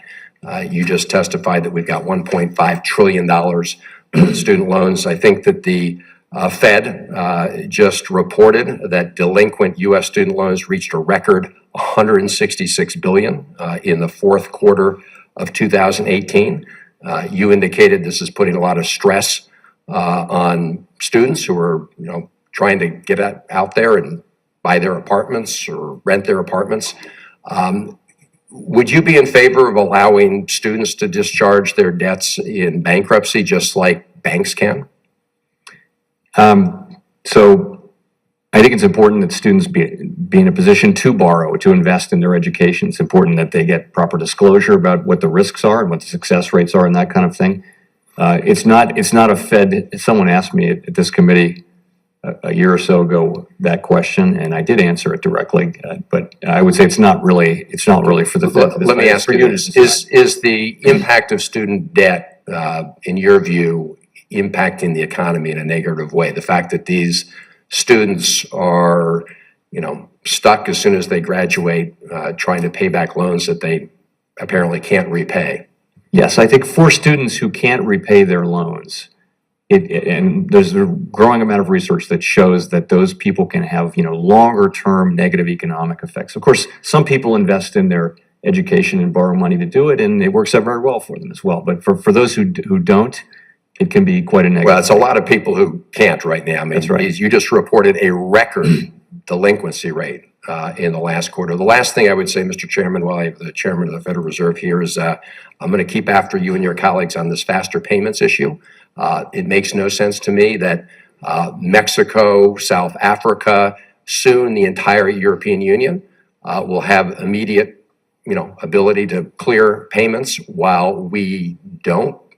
Cash checked on Friday won't clear to the middle of next week, and millions of Americans are paying a lot more in terms of late fees and payday loan interest rates at sort of loan shark rates because of that. So I hope you'll give the same attention to that issue as you're giving to some of the other issues you discussed this morning. Thank you. We will. Senator Perdue. Thank you, Mr. Chair, and thank you, Chairman, for being here and for your perseverance. These are big committees. You've been here a long time. I have two questions for you. One is I am always amazed at the economic experts in this committee and the revisionist views of history. So let me just throw some facts out and leading to a question for you. This recovery is real. We're growing about 100 basis points more than the last administration just after 2 years. CBO says if you grow 0.4%, you more than pay for this tax bill. So those are two facts. The second thing is median income is at a historic high. It's the highest ever been in the United States. 5 million new jobs have been created, lowest unemployment in 50 years, lowest African-American unemployment ever measured, lowest Hispanic unemployment ever measured. My concern, though, is with labor issues, with export issues, and interest rate issues. We've had 9 Fed fund increases over the last 2 years or so, 2.5 years. And with our debt, and this is the question I'm trying to get to, and you know where I'm going here. I appreciate the time you gave me recently in a private conversation. The federal debt really bothers me, and its overhang on the economy and our ability to drive the economic wherewithal of every American. The national debt is the greatest threat to national security, according to our military experts. And yet today, we just turned $22 trillion of national debt on, if you include all the debt that we have as a government. As I understand, there are about $200 trillion of debt in the world, 60 trillion of that sovereign. We have about a third of that. 5% of the world's population has about a third of all sovereign debt. So the question I have, and the projection is in the next, that increase is 2.25%. With our size debt, technically is about $450 billion in new interest that we've loaded in there. And yet, of that $60 trillion of sovereign debt in the world, about 11 trillion of that is laid out at negative interest rates. Much of that's in the Eurozone. And my question is are there carry-on contagion issues out there that could negatively impact this recovery and the continuation of this recovery, independent of what we do fiscally or monetarily here in the U.S., due to these negative interest rates around the world? I think the negative interest rates that you're seeing are a reflection of kind of a risk-off mood and slower growth in China and Europe in particular. Europe has had a good strong year in 2017 and then really slowed down over the course of 18, and we're seeing some more of that now. I think so. That's what you're seeing. I think it really is through slower global growth for the United States can be a headwind, just as very strong. 2017 was a year of synchronized strong growth really around the world. It was a very good year, and we were feeling a tailwind from that. That has now turned into a bit of a headwind for us. Our economy, though, I think the outlook for our economy is still a favorable one, still a positive one, but nonetheless, this will be a headwind. There's a growing debate in Congress now among some of my colleagues about advocating a change in how monetary and fiscal policy work together. And these people are advocating a modern monetary theory. They want to spend now, spend later, spend often policy that would use massive annual deficits to fund these tremendously expensive policy proposals, such as Medicare for all, free college for all, make every structure in the U.S. energy efficient in 10 years, and a universal basic income whether you're working or not. Under this landscape, it's proposed the Fed would keep interest rates artificially low, and that fiscal policy would then be driven by Congress and would theoretically manage a business cycle. What obstacles do you anticipate in seeing that? And how successful has fiscal policy been in terms of managing either inflation or interest rates? Let me say, I haven't really seen a carefully worked out, description of what is meant by MMT, was what you're mentioning. Yes, sir. It may exist, but I haven't seen it. I have heard some pretty extreme claims attributed to that framework, and I don't know whether that's fair or not. But I will say this. The idea that deficits don't matter for countries that can borrow in their own currency, I think is just wrong. I think U.S. debt is fairly high at a level of GDP, and much more importantly than that, it's growing faster than GDP, fairly significantly faster. We're not even close to primary balance, which means, the deficit before interest payments. So we're going to have to either spend less or raise more revenue. In addition, to the extent people are talking about using the Fed as a sort of, our role is not to provide support for particular policies. It is to, and that's central banks everywhere.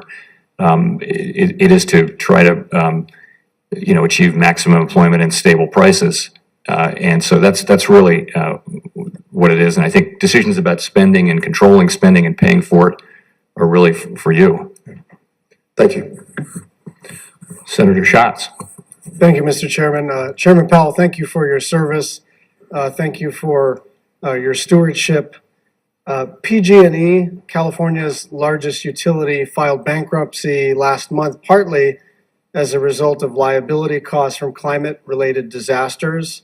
The damage from 2017 and 2018 wildfires exceeded $30 billion, more than PG&E's assets and insurance coverage combined. Climate risks threaten many sectors of our economy: real estate, agriculture, fisheries, industries with extensive supply chains. They're all at risk. Take coastal real estate as just one example. The U.S. government currently estimates that storms, floods, erosion, rising sea level now threaten approximately $1 trillion in national wealth held in coastal real estate. According to Freddie Mac, quote, some of the varied impacts of climate change may not be insurable. More than 300,000 coastal homes are at risk of chronic inundation by 2045, a time frame that falls well within the time frame of the 30-year mortgage. These properties are worth about $117 billion and contribute nearly $1.5 billion towards the property tax base. Banks, insurance companies, other financial institutions are all exposed to these risks, and that's why the Bank of England recently announced that it is planning to include the impact of climate change in its bank stress test next year. So here's a simple question. It's not a gotcha question. Do you agree that climate change creates financial risks for the individual financial institutions and for our financial system as a whole? So let me say, we don't formally or directly include climate change in our supervision, but we do actually require financial institutions, particularly those who are more exposed to natural disasters and that kind of thing. We do require them to understand and manage that particular operating risk. So, for example, if you're a bank on the southern coast of Florida and you're subject to hurricanes, we definitely require you to have plans and risk management things in place to deal with that sorts of things. So you would pick up natural disasters and that kind of thing, which are associated with climate change. Do you think your processes and your staff and your sort of approach to this, which has been built properly over many, many years and pursuant to the statute, do you think you're moving fast enough to acknowledge the accelerating risks of climate change as over the last 2 or 3 years? Do you think there's room for you to do a scrub of whether or not you're fulfilling your statutory mandate? Because I get that you're supposed to pick up any risks related to natural disasters. The question is whether you've really loaded in the latest information from the scientific community to go back to these banks, to go back to REITs, to go back to lenders who have either stranded assets or assets in the coastal area, or whose supply chain is particularly dependent on a certain kind of weather pattern which is not materializing anymore. Do you think you're doing enough in this space? Or let me phrase it another way. Are you confident that you're doing enough in this space? It's a little bit like cyber risk. Should you ever be confident that you're doing enough in that space? So I think we're open, we're clear-eyed about the nature of coastal risks and natural disaster risks and that kind of thing. But it's a fair question, and we'll go back and look at it again. Could you please respond in writing as it relates to this specific question? The Bank of England and 29 central banks and bank supervisors from around the world are moving towards incorporating climate risk into their supervision of financial institutions. You know that another part of the Federal Reserve's mandate is to engage with its counterparts abroad to address systemic risks. Do you think the Federal Reserve should be engaging with its international counterparts on this question? So we are in those meetings, we're involved in those bodies. We don't, as I mentioned, we don't formally take climate change into account in our risks, but I think that the consequences are things that we do supervise for. I just think that you've been extraordinary in terms of your ability to withstand political pressure and look at the data and do what's right for the health of the economy. I don't want this to be an exception. I understand that talking about climate change is fraught with partisan peril and will attract the ire of a certain category of people and institutions. But your job is to measure risk, and I would submit that you're not measuring that risk sufficiently. One final question, if you'll indulge me, Chairman Crapo, and that is, has anybody either directly or indirectly communicated with you about rates from the White House? It's kind of a broad question. It is a broad question. You know, I don't really talk about, it's probably not appropriate to discuss my private conversations with other government officials, any other government officials. I would say, I'm completely committed to conducting monetary policy in a way that's non-political, in a way that serves all of the American public. You know, and I'm very comfortable and confident that that's exactly what the Fed's going to do. Thank you. Senator Reed. Mr. Chairman, thank you for your distinguished service. Senator Brown brought up in his comments your February 6th town hall, where you made it clear that we have to work to make prosperity more dispersed throughout the society. You also indicated that many of the policies are beyond the purview of the Federal Reserve, but most of them are clearly in the purview of Congress. So if you could just give us one or two, your top three issues that we have to deal with or can deal with to make equality much more realized in this country. Senator, I'll go back again to labor force participation, which is just it's a big win for the overall economy, and it's also the people who are not taking part in the labor force are by and large the less well educated and less skilled, and or people who may be in areas where opioids are prevalent, that kind of thing. So I think a bipartisan focus, a focus on labor force participation would bring in a lot of policies that would help deal with, you know, what I see as the problems, which are, you know, sort of relatively stagnant growth in incomes, in median incomes, and also relatively low mobility. Education, of course, would be at the top of every list, I think, in addressing these issues as well. And this would require resources that we would have to commit. And I think you're aware we're on the cusp of another debate about sequestration and the share of resources to defense and non-defense.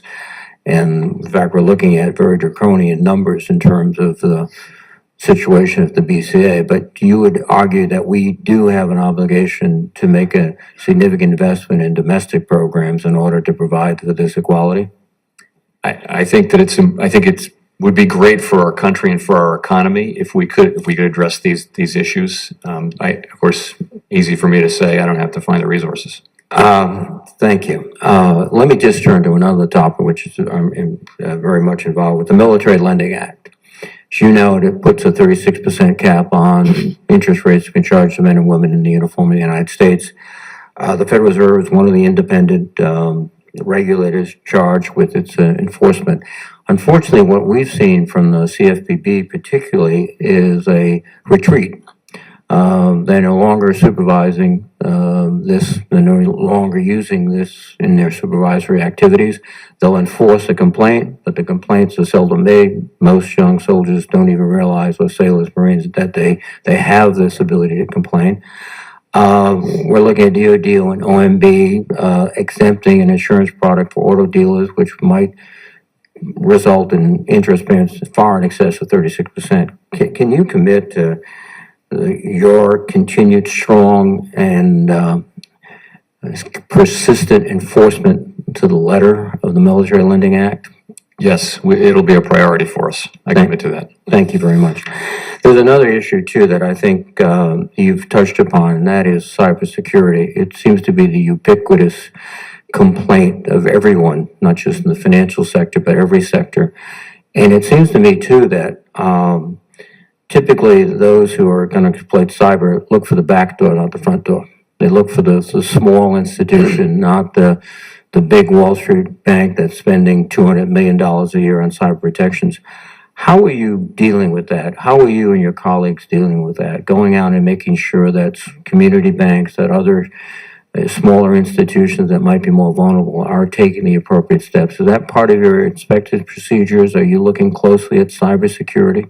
Yes, we are, and it's hard because, of course, the big banks are attacked too, but they have the resources to deal with it, and so we deal through FIFIAC, you know, which is the body of the regulators, to promulgate guidance. We supervise for that guidance. And with the smaller banks, it's very important, and that is, that is a way that we see that as a real vulnerability for example, for the payment system. But we've also got to be mindful of the burden on smaller banks. But it is something we're very focused on. Are you focused to the extent of conducting, red on blue exercises, i.e., seeing what's working out there, seeing where all the connectivity exists or doesn't exist? Are you doing that, or getting any access to organizations that are doing that?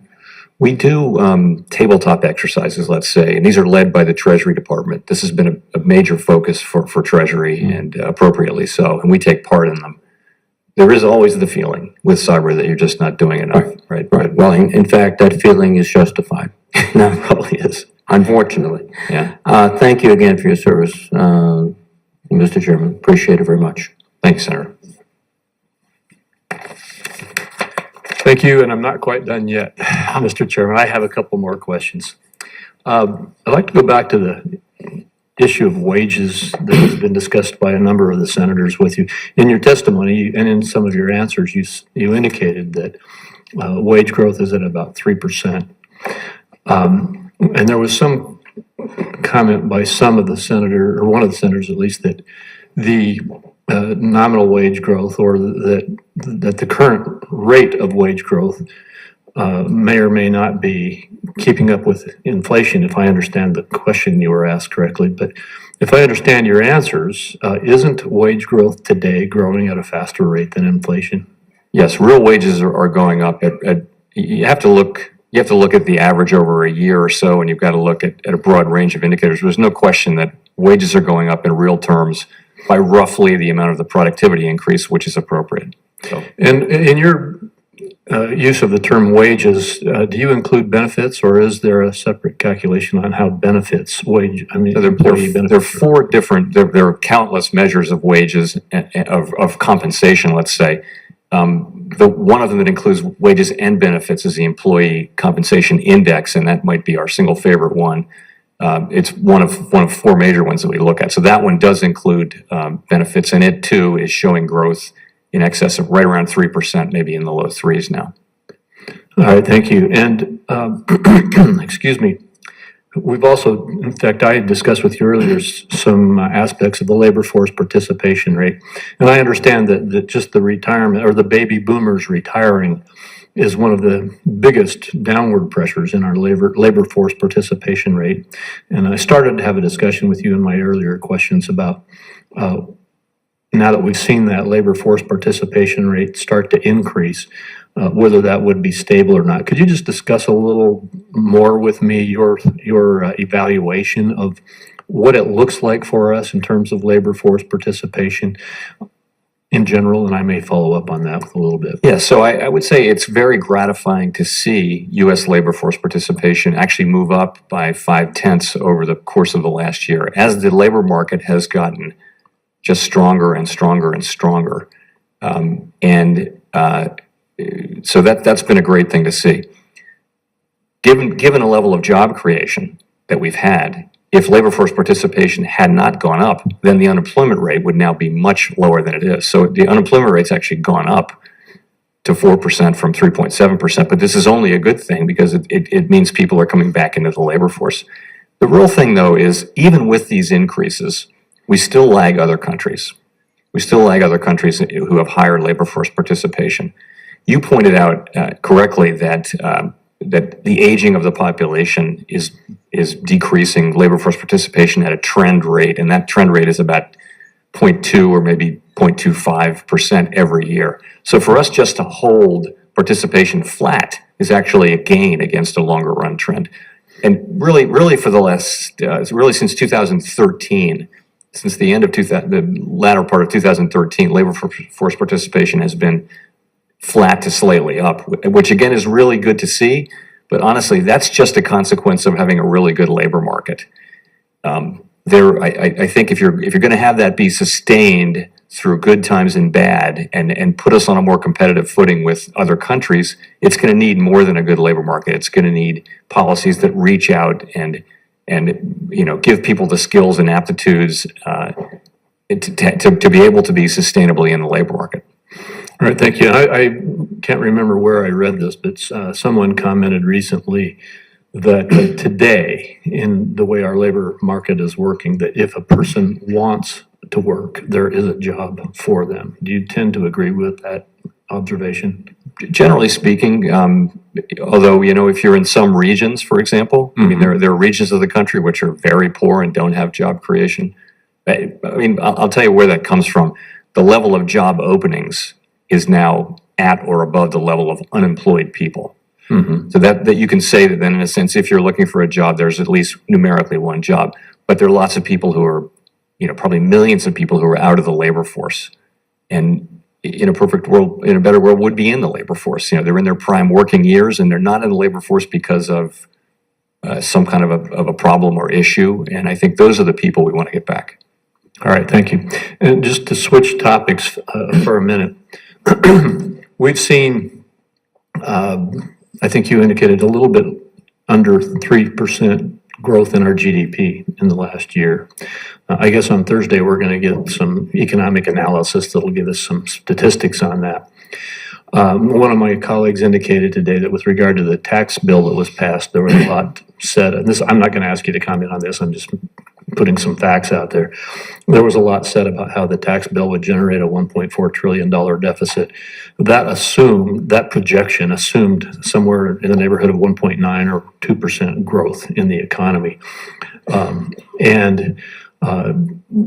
It was indicated at the time from all of the analysis we got that if we just had 0.4% rate of growth above that, there would not be any deficit involved with the tax legislation. And of course, we've seen far more than 0.4 of a growth so far in terms of the performance of the economy. So that leads to my question. And I know that you don't have a crystal ball, but you do analyze what it looks like for the economy. And my question relates to, given what we've seen in the GDP over the last 12 months, or previous growth rates, if I understand it right, do you have a projection, or do you have anything that you can share with us about what you see moving forward as to whether the economy will continue to perform? I know you said that it may slow down a little bit this year, but do you have a projection as to what it would likely look like over the next few years in terms of GDP growth? No, I think the good place to start with that question is what makes up growth, and it really boils down to more hours worked and then more output per hour. That's really all there is. And more hours worked is really a function of population growth. Population growth has slowed, or let's say it this way, the trend growth in the labor force, given aging and given immigration and everything we have, is only about 0.5 right now. And actually, if immigration is going to be even lower, then it's going to be below 0.5. Immigration is made up, half of that 0.5. So that's one piece of it, is 0.5% trend labor force growth. The rest is just productivity. No one can forecast productivity growth with any confidence. All we can really do is create policies that will, encourage investment, encourage innovation, and all those sorts of things, and let productivity happen as it will. It's something that just happens. But if you look at longer term averages, it's been very difficult to predict. But you'd have to have sustained high productivity. If you're going to have 0.5 labor force growth, you'd have to have, very high sustained productivity, higher than we've seen, frankly, to get, really high levels of growth. But that's why I think it's so important to focus on both of those two things, labor force participation and also productivity. That's the closest in thing we can focus on to raise our potential growth rate.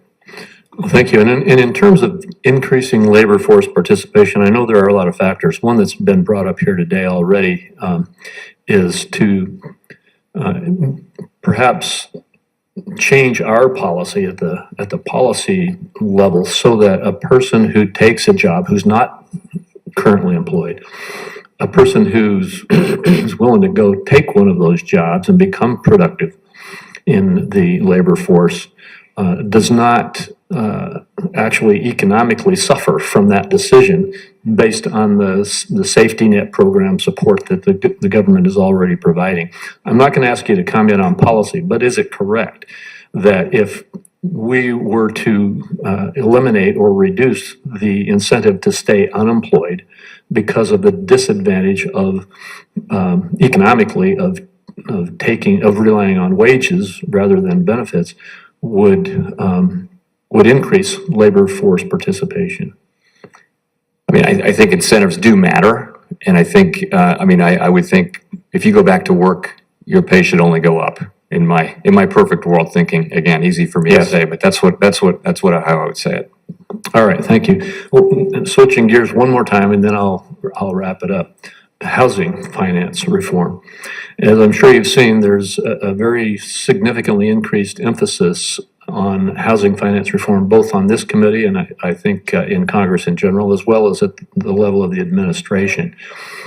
In 2017, you gave a speech in which you outlined a few principles that you saw for how we should approach housing finance reform, and I'm just going to quote what you said. Do whatever we can to make the possibility of future housing bailouts as remote as possible, to change the system to attract large amounts of private capital, and that any guarantee should be explicit and transparent and should apply to securities, not to institutions, and to identify and build upon areas of bipartisan agreement. Do you still agree with those principles and how to approach it? I sure do. Well, good. I agree with them too, strongly. And we are going to be very aggressively trying to put together a bipartisan solution to this here on this committee and in Congress in general. And I just would like to ask you, first of all, if you'll commit to work with this committee in our efforts to build the right solution to this issue.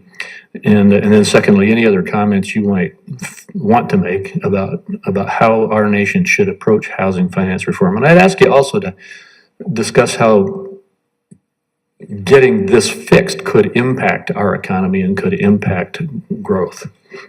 Yeah, so I do think, and I said this in those remarks, that I think that this is one of the big unfinished pieces of business in kind of the post-crisis reform period. Fannie and Freddie had to be taken over by the government fairly early on in the financial crisis. It was a big part of the financial crisis.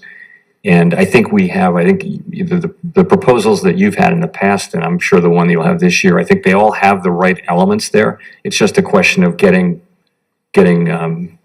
something done. And I think it would be really good for the economy and to get this off the federal government's balance sheet and get a lot of private capital between the taxpayer and the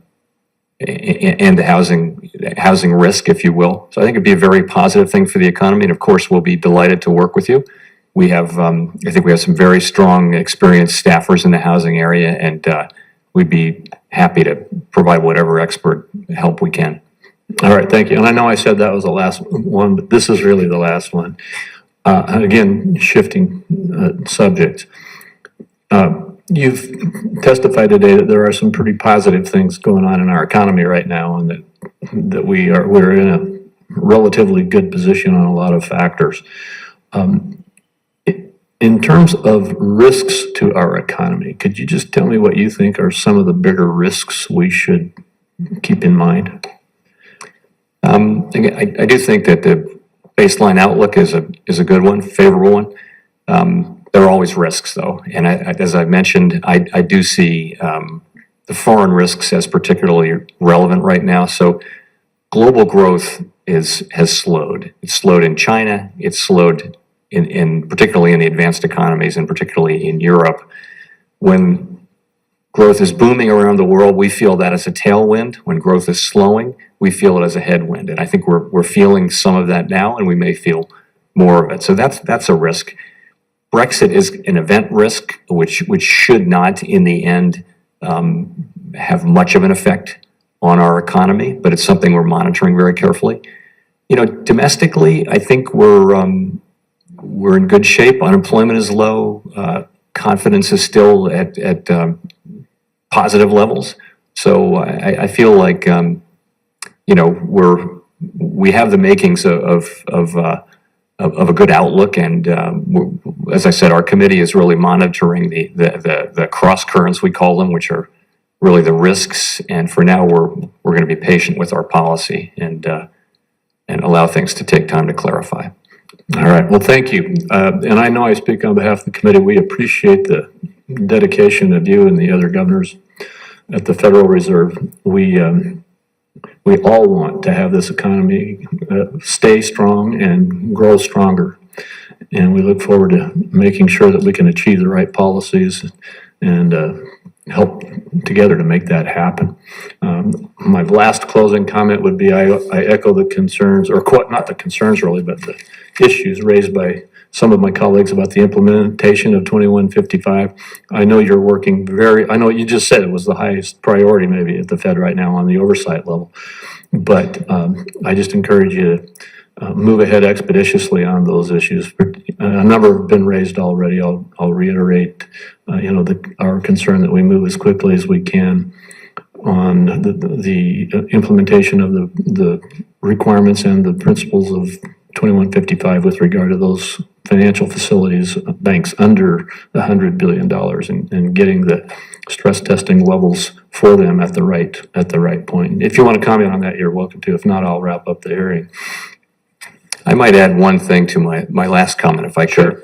I would want to leave you with the thought that when I say we're going to be patient, what that really means is that we're in no rush to make a judgment about changes in policy. We're going to be patient. We're going to allow the situation to evolve, and also the balance of risks, and allow the data to come in. And I think we're in a very good place to do that. All right, thank you. I appreciate that perspective. And once again, thank you for being here with us today. That does conclude the questioning for today's hearing. And for senators who wish to submit questions for the record, those questions are due on March 5th, Tuesday. Chairman Powell, we ask that you respond to those questions as promptly as you can. Once again, thank you for being here, and this hearing is adjourned. Thank you, Senator.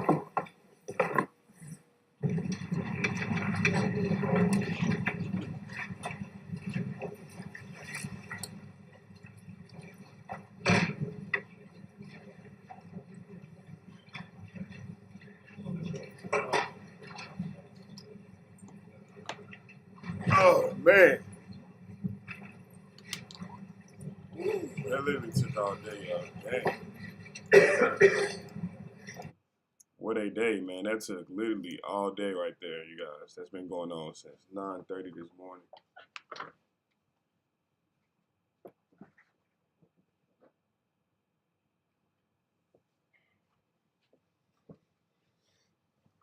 But that's out. That needed to be done. That needed to be said. All that needed to be done and said. And I think it's going to be a part 2 tomorrow, you guys. That one was actually an old one. But President Biden is live now. That was one dating back, 2019. But he did go on. He was live basically earlier today, this morning, and he had to do his thing. But yeah, man, that was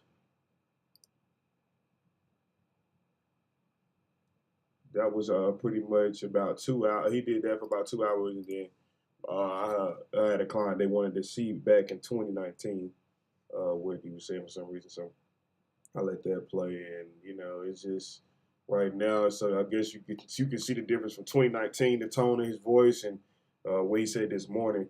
It really does seems bullish, like he wants to fight back up, but it's an elevator up, you guys. It's going slowly up, just so, I think it's going slowly up just so it could fall fast, you guys. That's what it's just really been doing overall. But Powell will be back tomorrow for part 2. Again, that briefing that was just playing, that was an old briefing back in 2019. You guys, so I had some clients, they wanted to hear that, and that's just what it is. But yeah, so that's what that was about. Yeah, so basically, like when Powell, you see the history of his testimonies too. You see he testified all the time after something happened tremendous. Back in 2019, you seen what it was about then.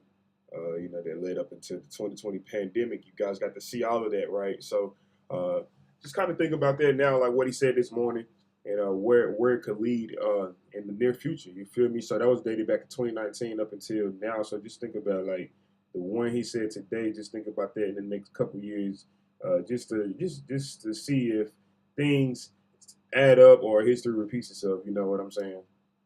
So that's pretty much what that was really about. Like I said, I had some clients that wanted to see that, yeah. So that's what that was about, you guys. No, that last briefing was not live.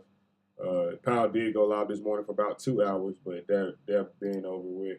And like I said, it just played over to the old testimony, so you can kind of see what happened then, and then what happened after that, and then like I said, where we're at today. So we're going to be comparing that one today. In the future, we're going to be comparing that one later on in the future, and it's just to see, what things happen, what happens, or what might add up, what might be happening later on down the road, man. But there should be a part 2 tomorrow with that pal. From today, there should be a part 2 tomorrow. So we'll see. But yeah, European Union to make final decision this week on the Ukraine candidate status. That's headlines, you guys, right now. But other than that, it's really chill here today, man. It's really chill. The market did go up this morning during Powell speaking. He made his comments this morning. He said he's strongly committed to bringing inflation down, you guys. So just keep that in mind too as well. It's a lot going on, man. But it's really chill here right now. The summer really has been chill, man, for real. All summer since it's really started, man. The summer trading has really just been chill. I understand everybody's not able to participate in the live stream daily. I get it. I ain't tripping about it. People do watch the recaps though, and some people are tuned in. Everybody's on different times. We are in different.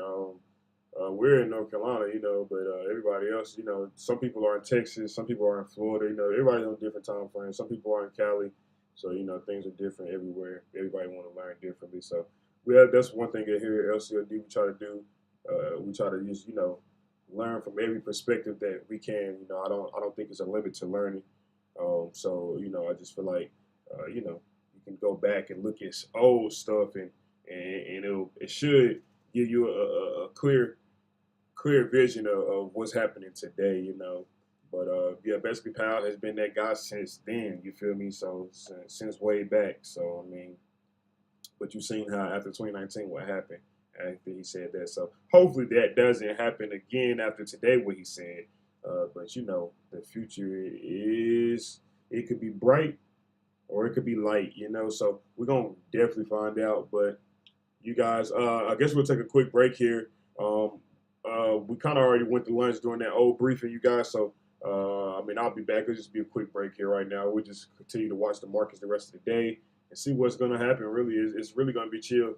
I don't think anything is live right now. Biden did just go live, but it's over with. You guys, the market is in the green slightly here, only up about 49% on the Dow, 64% on the S&P 500, and the Nasdaq's only up 80% right now. The Russell 2000 is only up 40%. You guys, the VIX is down about 3% again, so down to $29. Volatility's out the market. If the VIX is going down, the bull's gonna go up. So just keep an eye out on that. But the $29 is still kind of high on the VIX, but it's down today, so it is heading that way. So just be cautious with that VIX. It could easily reverse and go back up, and if it could be green tomorrow. But right now it's red. It looks like the bulls are in control here. And it looks like the Bears ain't letting them go too far. They did this morning when Powell was speaking. Then they clawed down on them, and then it's just been right here in the middle, basically credit spreading us all here, you guys. So kind of boring, but it is what it is. The excitement will definitely come back into the market here, definitely by the end of the week. They got it right now in the middle. It's been a short week too. You got to remember that the market was closed Monday, so it's a lot going on, man. But we're going to take a quick break, ladies and gentlemen. This is the Stock Market Live with LCAOD. I hope you've been enjoying this live stream, y'all. We'll be right back.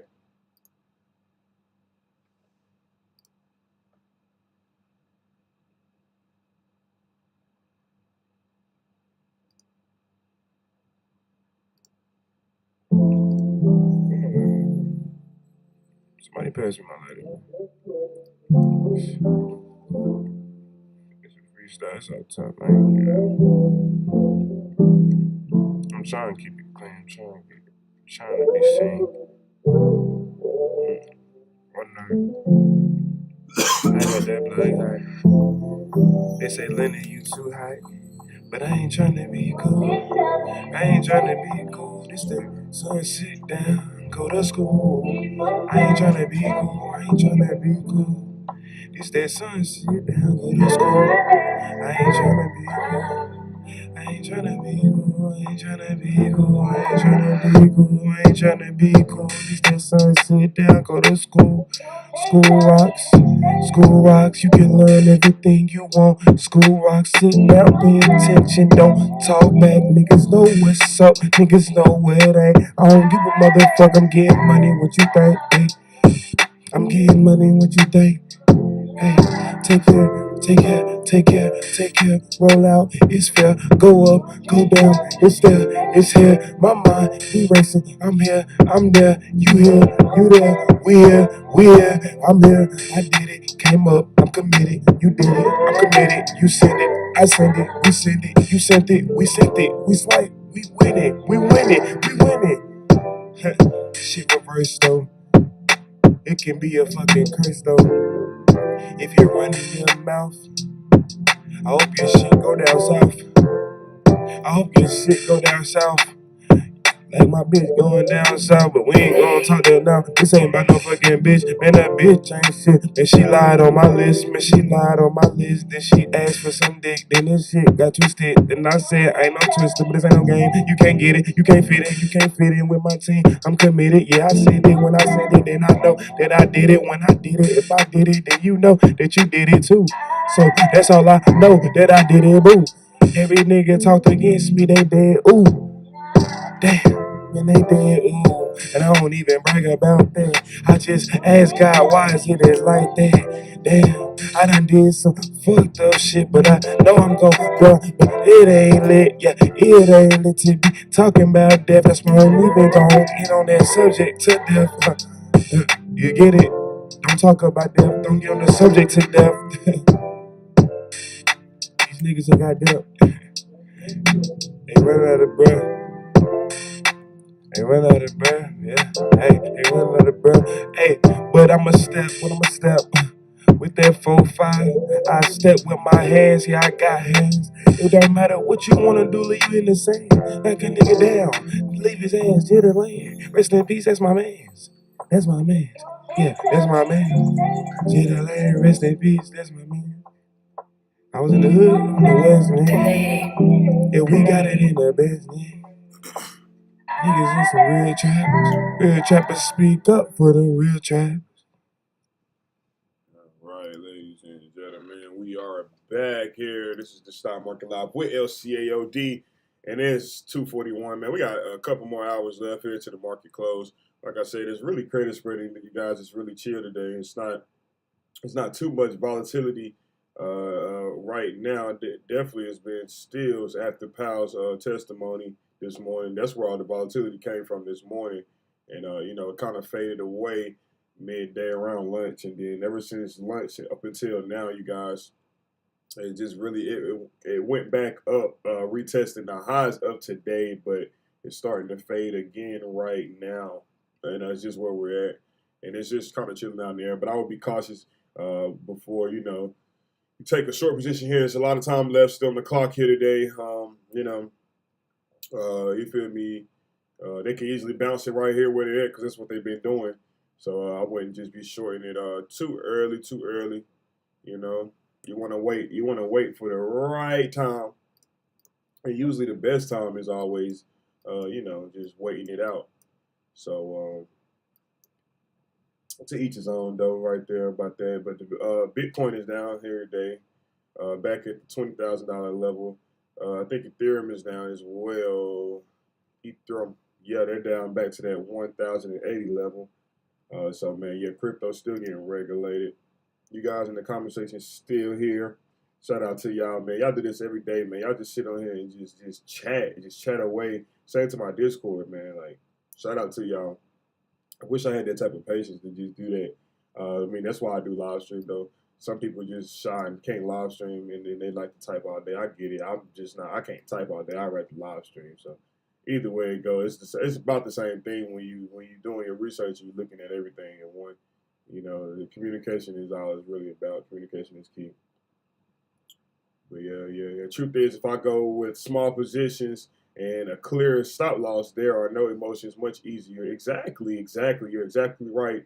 I mean, you know, you can go with small positions right now just because the market's really kind of undecided. Nobody really knows the truth about anything. It seems the Fed is even confused themselves. You know, they keep denying that we're even near a recession. But I mean, it's clear as day the top rich people in the world are saying that we are, and then some are even giving us exact time limits when it'll be in full effect and be very bad. So I mean, yeah, you want to just basically have small positions right now, and a clear stop losses is something that you can respect. You know, something you're not comfortable with losing, or something you don't want to lose more than you already have. So, you know, there's no emotions with that. You're right. It is way easier. You know, if you first off, you should have no emotions doing this at all anyway. So, but yeah, the smaller the risk, the definitely less emotions. You know, so yeah, just that's great, man. Somebody been listening to LCLD. I know that's right. I remember when I used to have freaking 50 contracts. Yeah, I know. See, those was the times. I mean, you can do that nowadays, but it's like if you do that, you got to do it at the right time. And you probably, if you hit, you more than likely want to get out of all of those. You know, it's just not. But then it was like to the point where back then, I wouldn't even say not too long ago, but you feel me, about a year or two ago, maybe even 6 months from now, possibly. You know, you could hold these 50 plus contracts for a couple of days, maybe a week, and be up tremendously. But now, you know, the volatility in the market is so undecided these days. It's seesawing everybody. So, I mean, you really don't have that potential to really hold that for a big win for a long time right nowadays. So I do understand what you're saying. I remember those days as well. The most contracts I ever put down before was 100, you guys. I tried 100 contracts before, and that really changed my life. You know, the more contracts I realized when I brought 100, like it's the more equity, like it's really serious. Like the more contracts you put down, the more that company, if you hit, they're gonna pay it out. So this is something I always think about. You know, definitely, you know, do your own research, do your own due diligence, and know what you're getting into before you ever put down that many amount of contracts. You know, most investors start now, you know, just trying to figure things out. They start off with 1 or 2. You know, and I did that for a while, very long time. But then I just had to trick myself, like stop buying 1 or 2, because you know that's getting the bills paid. That's getting my day-to-day life passed by. But you know, it's more than life. It's more than life to just getting the bills paid. You want to really be up in advance. You want to know that the bills are going to be paid before they're paid. You feel me? So this is kind of where I'm at now, and this is kind of the standpoint I looked at it, and that's why I brought more contracts as I got used to investing, used to trading, and you know, that's just what it is, you guys. More is more in this market, honestly. But like starting out, you know, it's nothing wrong with just getting the bills paid and getting life passed by. There's nothing wrong with that. Don't get it confused at all. You know what I'm saying? To each his own. You know, just got to go with the market conditions at all times. And that's just kind of what we try to teach here at LCAOD. Just always go with the market conditions. Stay neutral, man. Stay neutral. Potential sell again overnight, but won't be able to hold long before a strong bounce back because low volume towards volume, snap back up, same structure as yesterday.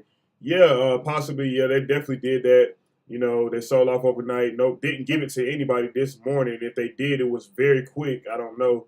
I wasn't in the overnight swing, so I wouldn't know. But it looks like that they didn't give it to nobody. It looks like they bounced it early this morning, like he's saying, or she, TF24K Pro. But yeah, because of the low volume towards, you know, it's no volume, basically mean there's really no people. Nobody likes to invest when Powell speaks anyway, so it's kind of like cap what's been happening the past couple of days. And remember, it's a short week anyway, so you know, he's saying it's possibly, or she's saying it's possibly could be the same structure as yesterday. So yeah, just expect basically another sell-off. But tomorrow is Thursday, so it might not even bounce back up tomorrow. I would be thinking about that as well. So just kind of like play hand in hand. make 50 points up and down every day. I know, man. I wish it was a casino, like an ATM machine. I wish it was like that, but it's not. It's legal. It's all business, you guys, and you guys got to understand that. You guys got to understand that. The market it has, when you're trading options, it's either going to do two things. It's going to credit spread or it's going to debit spread. Most people look for that debit spread because it's like basically going long. You're going to make more, obviously, and then I would say more wealthy and rich people look for either one of those, the credit spread or the debit spread. It doesn't matter to them. They're getting paid regardless. But, the credit spread is really not worthy to someone that is, trying to make debt or has debt. You feel me? So, or a debit spread is just different from a credit spread, you guys. It's actually better. Like I said, you can make more off of it. But, I mean, the credit spread keeps you in the market. So that's time in the market. So not timing the market, but just having time in the market off the credit spread. So that's, some people would say that's better. So to each his own. They're both pretty good to me. They both make money. The credit spread is actually slow growth, and it could have a fast jump out the window sell off type situation. So it just depends with the credit spread. Right now, it looks like the market is coming back down though. So we did top back. We did top out here. It's coming back down. Spot's coming back to 376.65 here right now. Tesla's starting to fade too now. They're actually red here. So Tesla just went from 738 to 710 again, back to the opening numbers. So we're right back where we started with Tesla. And, I really think it might stay down tomorrow. Like I said, this has been a short week. It already went up tremendously, basically 2 days in a row. It would surprise me if they go up again a third day. But I would definitely say it's probably going to come down here tomorrow. If not tomorrow, definitely by Friday. If not Friday, then it's just a credit spread week because it's been a short week anyway. And I would just be looking out for, just maybe next week at this point. I always tell everybody anyway, if you're going to trade options, you probably should look at 2, 3 weeks out anyway. Just give yourself that time limit, you guys. Trust yourself. And, you don't want to be in the weakness because you can get chopped and screwed and now you're stuck holding the L. Or you feel me, or you're just stuck holding literally nothing. It's worthless. So, just be cautious of those weeklies, man. But just kind of like basically, you just got to get the direction correct, absolutely correct on the weeklies. That's all it boils down to. And really, I mean, you have to get the direction right at all times trading options. But if you have more time, it takes less. So it's not going to take all your money if you got 2 to 6 weeks out. It'll have you down, if it's not going your way, if it's not going your direction, but that's not going to have you out. You get what I'm saying? It can always come back your way in due time. But if you see it just not doing nothing, not going your direction at all, and you still got a lot of time, then it's probably an L. So you need to take heed of those signs as well. Not, having time, a lot of time don't always just save you from taking L's, but it can prevent the L basically. But just try to keep those things in mind when you're trading, guys. But yeah, man, at 385 tomorrow, easy peasy. They're saying 385 on the SPY. Somebody's calling a 385 on the SPY. So I don't know. We'll see. That's a big jump there. That'll definitely bring the bulls back into play. If that is the case, it could possibly go down. To 365 too. You gotta look at it from both sides right now, both perspectives. It's basically in the middle. Credit spread is like I said. So right now the market can go either direction here at this level, even though that we are extremely bearish. It can just get more bearish, or it can just the bulls can just step in and have some momentum. That's all it'll be happening if the market decides to go up. So yeah, you guys, I'm talking to you guys here in the comment section right now. In order to use buy the dip strategy for days and weeks, you need QE and expansion of the money supply. Even with the money supply not expanding, you have a completely different investing place with QT and fading rallies. In order to use buy the dip, you probably would need, that's true.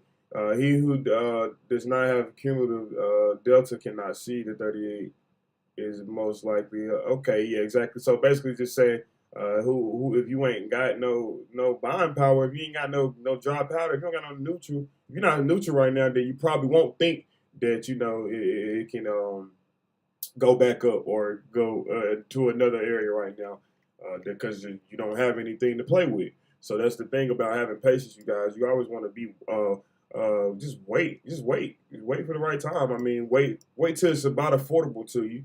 You know, that's what I try to tell everybody. During the beginning of the week, options are always expensive. Towards the end of the week, they get cheaper, you guys, because not everyone wins. Not every contract wins.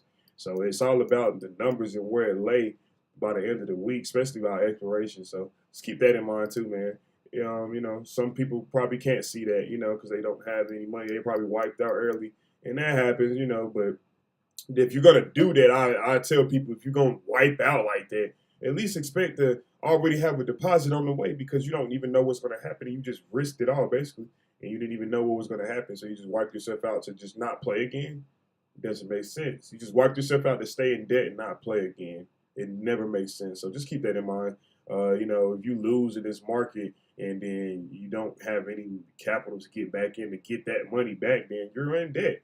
It's just that simple. If you just quit right there where you lost, then you've always been in debt, and then that's just what it is. And then this is probably the lifestyle you chose. You know what I mean? But I tell people, don't give up, don't quit. You know, if you lose, okay, you can take a break, but I mean, at least try to find some more equity to redeposit and try again, man. Try again. It's like a video game. It's like the games you play all day. It's like, you feel me? Y'all play video games all day, most of y'all. It's basically just like that. But I mean, this is real life, and you know, real situations. You know, people got bills and health problems, all type of stuff. So just take it serious. It's actually reality. So don't just treat life as a game. You know, but you know, sometimes life is a game. You feel me? So like I said, you just don't want to give up. Basically, you want to always keep trying, no matter what it is. You feel me? So, but definitely when you're investing, you always have to keep trying, even if you're winning. Even the richest people look Elon Musk, for example. Look at Elon Musk, for example. He brought Tesla at like I think like maybe 80 cents or $4 or something back then. He put down $70,000, you guys. He put down $70,000 to start Tesla. Now look at where Tesla's at today.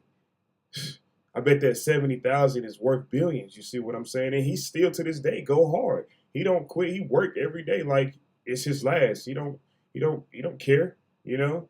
So that just goes to show you too, like working and having a job and just never giving up.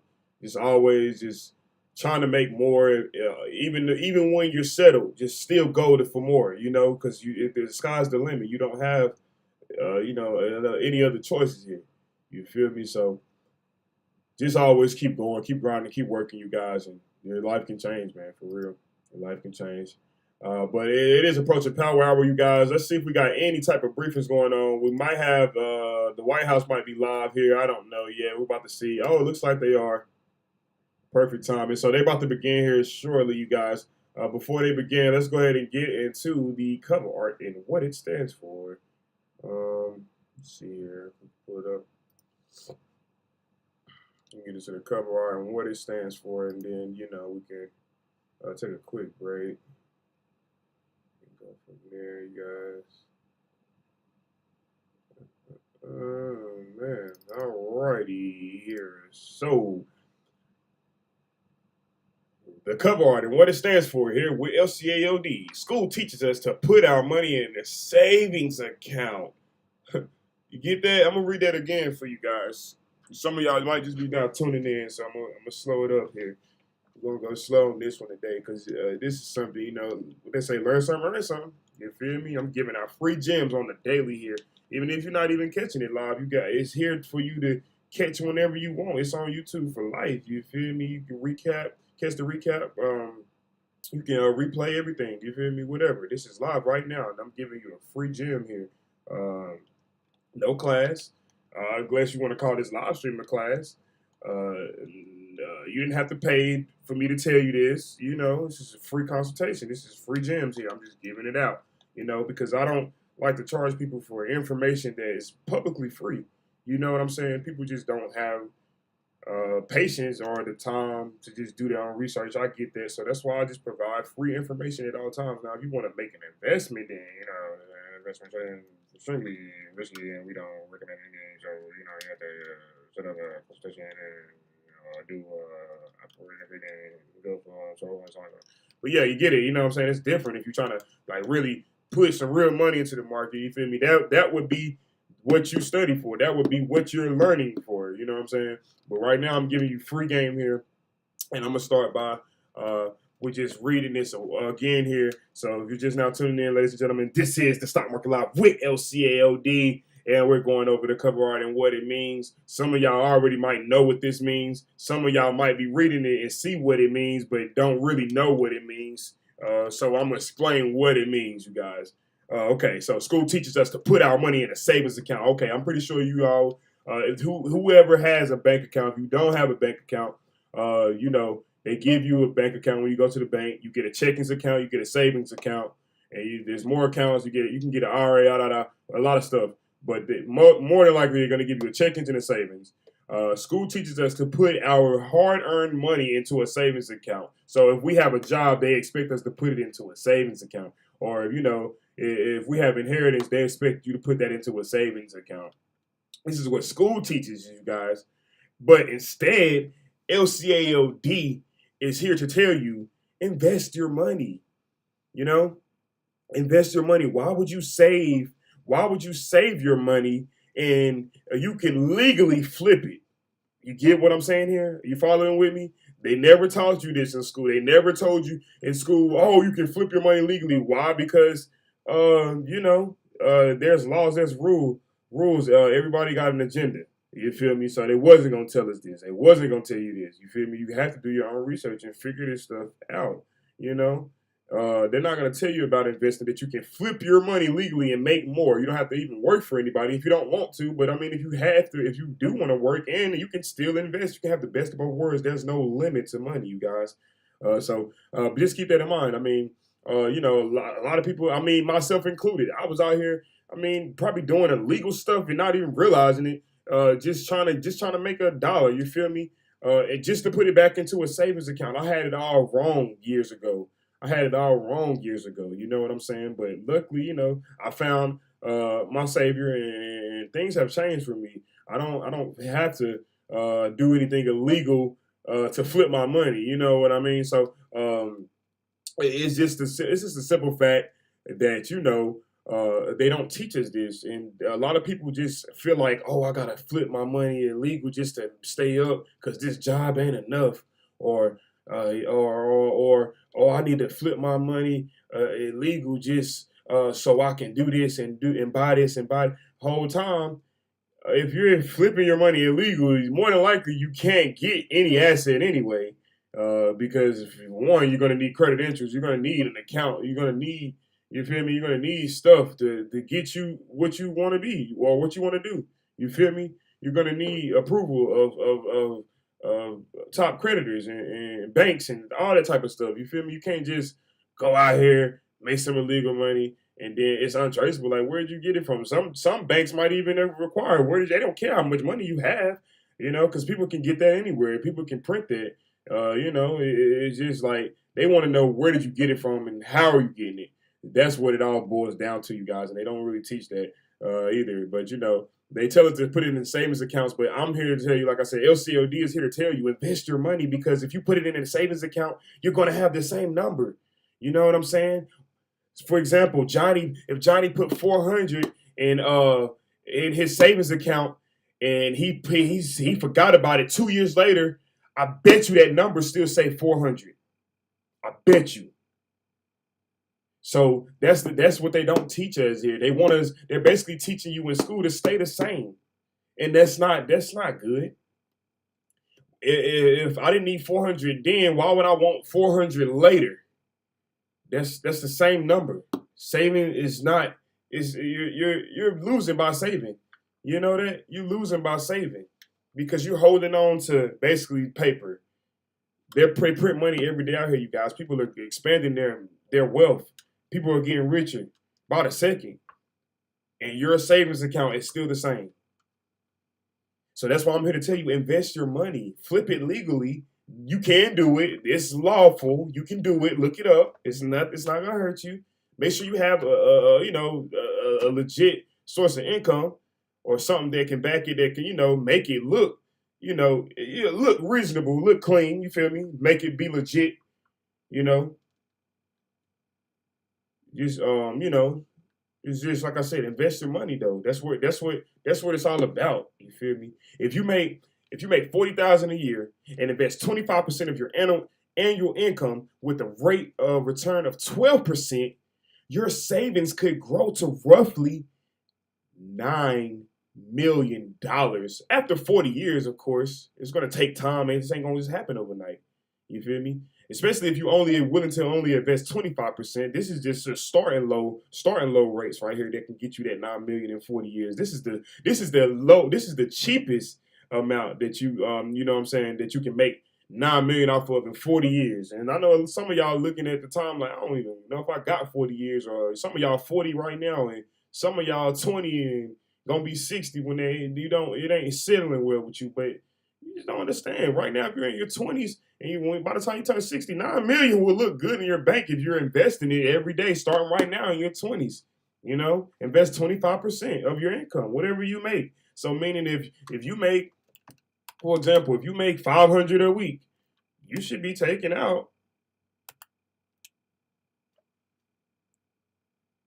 $125. You should be taking out $125 a week, you guys, and putting that into the stock market or crypto or something that can make you richer in the future. You know what I'm saying? You want to make your money work for you. You don't work for money. What they say, it's a saying, it says, make the money, don't let it make you. That's true, and it's true if you invest it. You feel me? That's the answer to it. See, I was growing up, I didn't know what that really meant. I thought that would just meant like, don't let money get the best of you, or don't be prideful. Nah, it really means invest your money. You feel me? Make the money, don't let it make you. Meaning, okay, I'm gonna make the money, but it's not making me, it's actually working for me. I own the money. I'm in charge. I'll tell it what to do. If I wanted to stop, I'll stop it. If I wanted to go, it'll go. You see what I'm saying? You're in control of the money. Don't let the money be in control of you. It's that simple. So by having that knowledge, by doing that, you must invest, you guys. You must invest. And like I said, this is the lowest amount. Shout out to Kobe, man. Rest in peace. Shout out to Shaq. Them guys, Shaq knows what's going on today. Kobe knew.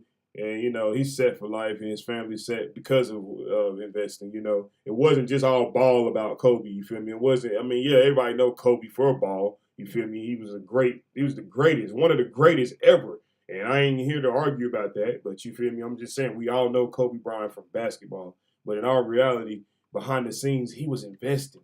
It wasn't just basketball for him. It was more than that,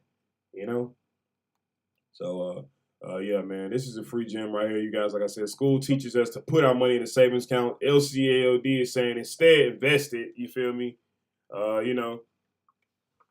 And like I said, man, these things really happen. These things really happen. You can invest more than 25%. Obviously, it's that percentage is up to whoever money it is. You feel me? That's how that works. So just keep that in mind, you guys. But yeah, man. This is a free gem right here, you guys. You make sure you guys remember this, or definitely check the recap out and just hear me out on that, and try to apply that to your lifestyle. But it looks like the White House is about to go live any minute, and we're live now, ladies and gentlemen. Let's tune in. Good afternoon, everybody. Okay. Today, I would like to welcome Secretary of Energy Jennifer Granholm back to the briefing room. Secretary Granholm is here to talk about gas prices and Putin's price hike, which you just heard the president talk about just about an hour ago. So we're really glad to have her here. Secretary Granholm flew in over 800 miles. We were counting this up just this morning to be here with all of you to take your questions, because we know how important this is to us and to the president. And so therefore she'll have some brief remarks, and then she'll take your questions. Okay, all yours. Great, thank you, Corinne. Hi, everybody. So as we all know, the summer driving season is underway, and Americans are paying more at the pump every time they fill up their gas tank. This is a global problem.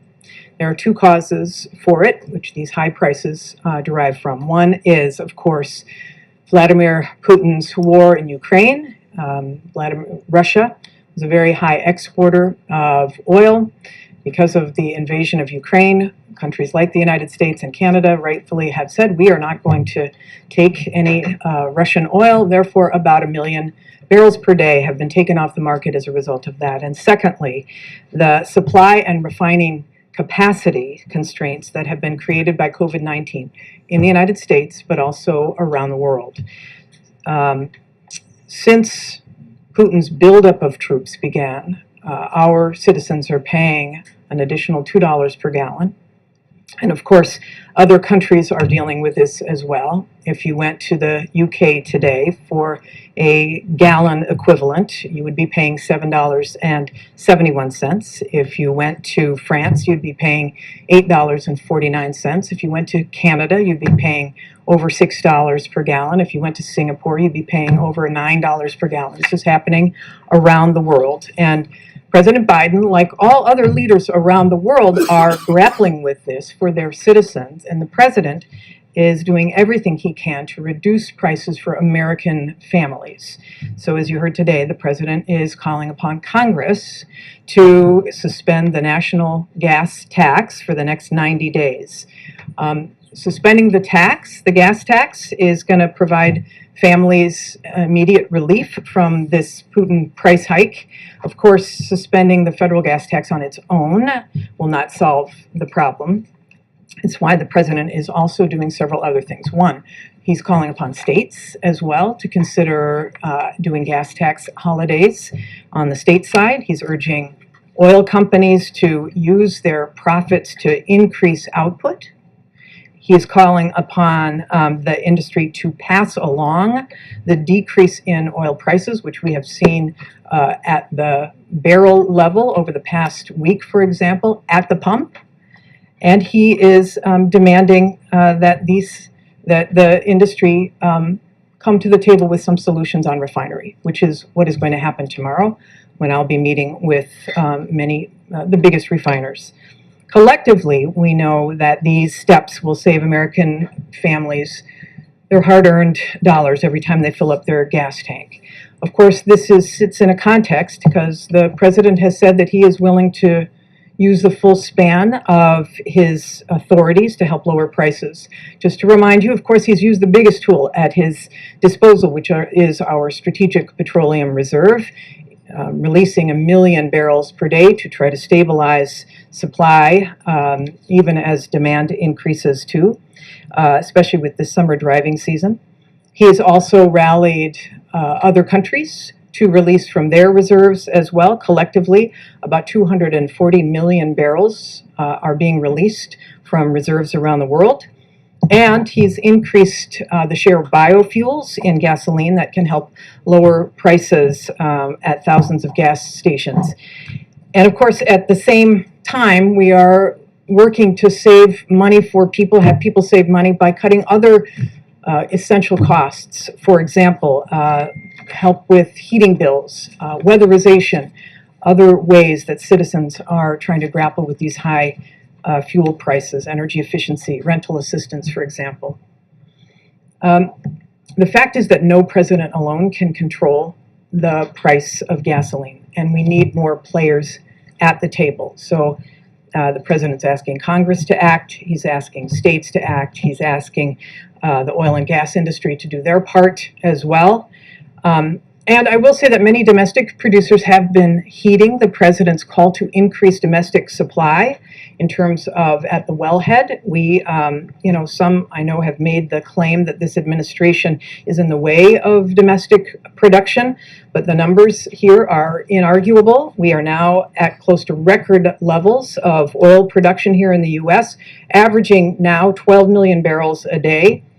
Under this president, the country is producing more oil on average than it did during the Bush, Obama, or Trump administrations.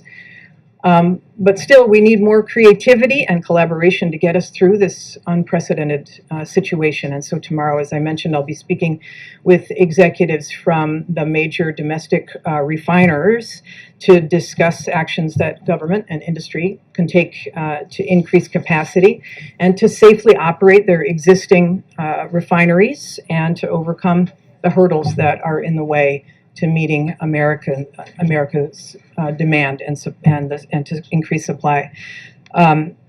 With so many businesses enjoying high profits, our message is simple, that this is the time to reinvest those profits that will enable them to better meet the needs of our citizens. And instead of using it for shareholders or stock buybacks, we are not against profit.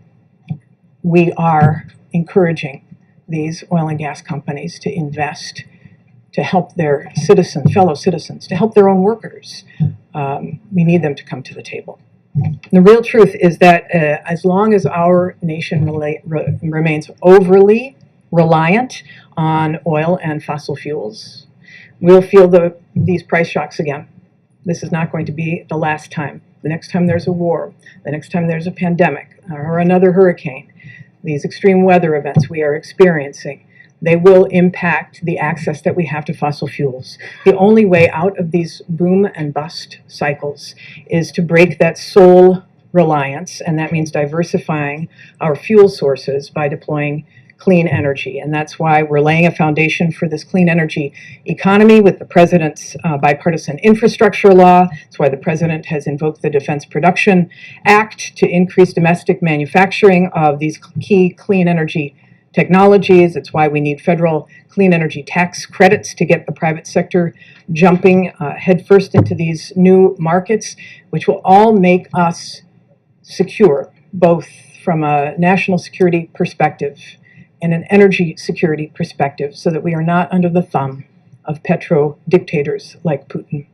So we are looking at some significant challenges in the way of ensuring that American people have access to affordable, clean energy, but we're going to use every lever that we have across the federal government to overcome these challenges. So thanks for that, and I'm happy to answer any questions. You said that this will bring immediate relief if it gets passed to drivers, but if there's no guarantee from companies that they will pass on these benefits to those drivers, isn't there a chance that this passes and consumers, drivers,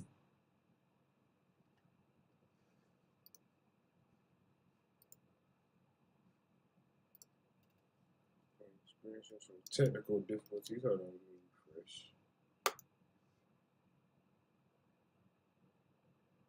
States that have actually cut their gas tax. And Penn Wharton did a study about whether that was actually passed through, and they found that the majority of it, in fact, was. So I get the nervousness about that, the mistrust about some of that, but our recent history suggests, and this just came out, this study on June 15th, that there will be a passing through, and we want to make sure that that happens. and did you and President Biden consult with Democratic leaders on Capitol Hill about them actually being willing to pass something like this before the president's speech today? Well, as you know, we're in touch with Congress all the time, and I know that there are a number of proposals in Congress that have already been, proposed. I think Senator Kelly and Congressman O'Halloran. I think there were supportive statements from a number of members of Congress today. So that is ongoing. That conversation is ongoing. I know that Speaker Pelosi just put out a statement and said that she's going to bring it to the caucus. Yeah, thank you.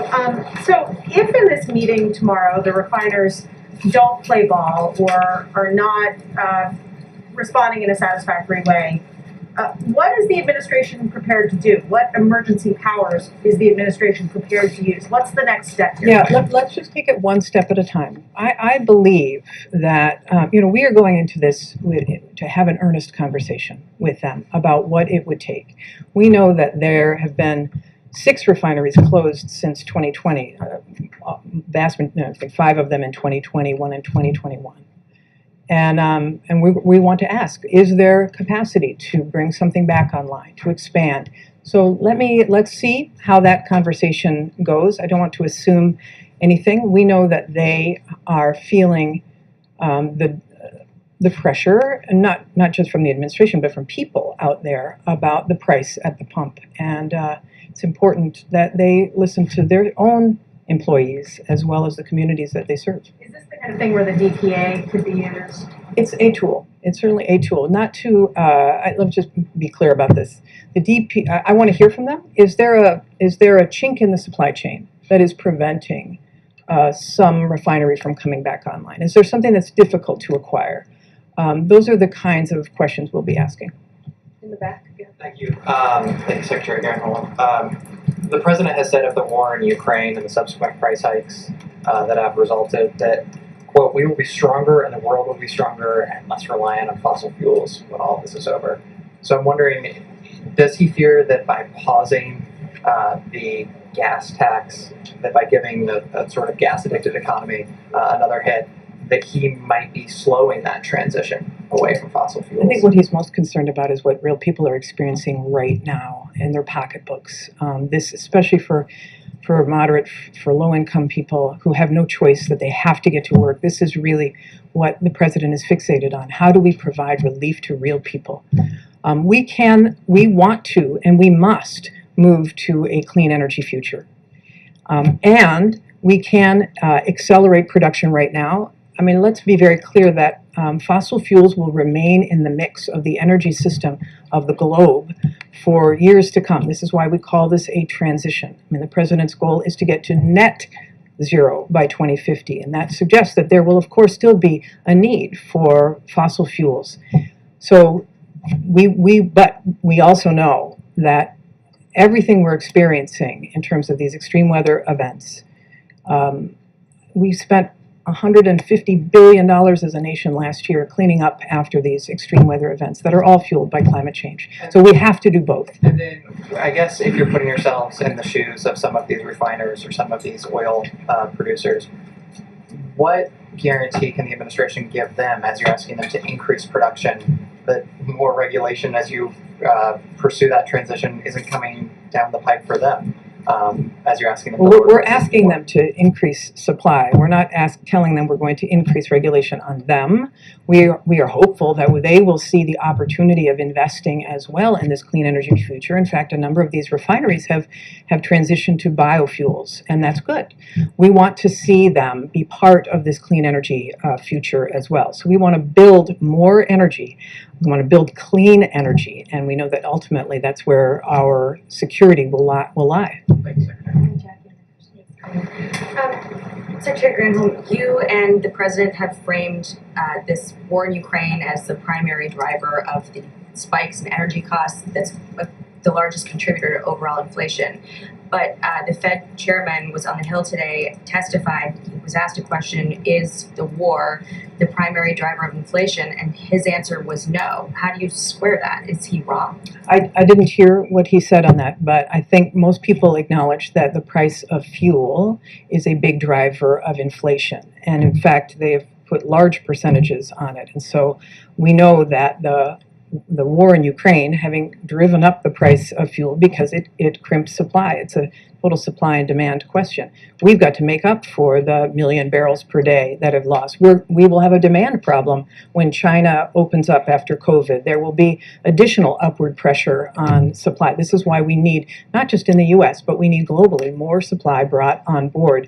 And His full quote was, no, inflation was high before, certainly before the war in Ukraine broke out. Well, I think most would say that the price of fuel has exacerbated inflation. And is there any concern that this gas tax holiday will increase demand and then thereby increase inflation? Some economists and analysts have been raising that. Yeah, I understand that. And I also know that this president is focused on costs for real people as well. And this cost of gas is the most tangible, most real for people at the pump. So he wants to do everything. He understands the importance of it. He's very concerned about inflation, obviously. It's a top priority. And he's also concerned about this price at the pump, and he's going to do what he can to resolve that. Secretary Granholm, thank you for being here.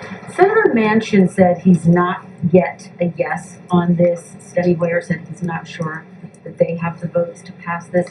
Why is the president proposing something that doesn't have the support of Democrats yet? Well, enough I mean, support to pass. This is a conversation, right? So that conversation is ongoing, and I know that those Democrats are also concerned about the price their constituents are paying at the pump, and Republicans are as well. I mean, that is the issue. So hopefully, in the past, Republicans have introduced a gas tax holiday, and there's no time that's more acute than right now. What is the strategy to get it passed? So the president obviously making this announcement ahead of the July 4th holiday. What is he going to do to get those Democrats and Republicans on board to pass this? And how does he respond to the criticism from some Republicans that this is a stunt because he doesn't have the votes? Well, he's going to be having these conversations with Democrats and Republicans. I would hope that both sides of the aisle are listening to their constituents about getting relief. I think the citizens will be the loudest voice in the room. Yes, some decision-making questions. One, why 90 days? Is there a belief that after 90 days the market will stabilize? It's the summer driving season is how they were framing this, how the focus was on. And what would be the proposal to Congress to backfill the Highway Trust Fund? Yeah, I mean, Do you have an estimate for how much the 10 trust fund billion, would be hit? about 10 billion. And yeah, clearly, we do not want to see the Highway Trust Fund hurt. So the president is asking for Congress to backfill. That could be, obviously, we've seen a $1.6 trillion reduction in the deficit. There are ways to be able to identify the funds to be able to do this. And he's asking that the trust fund be repaid. But is the administration putting forward any proposals? He's having those conversations with Congress. Did you still have a question? Yeah. Yeah, sure, I do have a question. I do wonder if there is a particular point where the president decides to invoke these emergency powers he's talking about. Is it if gas reaches a certain level? If you don't hear the right things from the administrators? I also wonder about the tone and the timbre of the conversations tomorrow. The president has been very splenetic, critical of them. I wonder what your conversation. Yeah, I mean, honestly, we are going in good faith, asking them this question about what can be done. What would it take? What do you need to open up additional refining capacity? Obviously, they're making huge amount of profits. It's not about funding, but perhaps there is something that they need, some additional help with identifying a supply chain issue. I just don't know. So we'll see. We'll have that. This is an honest, earnest conversation tomorrow, asking how can we be partners in providing relief for people at the pump. And are there any hard lines where emergency powers are invoked with gas We prices? have not drawn any lines in the sand at this moment. Okay, two more, Nancy, and then Nandita. Thank you so much, Secretary Granholm, for being here. Just following up on Kristen's question, what do you say to lawmakers who are already calling this federal gas tax holiday a gimmick and saying, best case scenario, it'll save drivers about $20 a month? Well, there's no doubt this is a modest, if it were just the federal gas tax, right, 18 cents is a modest, modest amount. But if you combine it with, if the states, not all states would do it, but certain states might be willing to, some already have, you combine it with that. If the oil and gas industry is willing to reduce prices to the extent that historically they have when the price per barrel has come down. So for example, right now, the price per barrel has dropped about $10 since last week. So it's about 110 roughly dollars per barrel. Normally, when you see that kind of a drop, $10 per barrel, the rule of thumb is that you see a 25-cent drop in the price at the pump.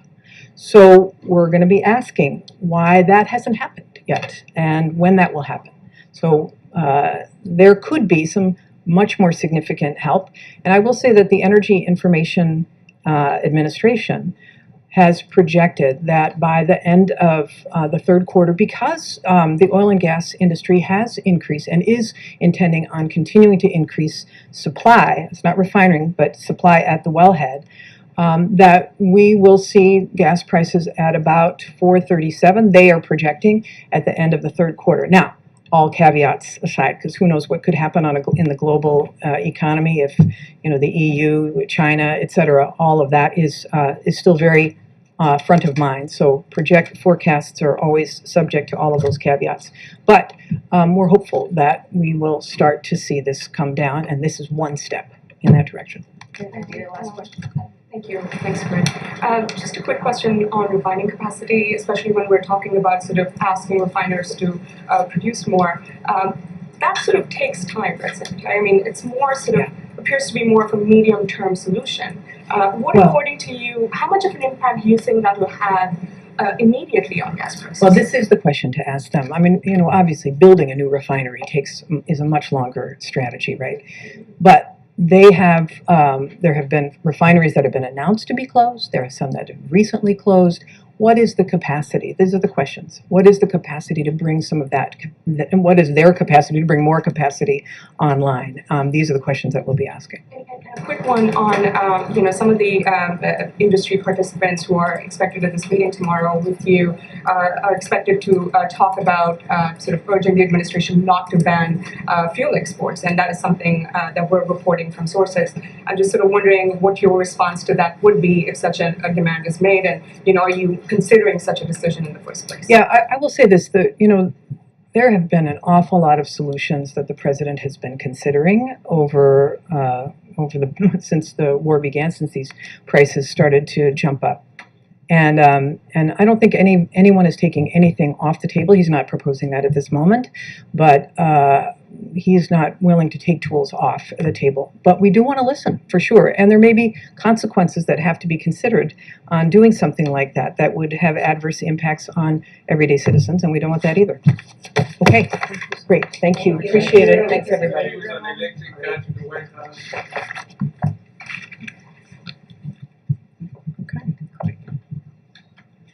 Okay, just have one thing at the top and we'll take your questions. 175 million Americans hold at least one credit card, and in 2020, credit card companies charged customers $12 billion in penalties, including billions in late fees. Today, the Consumer Financial Protection Bureau announced that it is taking a first step to review excessively high late fees, including how these fees are affected by inflation and how they contribute to credit card companies' profits. Americans deserve transparency and a little more breathing room in their family budgets. This is just one of the ways the Biden administration is going after excessive fees that companies use to hide the true cost of products. From airline tickets to high-speed internet service, agencies are taking action to make prices clearer upfront so that consumers can save money by choosing the best deals for them. And with that, Josh? Thanks. Two subject areas. First, we heard the president today say what you would like to see Congress, states, and companies do on oil production. What is the case that he is making to Saudi Arabia and the Emirates for increased production ahead of this visit?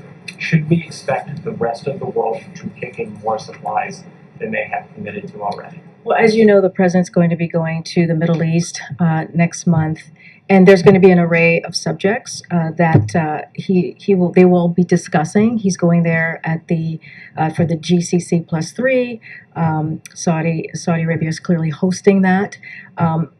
Middle East is an important part of the region. They're going to be talking about, yes, energy security, but a whole host of other things, including a way to make peace, national security. We don't have a specific list of details of what is going to be discussed next month.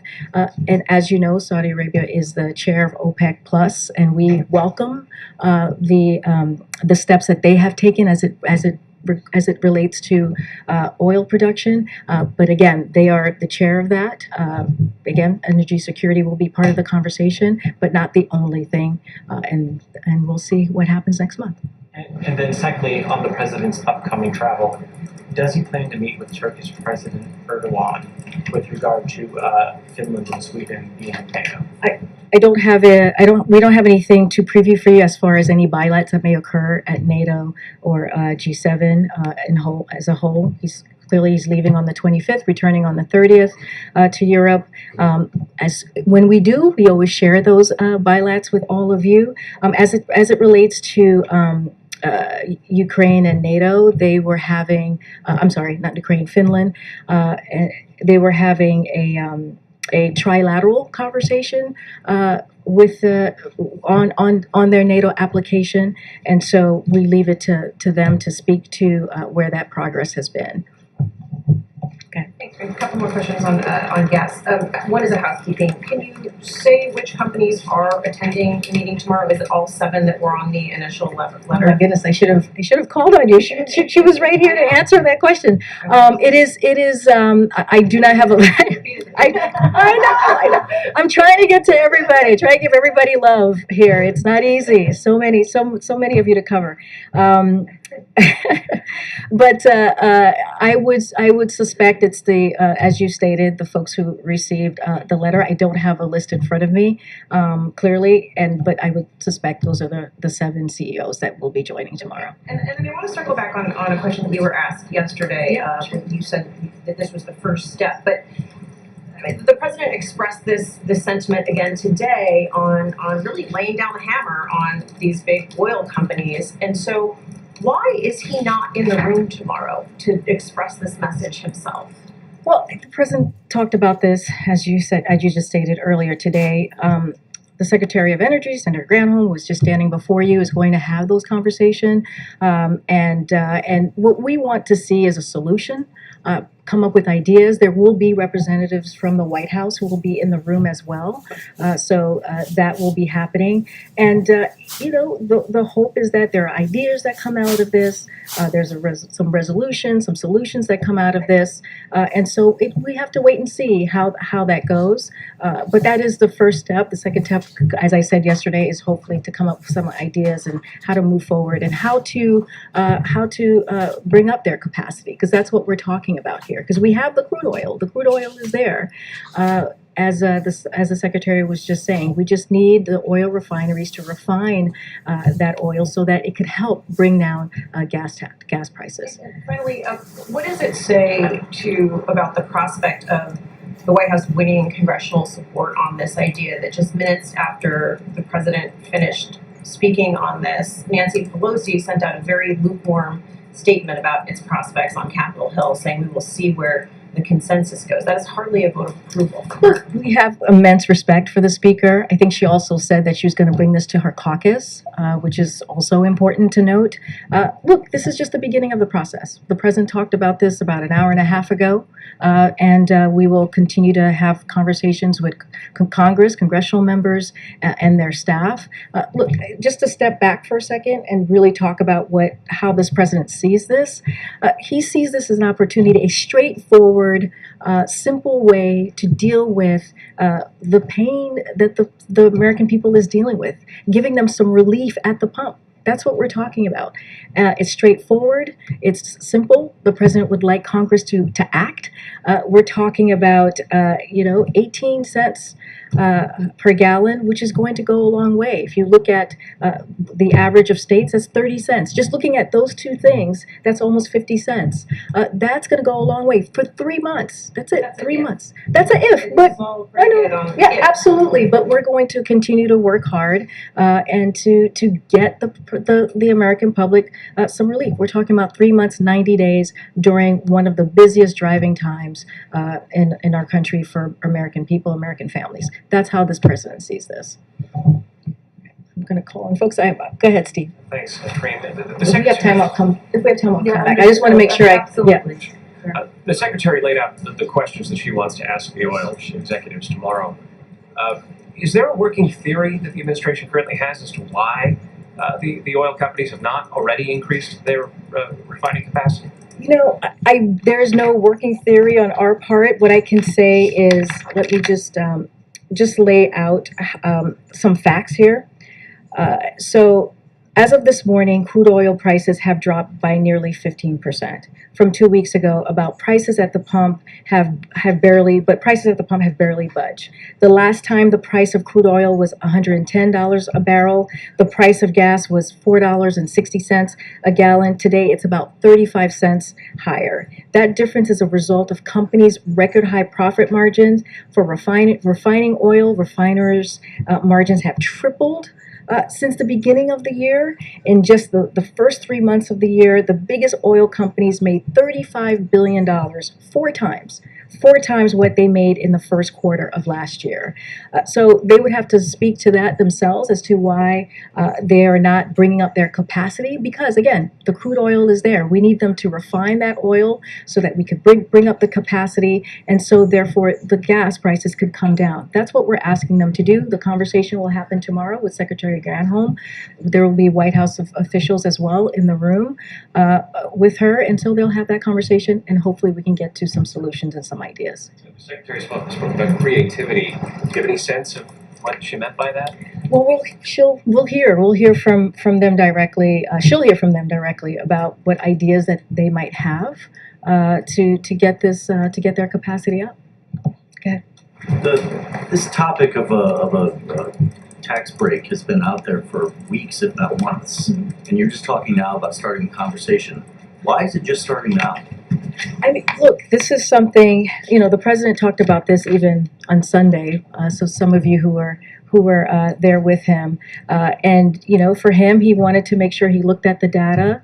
He wanted to make sure he spoke to his economic team, and it was just an important piece of it.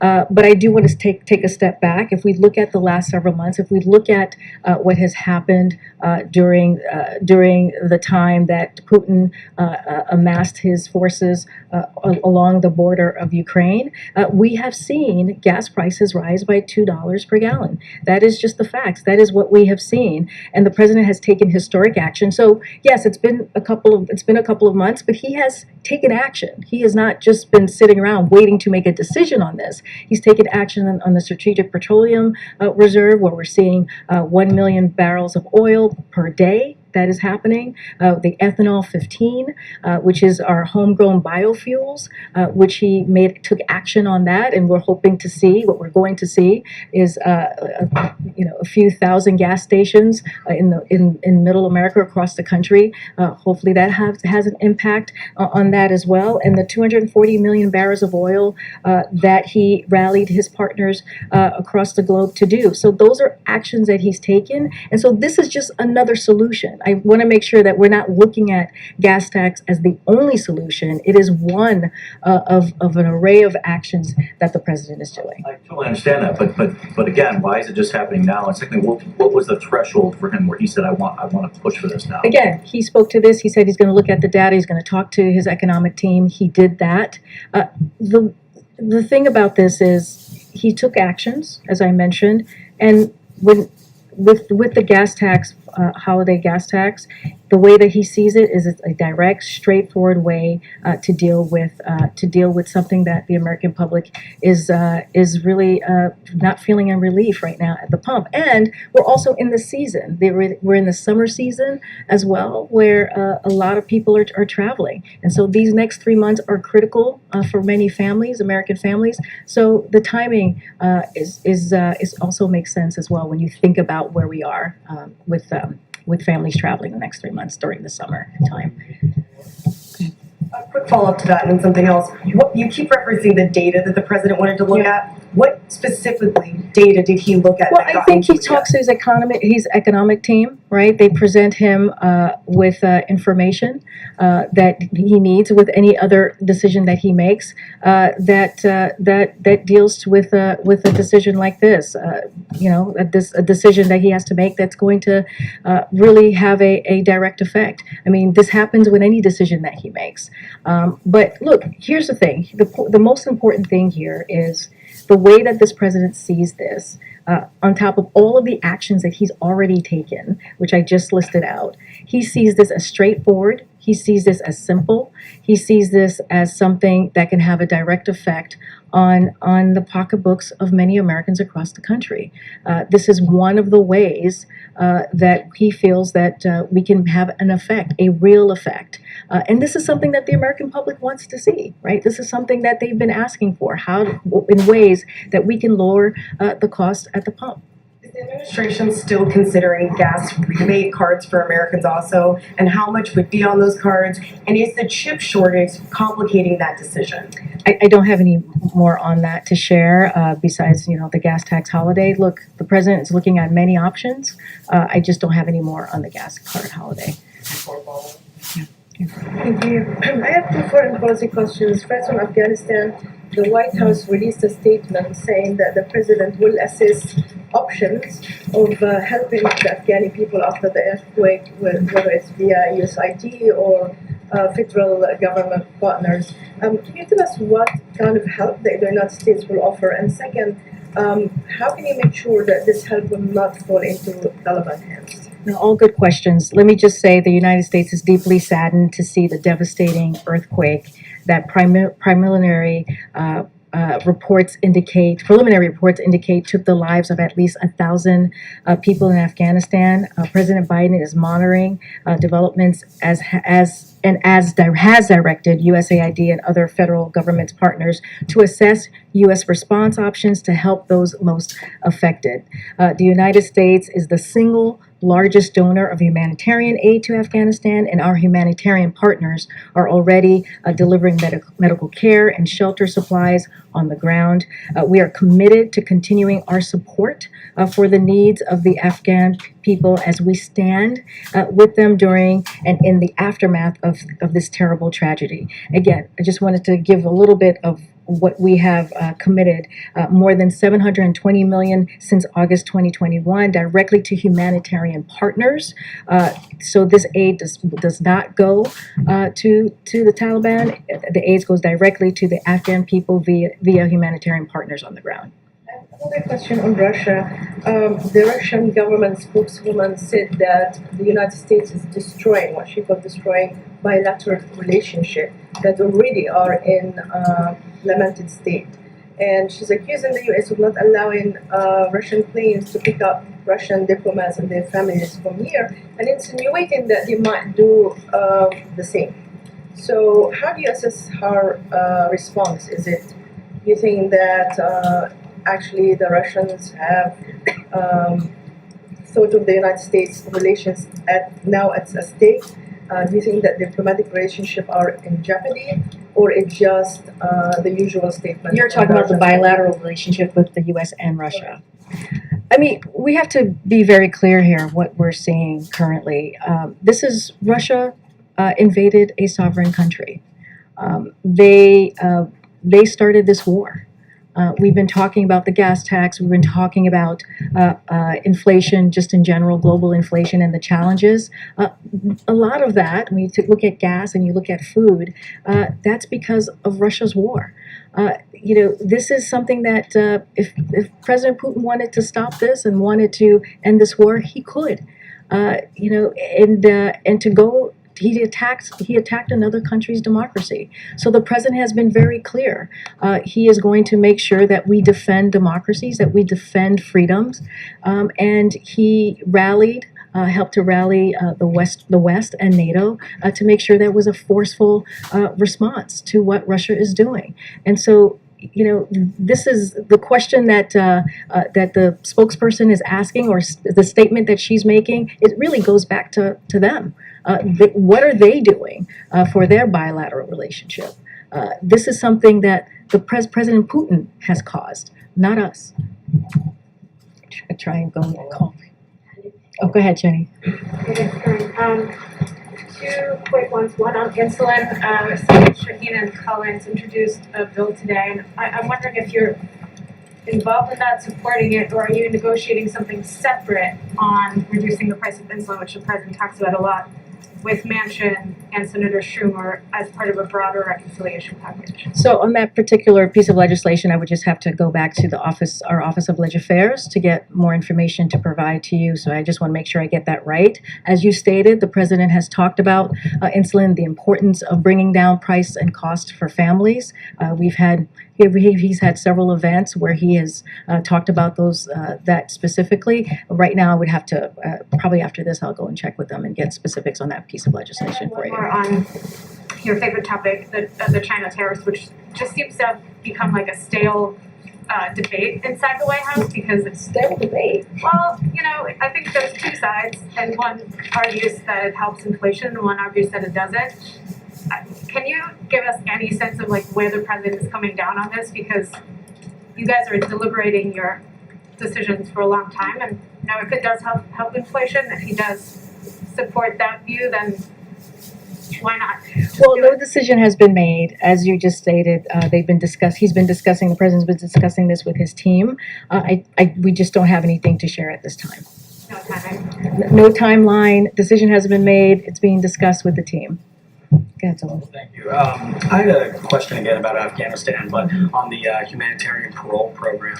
CBS had some reporting a couple days ago that showed that for those Afghans that are applying for parole remotely from still Afghanistan, that 90% have been denied, 90% of some 5,000 applicants at this point. Is, in the White House's view, is that program which President Biden pointed to as really the main relief program for those that aided military officials, is that program working as it should be? So we are aware of the report. We're reviewing it at this time. So we're not yet we're not ready to speak about it publicly. But I do want to give a little perspective as you're asking about how this works. So the report outlines our efforts under the humanitarian parole process, which is separate and distinct from the refugee process. As you know, Zolan, I know you've followed this closely. Humanitarian parole has strict criteria that requires applicants' protection needs to be so urgent that they are unable to wait a while on an application to receive protection via U.S. refugee admissions and process. The refugee process is typically how such applicants relocate to the United States. So that's one piece. But also, it requires applicants to leave Afghanistan before completing the mandatory screening and vetting. The vast majority of Afghans applying are still in Afghanistan. So that's kind of the confusion there. So we are proud to have welcomed nearly 80,000 Afghans to this country through the Operation Allies Welcome, which is an unprecedented historic effort and more than any other nation. We continue to welcome additional Afghan allies and vulnerable Afghans, and will do so over the coming weeks and months. The State Department is also actively assisting eligible individuals to leave Afghanistan. In fact, we recently set up a processing hub in Qatar to process eligible Afghans for special immigrant or refugee status. But we're going to review the report. I can't speak to that right now, but I just wanted to make sure we gave you a laydown. What was in CBS? Yes, we're reviewing it. Okay, because that was based off data released by USCIS. as well. Again, I'm just telling you that we're reviewing it, and then we'll get back to you on that. One more refugee question too. The administration committed to admitting 100,000 Ukrainian refugees. There were USCIS officials that recently released data that showed the U.S. admitting Ukrainian, not just refugees, but also asylum seekers at the border. My question is, does that 100,000 commitment for 100,000 include those who cross the border? Let me get information for you on that. So I can get an update on that particular program, and we can get some breakdown and get back to you on that piece. Okay, hold on. Let me see. I already called you. Go ahead, Karen. That's great. No, I can't call you and not call them. I feel like it's a classroom. Go ahead.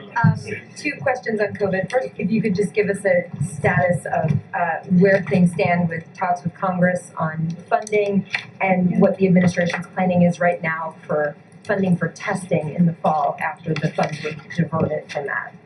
So as you know, the virus has not been waiting for Congress to act, and we have been clear that a lack of funding would force us to make hard decisions, including last week by having to pull funds from essential response needs like testing capacity for some of our urgent needs for vaccines. When we notified Congress of pulling funds early in June, we made clear to Congress the continued need for additional funding. The consequences we have long warned of are real. Our fight for COVID funding is active and regular and robust because COVID, as we all know, is not over, and we risk even more severe and lethal consequences for American people if we do not secure this funding, even if members of Congress may think otherwise. And so that was your first part of your question. And what was the second part of your question? Last week during a hearing, one of the Senate Republicans who's been supportive of approving the funding request, Mitt Romney, was expressing frustration at the request now after that funding had been diverted. He had said for the administration to say they could not purchase these things and then after several months divert some funds and then purchase them is unacceptable and makes our ability to work together and have confidence in what we're being told very much shaken to the core. I mean, is this process now sort of spoiled because of the way the administration had done that with that funding? Is there any prospects for this funding to actually get through Congress now? So just to respond to what Mitt Romney said, look, if you go back to January, we've been working with members of Congress, whether it's a Democrat or a Republican, on funding needs for the COVID response. We have been very active in doing that since then. We've hosted countless briefings, conference calls, shared more than a dozen funding tables, all in a bipartisan basis. And these engagements, it has had full account of every dollar that has been spent and allocated on the COVID medical response, and a full accounting of the entire American Rescue Plan, which goes well beyond the direct medical needs. So we have been above and beyond. We have been transparent. We have broken down how we have been spending the funds. We've been doing this for several months. And so the bottom line is every day that Congress fails to act puts us further behind behind other countries in securing that COVID response funding and the resources that we need. And so again, we have been transparent. We have laid things out. We have had a 385-page document that I know Jen came out and shared it with all of you. And so this is incredibly important. We need Congress to act. We need Congress to move, and we need Congress to act. Thank you. Lawmakers serving on the January 6th committee are getting security details. We've had Supreme Court justices give threats. Is President Biden going to do anything to address these growing threats of violence against public figures? And have there been any security changes here at the White House, given that we're seeing threats on the rise? I can't speak to any security changes here. You guys are here every day, so you see for yourselves. Look, the president has spoken against the violence that we have seen, and the threats, the intimidation that we have seen against Supreme Court justices. He's been very clear. It is inappropriate. It is not part of should not be part of our political discourse, and he has condemned that. From himself, and also he just recently signed the security funding that's going to be for the Supreme Court justice. He signed that this past Thursday.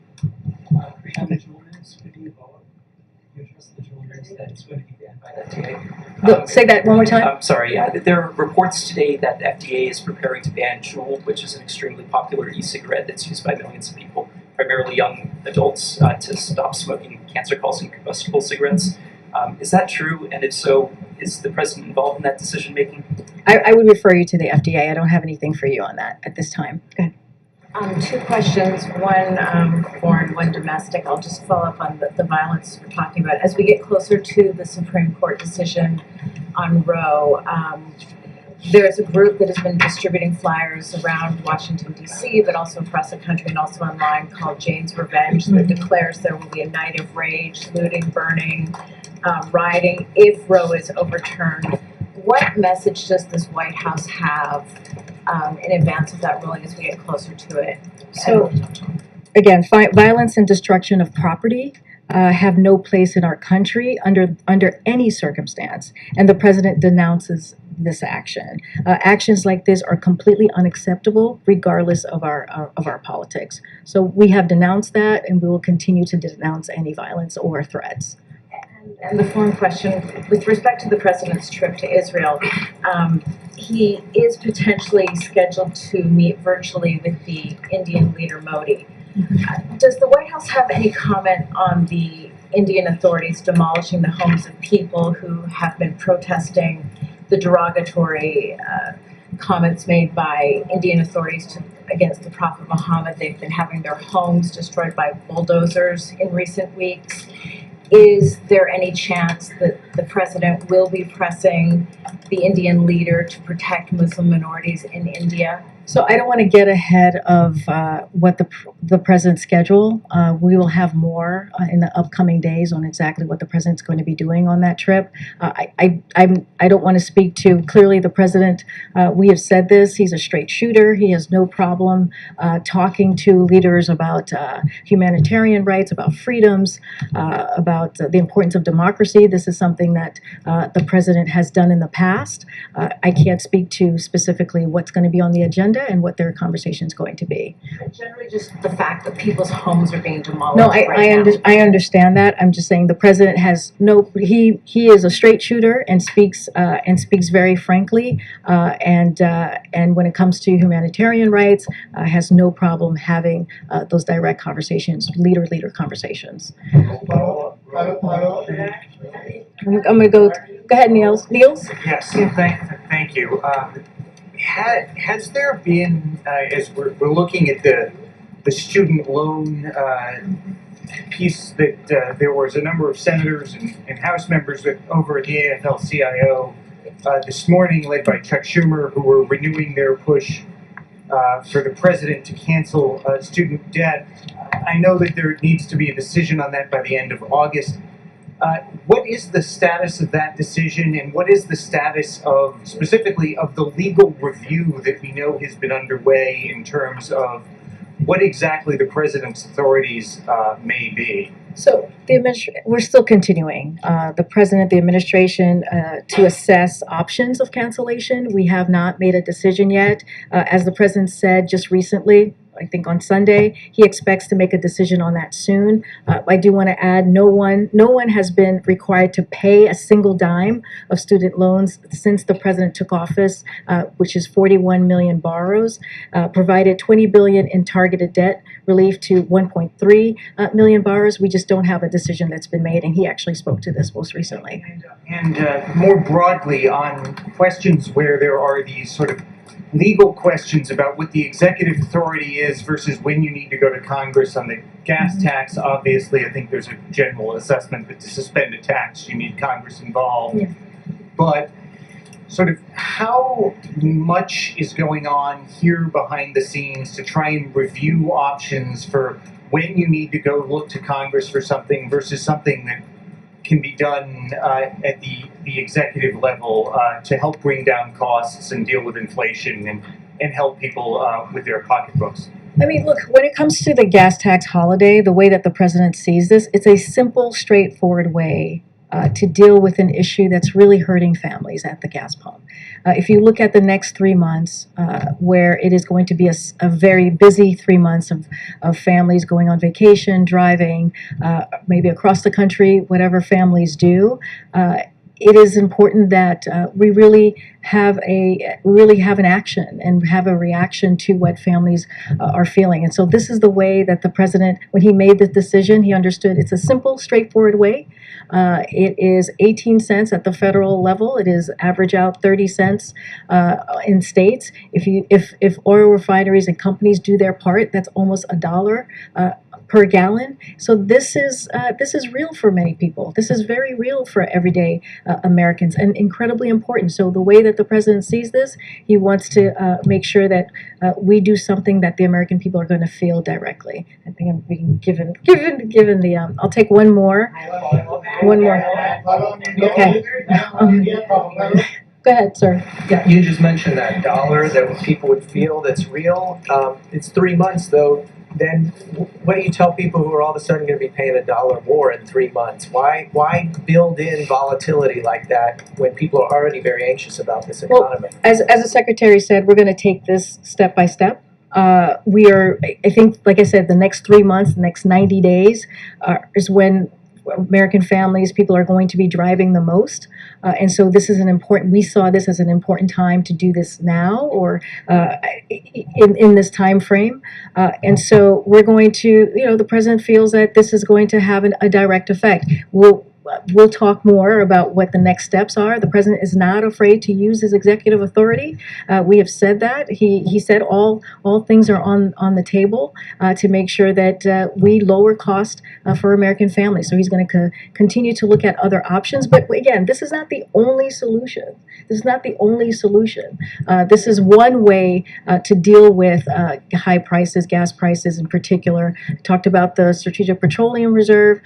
We talked about the ethanol 15. All of these things are important actions that the president has taken. But for now, with the gas tax holiday, we ask Congress to act. Okay, thanks everybody.